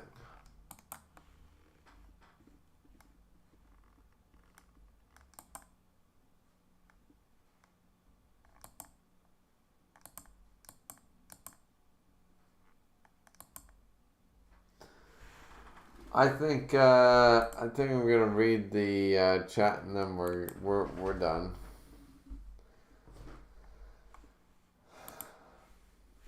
I think that's good for us.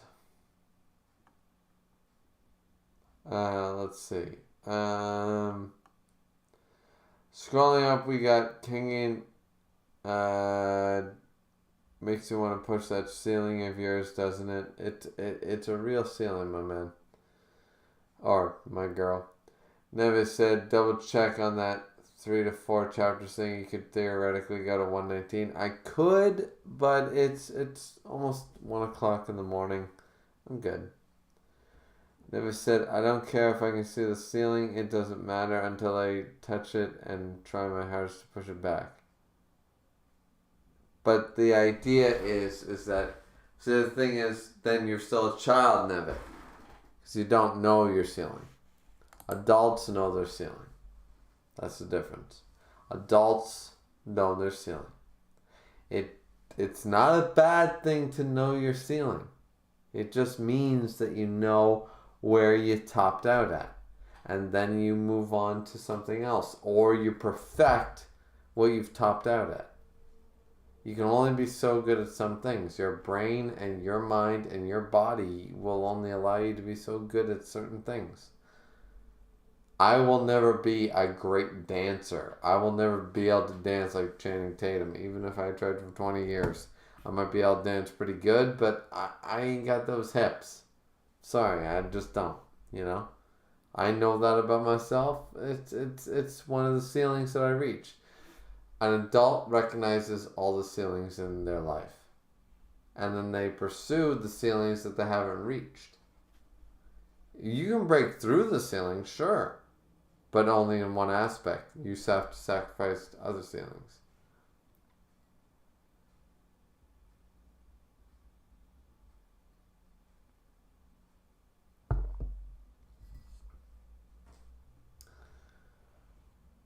Never said the one time someone gained knockout through this chin rattling was Ray jobbing Nezu.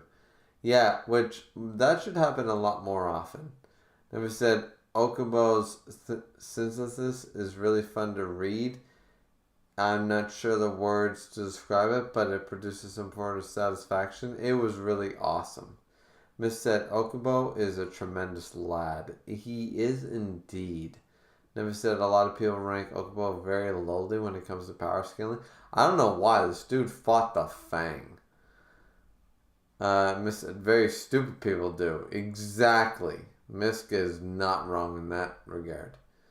Realist Medell said crazy face. Spada says best crazy face right there. It was crazy. It was crazy. Miss said most people, including me, recognize he's pretty strong. Yeah, he is. He's amazing. Never says going limp. Yeah, I know. Just said I'm back. Realist said going limp. Just said what's happening. Realist Mel limp is very effective. Just said so Griever. What Griever spelled wrong? What do you think of the Fang? I don't like the Fang, honestly. I want him to lose.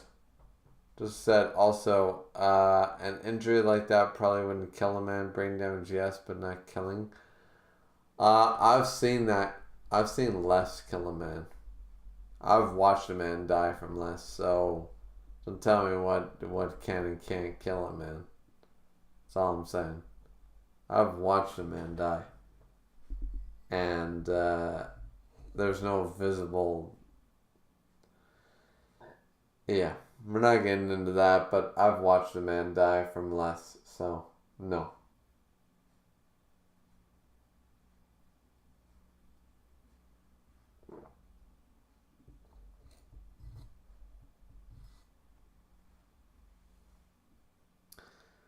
That's what I think of everything. Let's see. It would give him brain damage, but it would also potentially kill him. Realist Medell said, I like Agito, thanking Ogito for the fight. Yeah, I mean, that was a fair point. Miss said, I laughed when you said you expected to do worse in the right bracket. Yeah, and I did way fucking better. Like, I did almost perfect. One fight wrong. It's hilarious. Then it said Okubo wasn't being disrespectful when he stood around. He was being cautious. No, I liked it. Okubo was awesome. Just said, kind of said that the ref should have stopped the match when Kana was about to be on an uncautious Okubo. My point about fuck. Never mind. Never mind.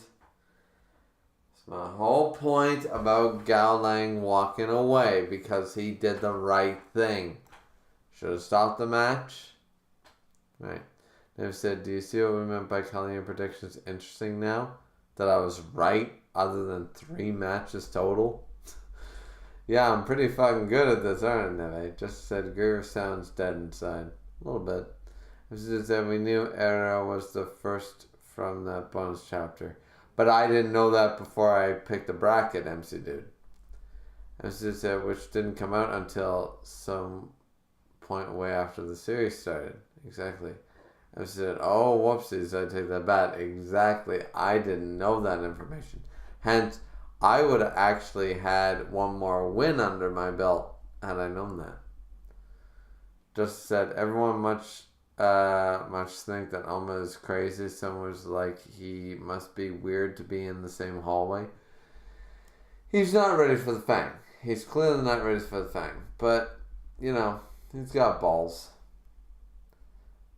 I mean, he's an idiot for going up against him. Like, I'm surprised that if this doesn't kill him, you know, it should. You know, because it's stupid for going up against the Fang when you know he can't.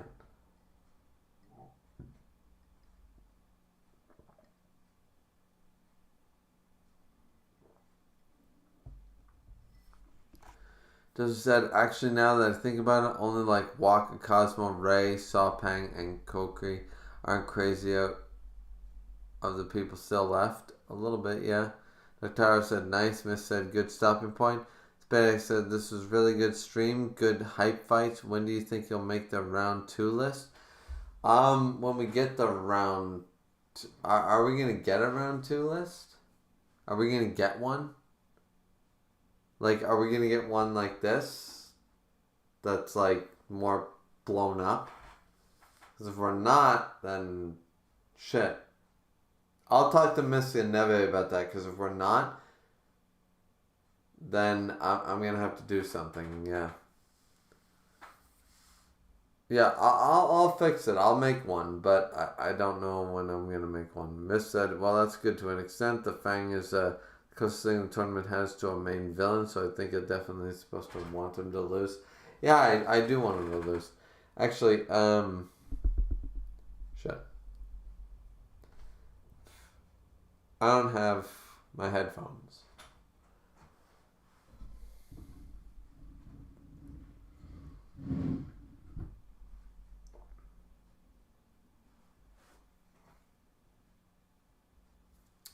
I was hoping to talk to Miska and Neve here in a minute. But I don't know where the fuck my headphones went. I transported everything up here. But I don't have my headphones. Hang on a second, ladies and gentlemen. And I'll call Neve and Miskin here. Even if they don't want to come, I'll just call them in, and then when they don't show up, I'll just be like, they didn't show up, oh. But, 1 minute.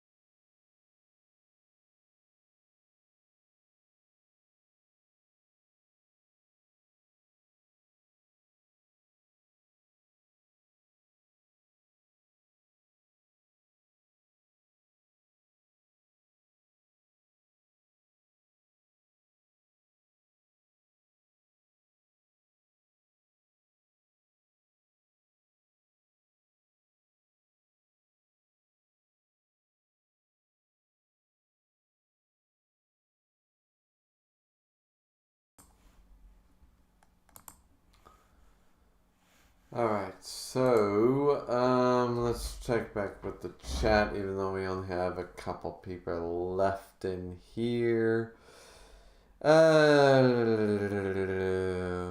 Just use the same bracket, blah blah blah blah blah. Alright, so what I'm gonna do is right now I'm gonna jump into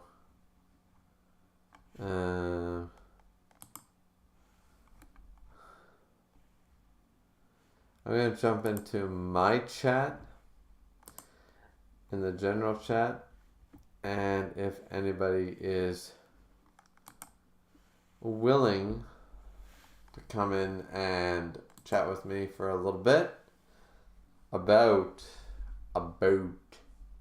Kengan Asura, that'd be great. If not, we'll end the stream in about 10 minutes. Unless we get some people in here. If we don't, no problem. No big deal. But yeah, I'm just curious as to what you guys think of my reaction to Kengan Asura. And all that fun jazz. I see we got a lot of other chats going on in different in a lot of different discords, so yeah, there is. oh, hello Neve, how you doing, girl? Doing as well yourself? Oh, I'm smashing. Right, so round 1, what do you think? I love round 1. I think round 1 is fucking fire. Right, hold that thought. Oh, why do I gotta hold that thought? You'll see. Oh, interesting. Right, So, right. Just like hastily before you actually do like your round 2 predictions, who are you thinking so far? ooh, alright, so just really quick, since I'm on stream, I'll just pull up the fuck the stream. I'll pull up the thingy. So okay, so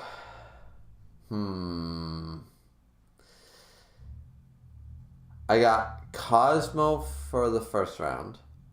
Right. Okay. And then the next round, I think I got, correct me if I'm wrong, but our main character's sort of fighting in the next round, so I sort of have a feeling that Alma's going to win the next round. Right. Then I got Waka. I don't even know who he's fighting, but I just got Waka. Julius. Oh, okay, I got You're the Waka. muscle man? Yeah, sure, but I got Waka. No Right. problem. And then this is the hardest one in the left-hand bracket for me, because we got Seki or we got Murtaba. Yeah, it's really hard because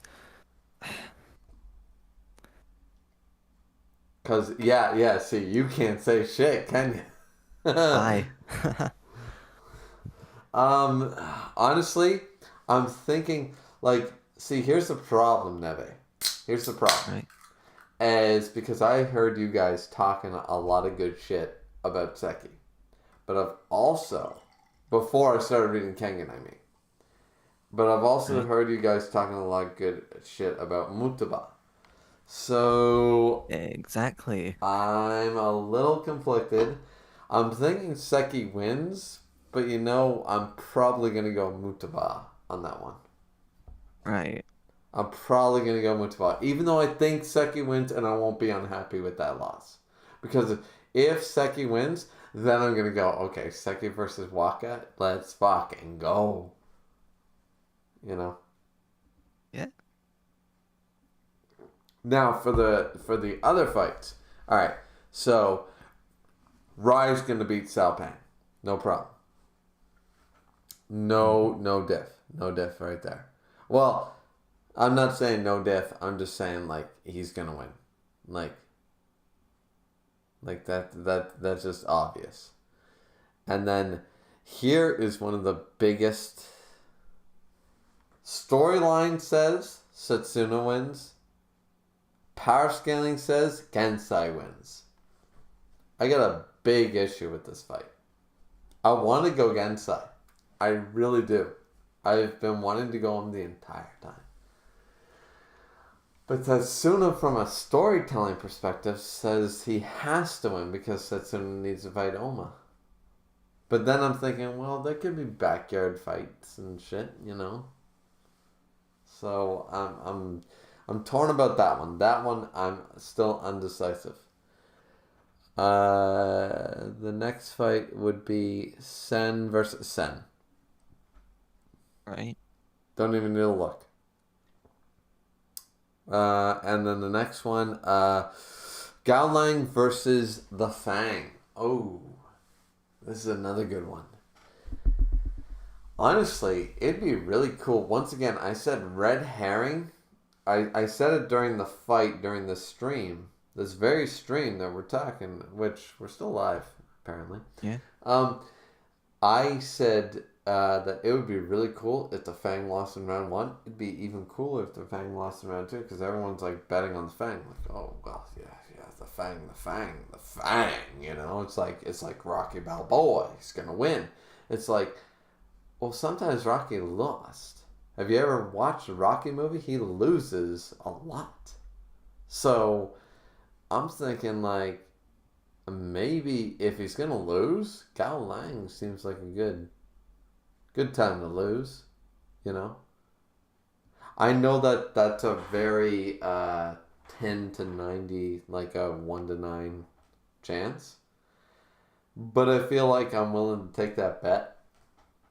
Right. Where I have the 13.5 to 3 losses, I've got 10.5 wins versus my losses. So I'm willing to be a little more double down on some more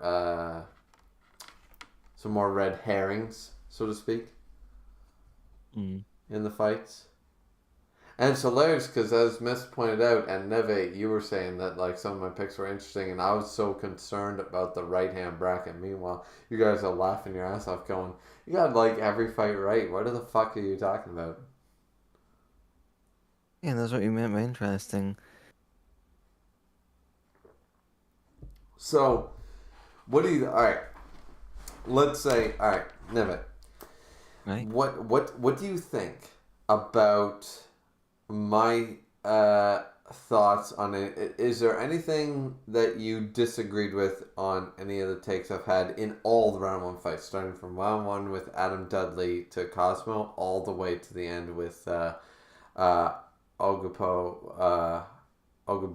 versus Agito? Let's see.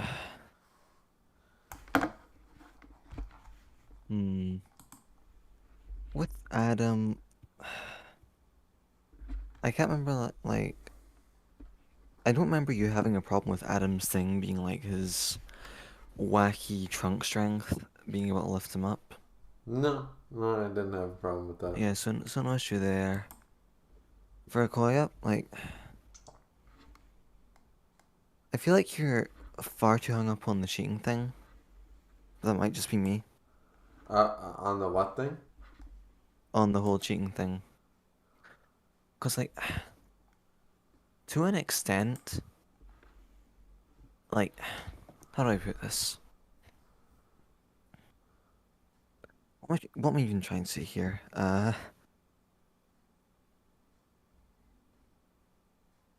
Miss could probably help you. At Miss to get his ass in here. He'd probably help you with this one. It's midnight for him, I don't want to disturb him. It's Like, only one. That bitch gets us in here. He'll show up right when we're about to end. Trust me. he will. Like,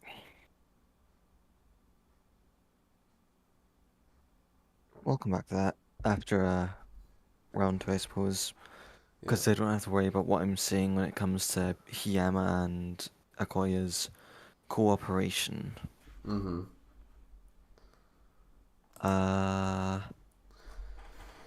Inaba, like, would you agree with me that other than Nezu being jobbed, Inaba versus Uma was the most boring fight round 1? No. I would actually argue that point. What would you say was the most boring in round 1 then? The most boring fight to me was, uh, see, it's hard to, alright, I sort of get what you mean by boring. It's the most Um, predictable, you know? yeah. Yeah. Alright. I'll give you that one as the most boring, but it was not the least most entertaining. How's that? Right, fair. Because at the end of the day, yeah, but we had also a lot of expected fights, like the Waka fight. The Waka fight was expected, great, but simple. It Mm. was a big punch to the face, and it's like, all right, it's Waka. We already got his backstory. We knew what was going to happen, and it was like, all right. It was expected, you know. It's like you set Goku up against Frieza when he's Super Saiyan 2. It's like, what did you expect? Uh, let's see. Lakeisha, I don't remember you having any issues there.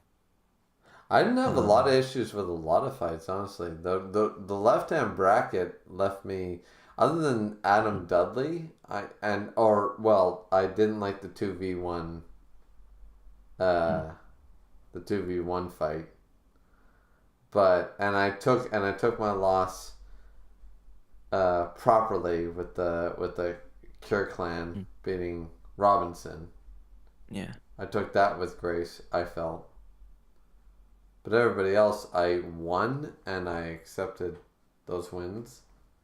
So I don't think there's anything there. I think the next thing to talk about, what do you think of the Sao Pang versus Fisherman Santa Claus? I actually barely listened in for that fight because I was a bit busy at that moment. Hmm. But I have heard that you had a really, really big issue with how we had the microfractures to make a more, durable skeleton. Yeah, I would have been fine with Fisherman Santa Claus losing.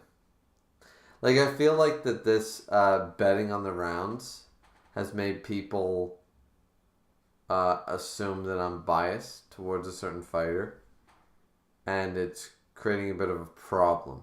And I'm sitting Mm, there like, no, I literally don't give a shit who wins. I'm just betting on who I want to win.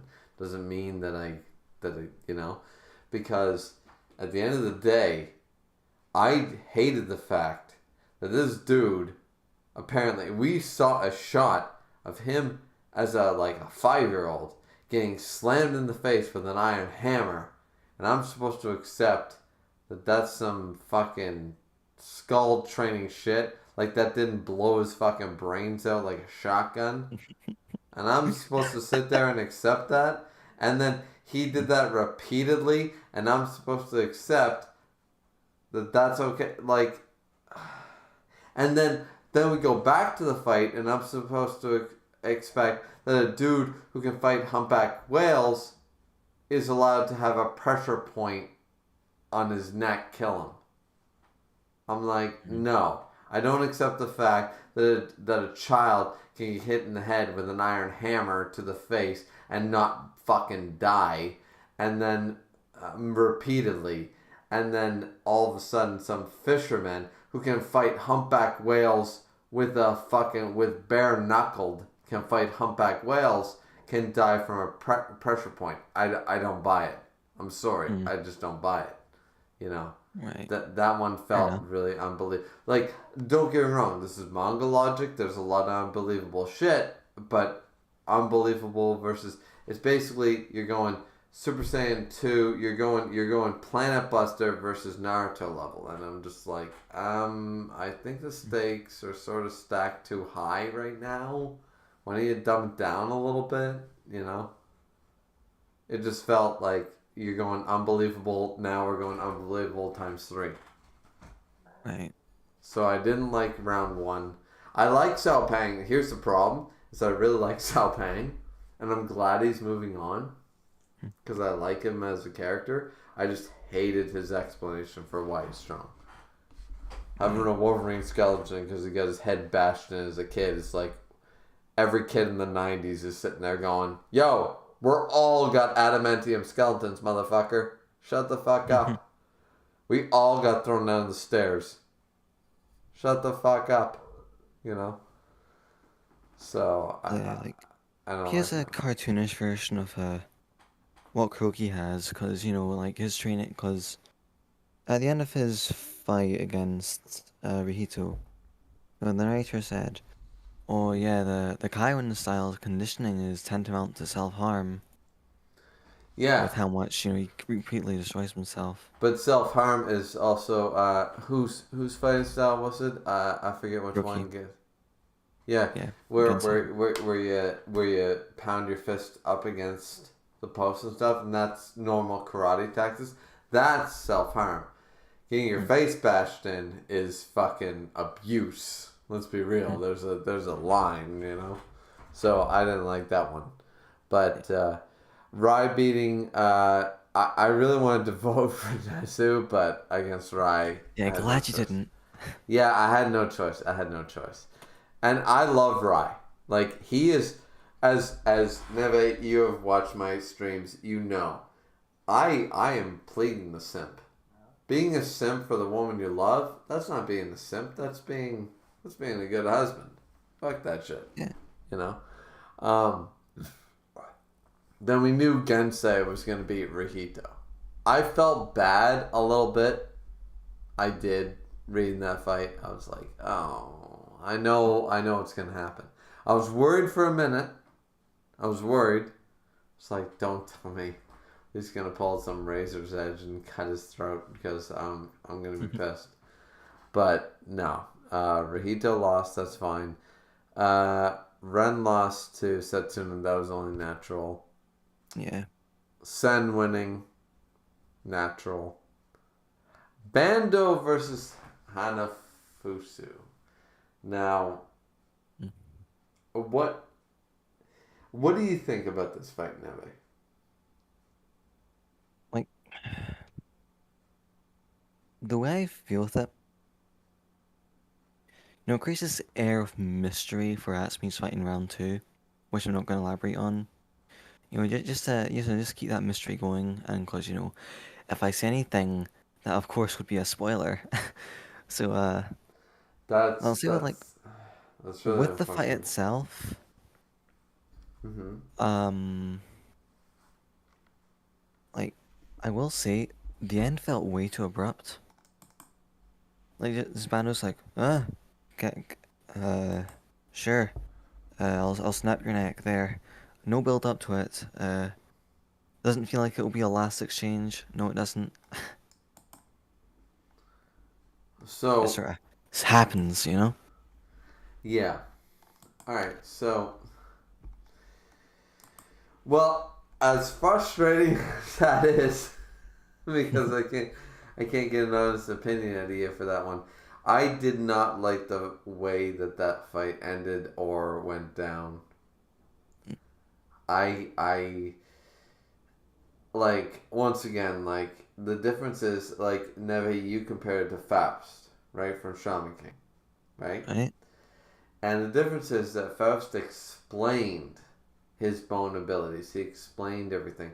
The difference is Yeah. if you're gonna have somebody who's like, I'm physically weaker, I'm physically this, I'm physically that, like I'm no match for these muscle bounds, you need to explain your abilities. Having retractable bones from your femur and fucking not explaining how you fucking even like I can buy that you took out your femur, stitched it up, Yeah. cut it into pieces, and put it into your forearms. Tell me how you retract and retract it like Wolverine claws. All right, let me know how you do that. Otherwise, I'm pissed. I'm sorry. This is not regular Ragnarok or some Valen magic. All right, let me know how you pull off Wolverine shit with the bone claws. Mm. If you do that, I'm happy. And the thing is, at the end of the day, I still like Hanafusu. I still think that is, and I still believe he would have killed Bando, regardless of this is why I'm not that mad about this fight, is because I figure even if he didn't have a way to do that, he would have found another way to throw blood in the eyes or something, you know? Yeah. Like, he would have figured out a way to get blood in the eyes and enter the virus into Bando's system, blah, blah, blah. Bando wins the fight, Hanafusu wins the match, sort of idea. And I'm all good with that aspect. I just don't like the bone swords because they have a very piss poor explanation on how they work and why they work. And unlike, like, when you have Kisuke Mayuri, when you have a house level character, you need to explain the science behind how it works. Even if it seems far-fetched, just explain it to me. Mm. And even if we as readers go there, that doesn't make sense. It's sort of like the latest chapter of Jujutsu Kaisen. Rika was explained. We needed that explanation. You imagine if Gege had went on and not explained a thing about Rika? We'd be sitting there like, we'd be debating for another 5 years. It's like, no, it's the author's duty to explain to me how this shit works. You know? And they did explain. I don't like the explanation because it's sort of hollow, but it worked. So, yeah. Yeah, it was Eureka's parting gift, so... Oh, no, I was talking more about Kengan. Handfist, right. I actually like Jujutsu Kaisen's explanation because it works. But anyways, Yeah, like, with Hanafisa, mm-hmm. like, it's odd because everything else got an explanation to some extent. Mm-hmm. But as far as somewhere, we still don't have an explanation for how he retracts those bone blades. Like, unless those are like a one-time eject thing. But then, how do you... Wait, no, those aren't... Uh, Yeah, that's like, my point. Like, yeah. I could buy it if he like projectile and shot them out of his forearms and they bled. I could buy that, right? You could set a motorized timer or something in his skin. All right, but how does Like, he constantly do the Wolverine shit? Like, it makes no sense. Like, and we are given no explanation for that. I just want I don't care if it like, makes like I want Mongol logic. Like, I don't give a shit. Just explain it. I would imagine it operates off something like on the same level of like, contracting your muscles or something.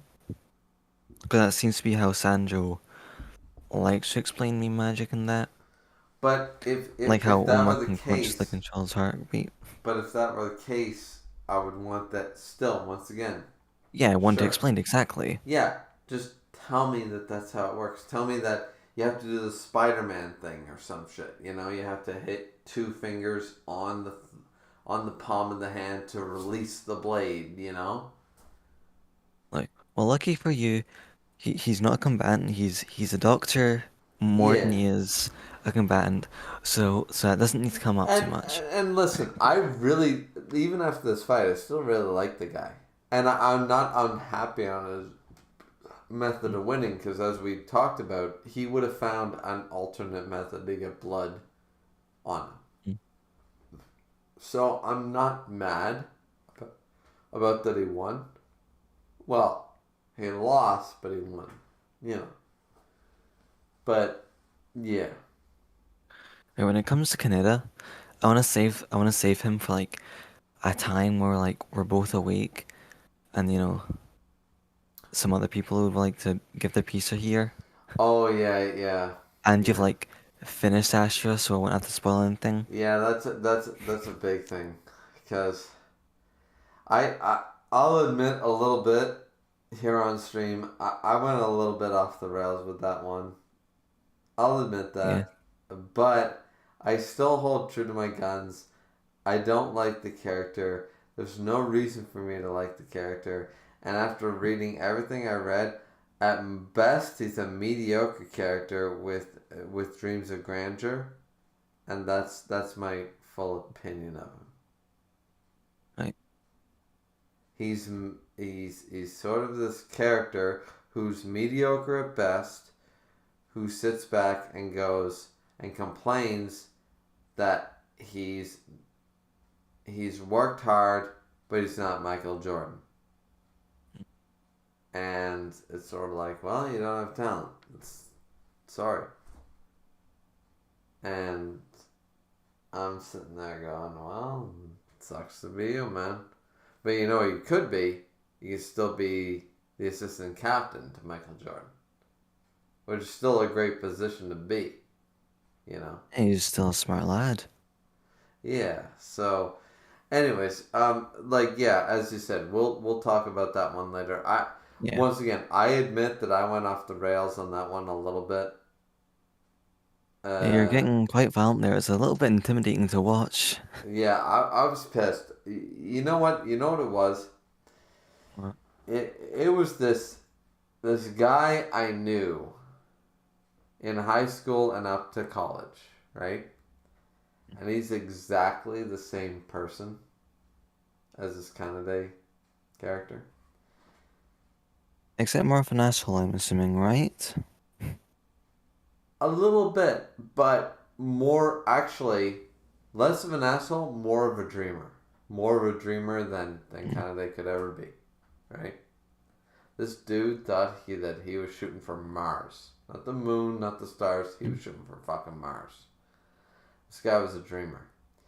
And I just remember fucking getting so pissed off and so because what he would do is and see, from my perspective, you have to understand, from my perspective, I was watching this guy fail at his job, at his relationships, all these things because he was so mad at this guy didn't do the right thing, or this guy wasn't right, or this guy. It's like, no, it's you, man.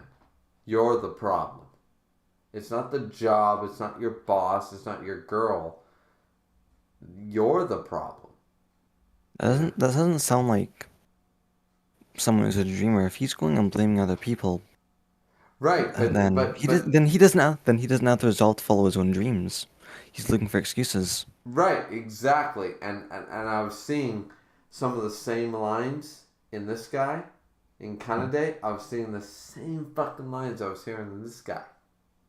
And it just triggered something in me, and I was going, no, this ain't okay. It sounds good in theory. Like, they say the right words. It's sort of like that whole, the toxic boyfriend or whatever, you know what I mean? They say the right words, but it's all bullshit, And they say the right things, but you can sort of see through the cracks, and it's like, it's all a fugazi. It's all up in the air. Right, just right now, while we're still on this, before we move on, at one point, well, let me go find it again. At one point, you said, yeah, they should baby him, 'cause he's weak. When, no, that is, right, if that's the point, you look at that point, you turn 180 degrees. Because, as Gao Lang said... When I said Gao Lang should baby Kanade? Yeah, we'll come back to this later on, of course. Okay. Because, Gao Lang's gonna have more fights. Sure. And he's gonna, think back on that. And, give more insight to his side of things. As he said, it's a battlefield. And not showing your full strength on the battlefield is the ultimate form of disrespect. And that's something that, once again, I sort of disagree with.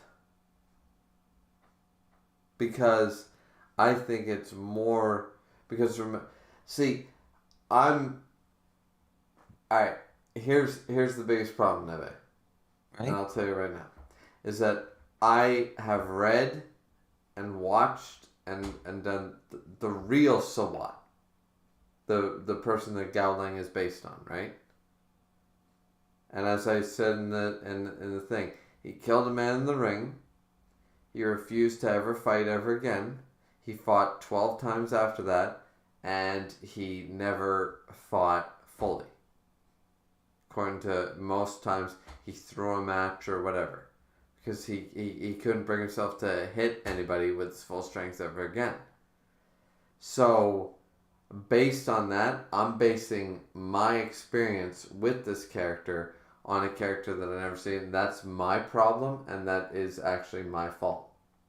Because I'm taking the real life figure, taking his experience, putting it on Gao Lang, and then going into Kengan and going, well, now I see it from Gao Lang's perspective, which isn't really Gao Lang's perspective, but it's his character's inspiration's perspective. You know, it's like 3 dimensions down, and that's actually my own fault. But it's only because I've read this character multiple times, and yeah. So yeah, I've got a serious problem with that, and that's why I was sort of backtracking later on in the stream and going, all right, yeah, all right, I can see that point, I can see that point, you know. Yeah, like just cause like a character is taking real life inspirations doesn't mean they will be 100% like that. You know, creative license and all such. True, 100%. And I agree, but sometimes I fuck up. I'm human. Yeah. You know, and I've read this character so much, and the problem is that I've seen, like, I'm just very, and I still agree with everything I said. It's just it wasn't based on the characters in Kengan. It was more based in the situation, like pretty much. Like as I said, the character, or not the character, the real life person of Sawat was someone who refused to ever kill again. So him not killing or showing mercy, as Kennedy put it, to me was sort of insulting, because I'm thinking, like, no, he's not hurting your pride. He's literally stopping himself from killing you, because he can kill you 8 waves from Sunday. And he's choosing not to, because he's holding restraint, because he values life over death. You know? And then everything I learned from mangas and anime growing up in the 90s was the whole choose life, not death. You know what I mean? And it was just sort of resonating with me a little bit. You know, like the whole rule of Ryomura no Kenshin for 300 chapters was he was ready to get himself killed, and the whole idea when he learned the final move was sort of like, no, life is the answer, not death. You need to choose life, not death. Sacrificing yourself in death is meaningless. Choosing to live is stronger than choosing to death, you know? So there's all that shit going on, you know. So We'll come back to this after, say, Galang versus Agito. Because during that, Galang does have a little think back to this fight. Not oh, gonna does elaborate he? on that, of course. Oh, that'll be Like, of course, very if you're in a interesting. tournament, you're gonna be thinking, right, what was my last match like during your current match, right? I have to be very picky with my words here, so I'm gonna stop. Okay. Just see. We'll come back to this then. So, Well, I mean, there's going to be some fantastic fights, I'm assuming, in round 2. oh, round two is amazing. Just out of curiosity, what are the best rounds? Uh, I'd say, Like, if you had to rank, like, we have finals, semifinals, quarterfinals, round 2, round 1. I'd say finals, round 4, round 2, round 3, round 1. So round one's at the bottom, and I'm already hyped. Good to know. Yeah. But round two is hyped even more. Ooh. Yeah, like, as Miss said, like, a stream ago, I think, every fight Mm-hmm. is, at the very least, very good. Which I would debate, like, I wasn't too big a fan of a fight or two in there, but oh well. But it does have a lot of very good fights. Like, Mm. let's say, uh, Oma versus Ryan, for example. Both of them, right? Look at their builds. Pretty similar in build. They both have wacky transformations, setting up for a real good fight there. Mm-hmm. And then you saw how uh, technical Agito versus Okubo was, right? He's fighting Galang, who, has to be a master of technical stuff since, he's undefeated, if I recall correctly, in boxing. Mm-hmm. It's like, from a technical level, that fight's definitely one of my favorite in Kengan. And you've read Kengan Omega too. You're catching up with Aye. that too? Yeah, Red Omega. Well, then there you go. So you have an extensive knowledge of all the great Kengan fights. Great.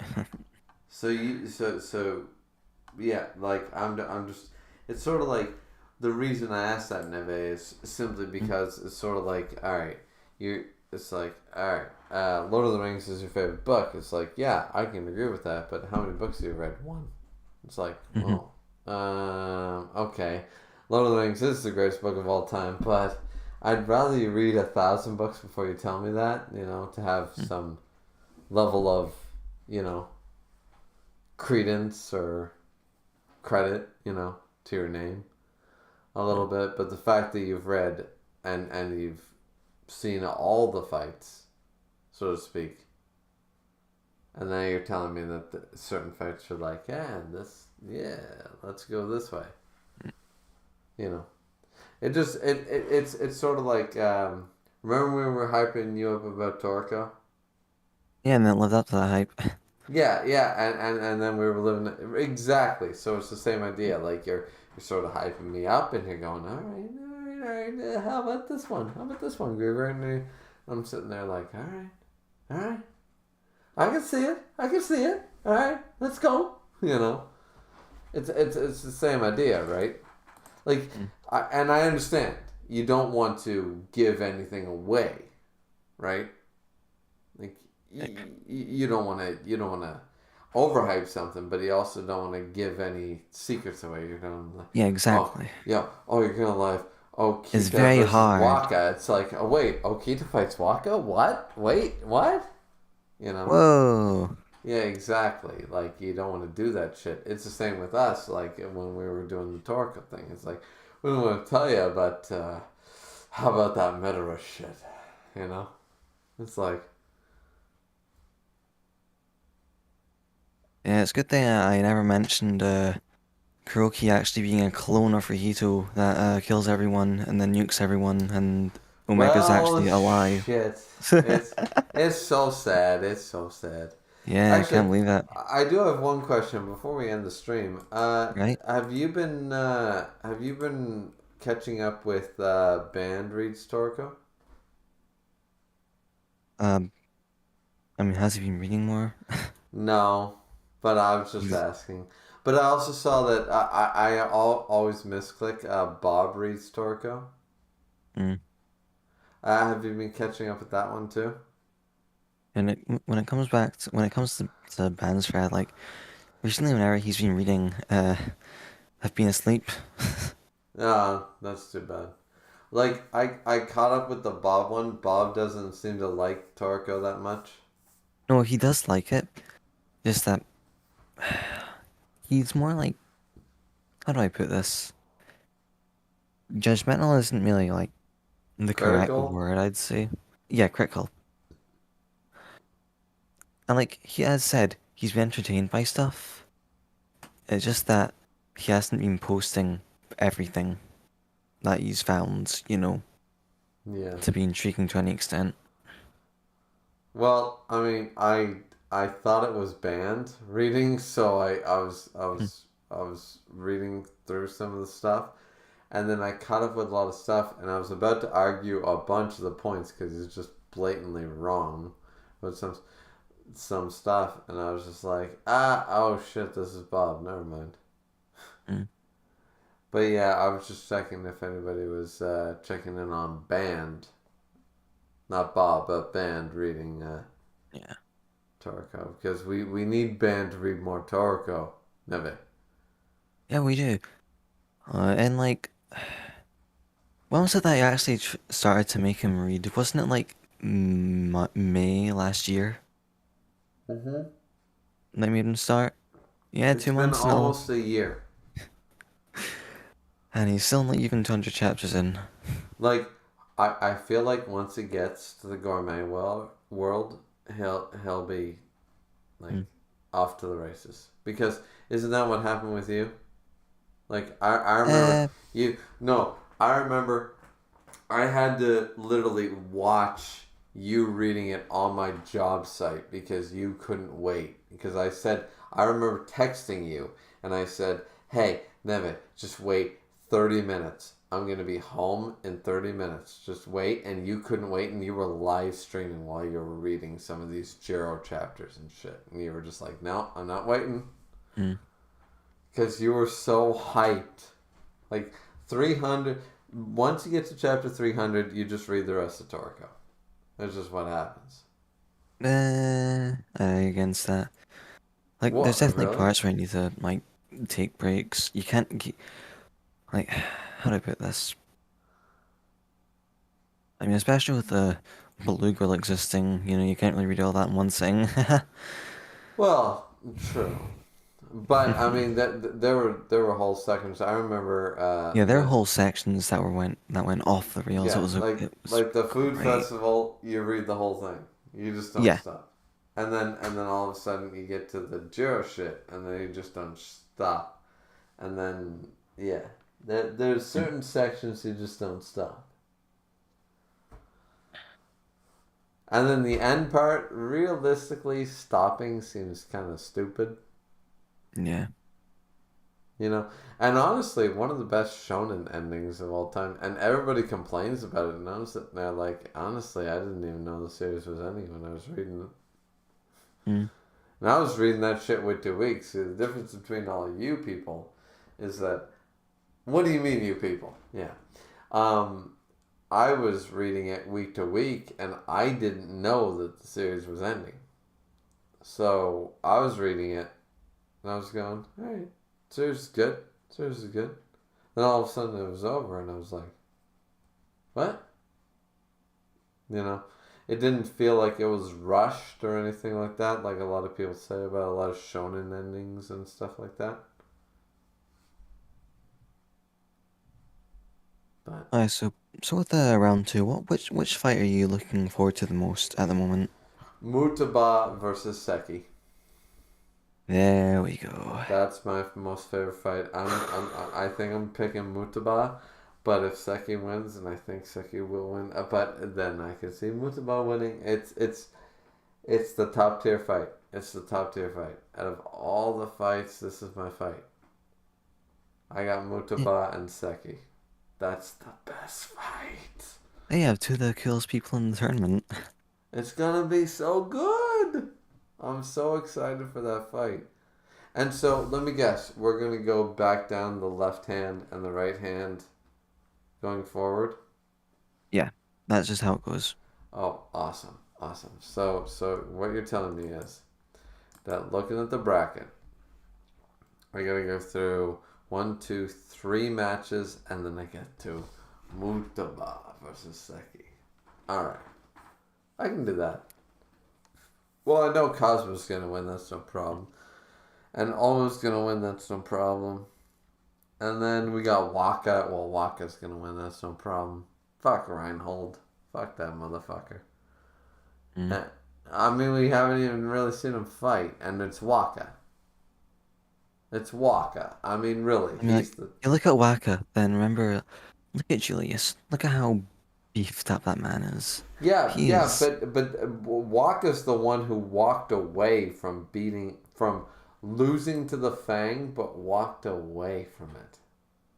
Mm, What I don't have any feats from this Reinhold guy. You know what the feats I have from Waka is that he fought the Fang. He's living and he wants to fight the Fang again. And the Fang walked up to him and went, "Oh yeah, all right, you got something to show me this time. Cool." mm. You know, so Waka's more powerful than the time that he lost to the Fang and didn't die. I'm I'm I'm sorry, Waka is going. Right.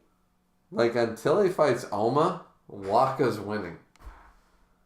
I wonder, with your current predictions that you're having here, Mm-hmm.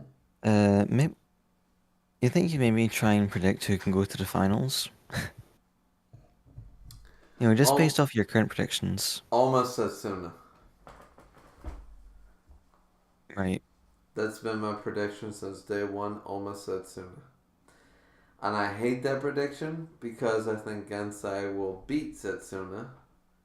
But it's the most storyboard and most poetic Mm. that Setsuna fights Oma in the finals. So that's my current prediction. Christ knows if it's correct or not, but Who knows? exactly. I mean, I do, but like, Well, yeah, you know, you know everything, Neve. You're the Jesus, the God, the Shah. no, I won't put But myself that high. well, I do. No, you're so kind. Yeah, there you go. See, I'm a nice person. Honestly, I think like here's the problem is that you get so many heavy hitters. Like I'd love to put Sen so high, but Sen, like I think Sen is gonna fight the Fang, and then the Fang's gonna beat Sen. That's my current prediction. And then in the quarterfinals, I got Rai versus um, That'd be versus, Setsuna. yeah. That'd And be love then versus love. yeah, and then I've either got like see that's what makes it so difficult because I'm like from a storytelling perspective, right? It would Right? easily be Oma, the main character, versus the Fang, right? But I don't see it that way because Oma could also fight Setsuna. That would be storyboard. So would Oma versus Rei. Like we Mm. have multiple characters in the right hand block. Sen, even Sen, master versus student. Let's go. Well, not master versus student because he's not Noki, but still, you know what I'm saying. So there's so much there that making these round two predictions is going to be tough. It's going to be tough. Mm. But I'm I feel glad. like, no, I feel like round three will be easier since, like, a lot have been cut down. And by then you can probably start having a better hold of their power levels and such. Well, round two is going to be the most difficult. Once Yeah, round of three course. is decided, I think I'll have a good shot at it. And all I'm Yeah. trying to do is break the 500 club. If I get better wins than losses, I win. Like there's no like gold, silver, bronze medal with this shit. It's just beating the 500 club. So if I'm a better win ratio by the end, then I call it a W. Mm. Well, we'll see Anyway, how that goes. yeah. Anyways, this stream somehow went on for over 5 hours. How did that happen? You're welcome. Yeah, thanks, Neve. Always love you. Um, let's see. Spadex said, I'm about to head out. Good night and see you next time. Play Free said Volume 0. Oh, Volume 0 JJK. I can't wait to see that movie. That movie's gonna be the fucking shit. Play Free also says, I have never heard of wrong take on Kanade. Moron. I'm more wrong. Oh, sorry. Play Free also corrected himself saying, I'm more wrong. Yeah, I wonder which one of us he's talking about. Ooh, we'll see if he ever I'm pretty sure confronts it's me. us. Yeah, I'm pretty sure it's me, and I'm sorry, Play Free. I'm sorry that you hate my opinion. I don't know what else to say. You hate my opinion on the character. Yeah. Um.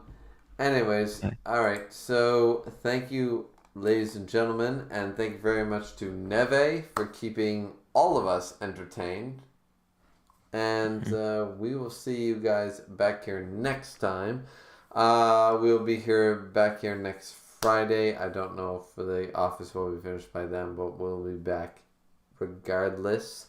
We will not be playing Pokemon Stream Saturday, unfortunately.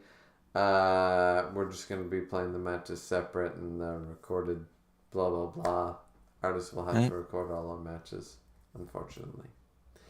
So, yeah. Unless I can make this all work. It's up in the air, so to speak. So, but anyways, thank you guys very much for watching. Like, comment, subscribe. Don't forget to drink responsibly as always.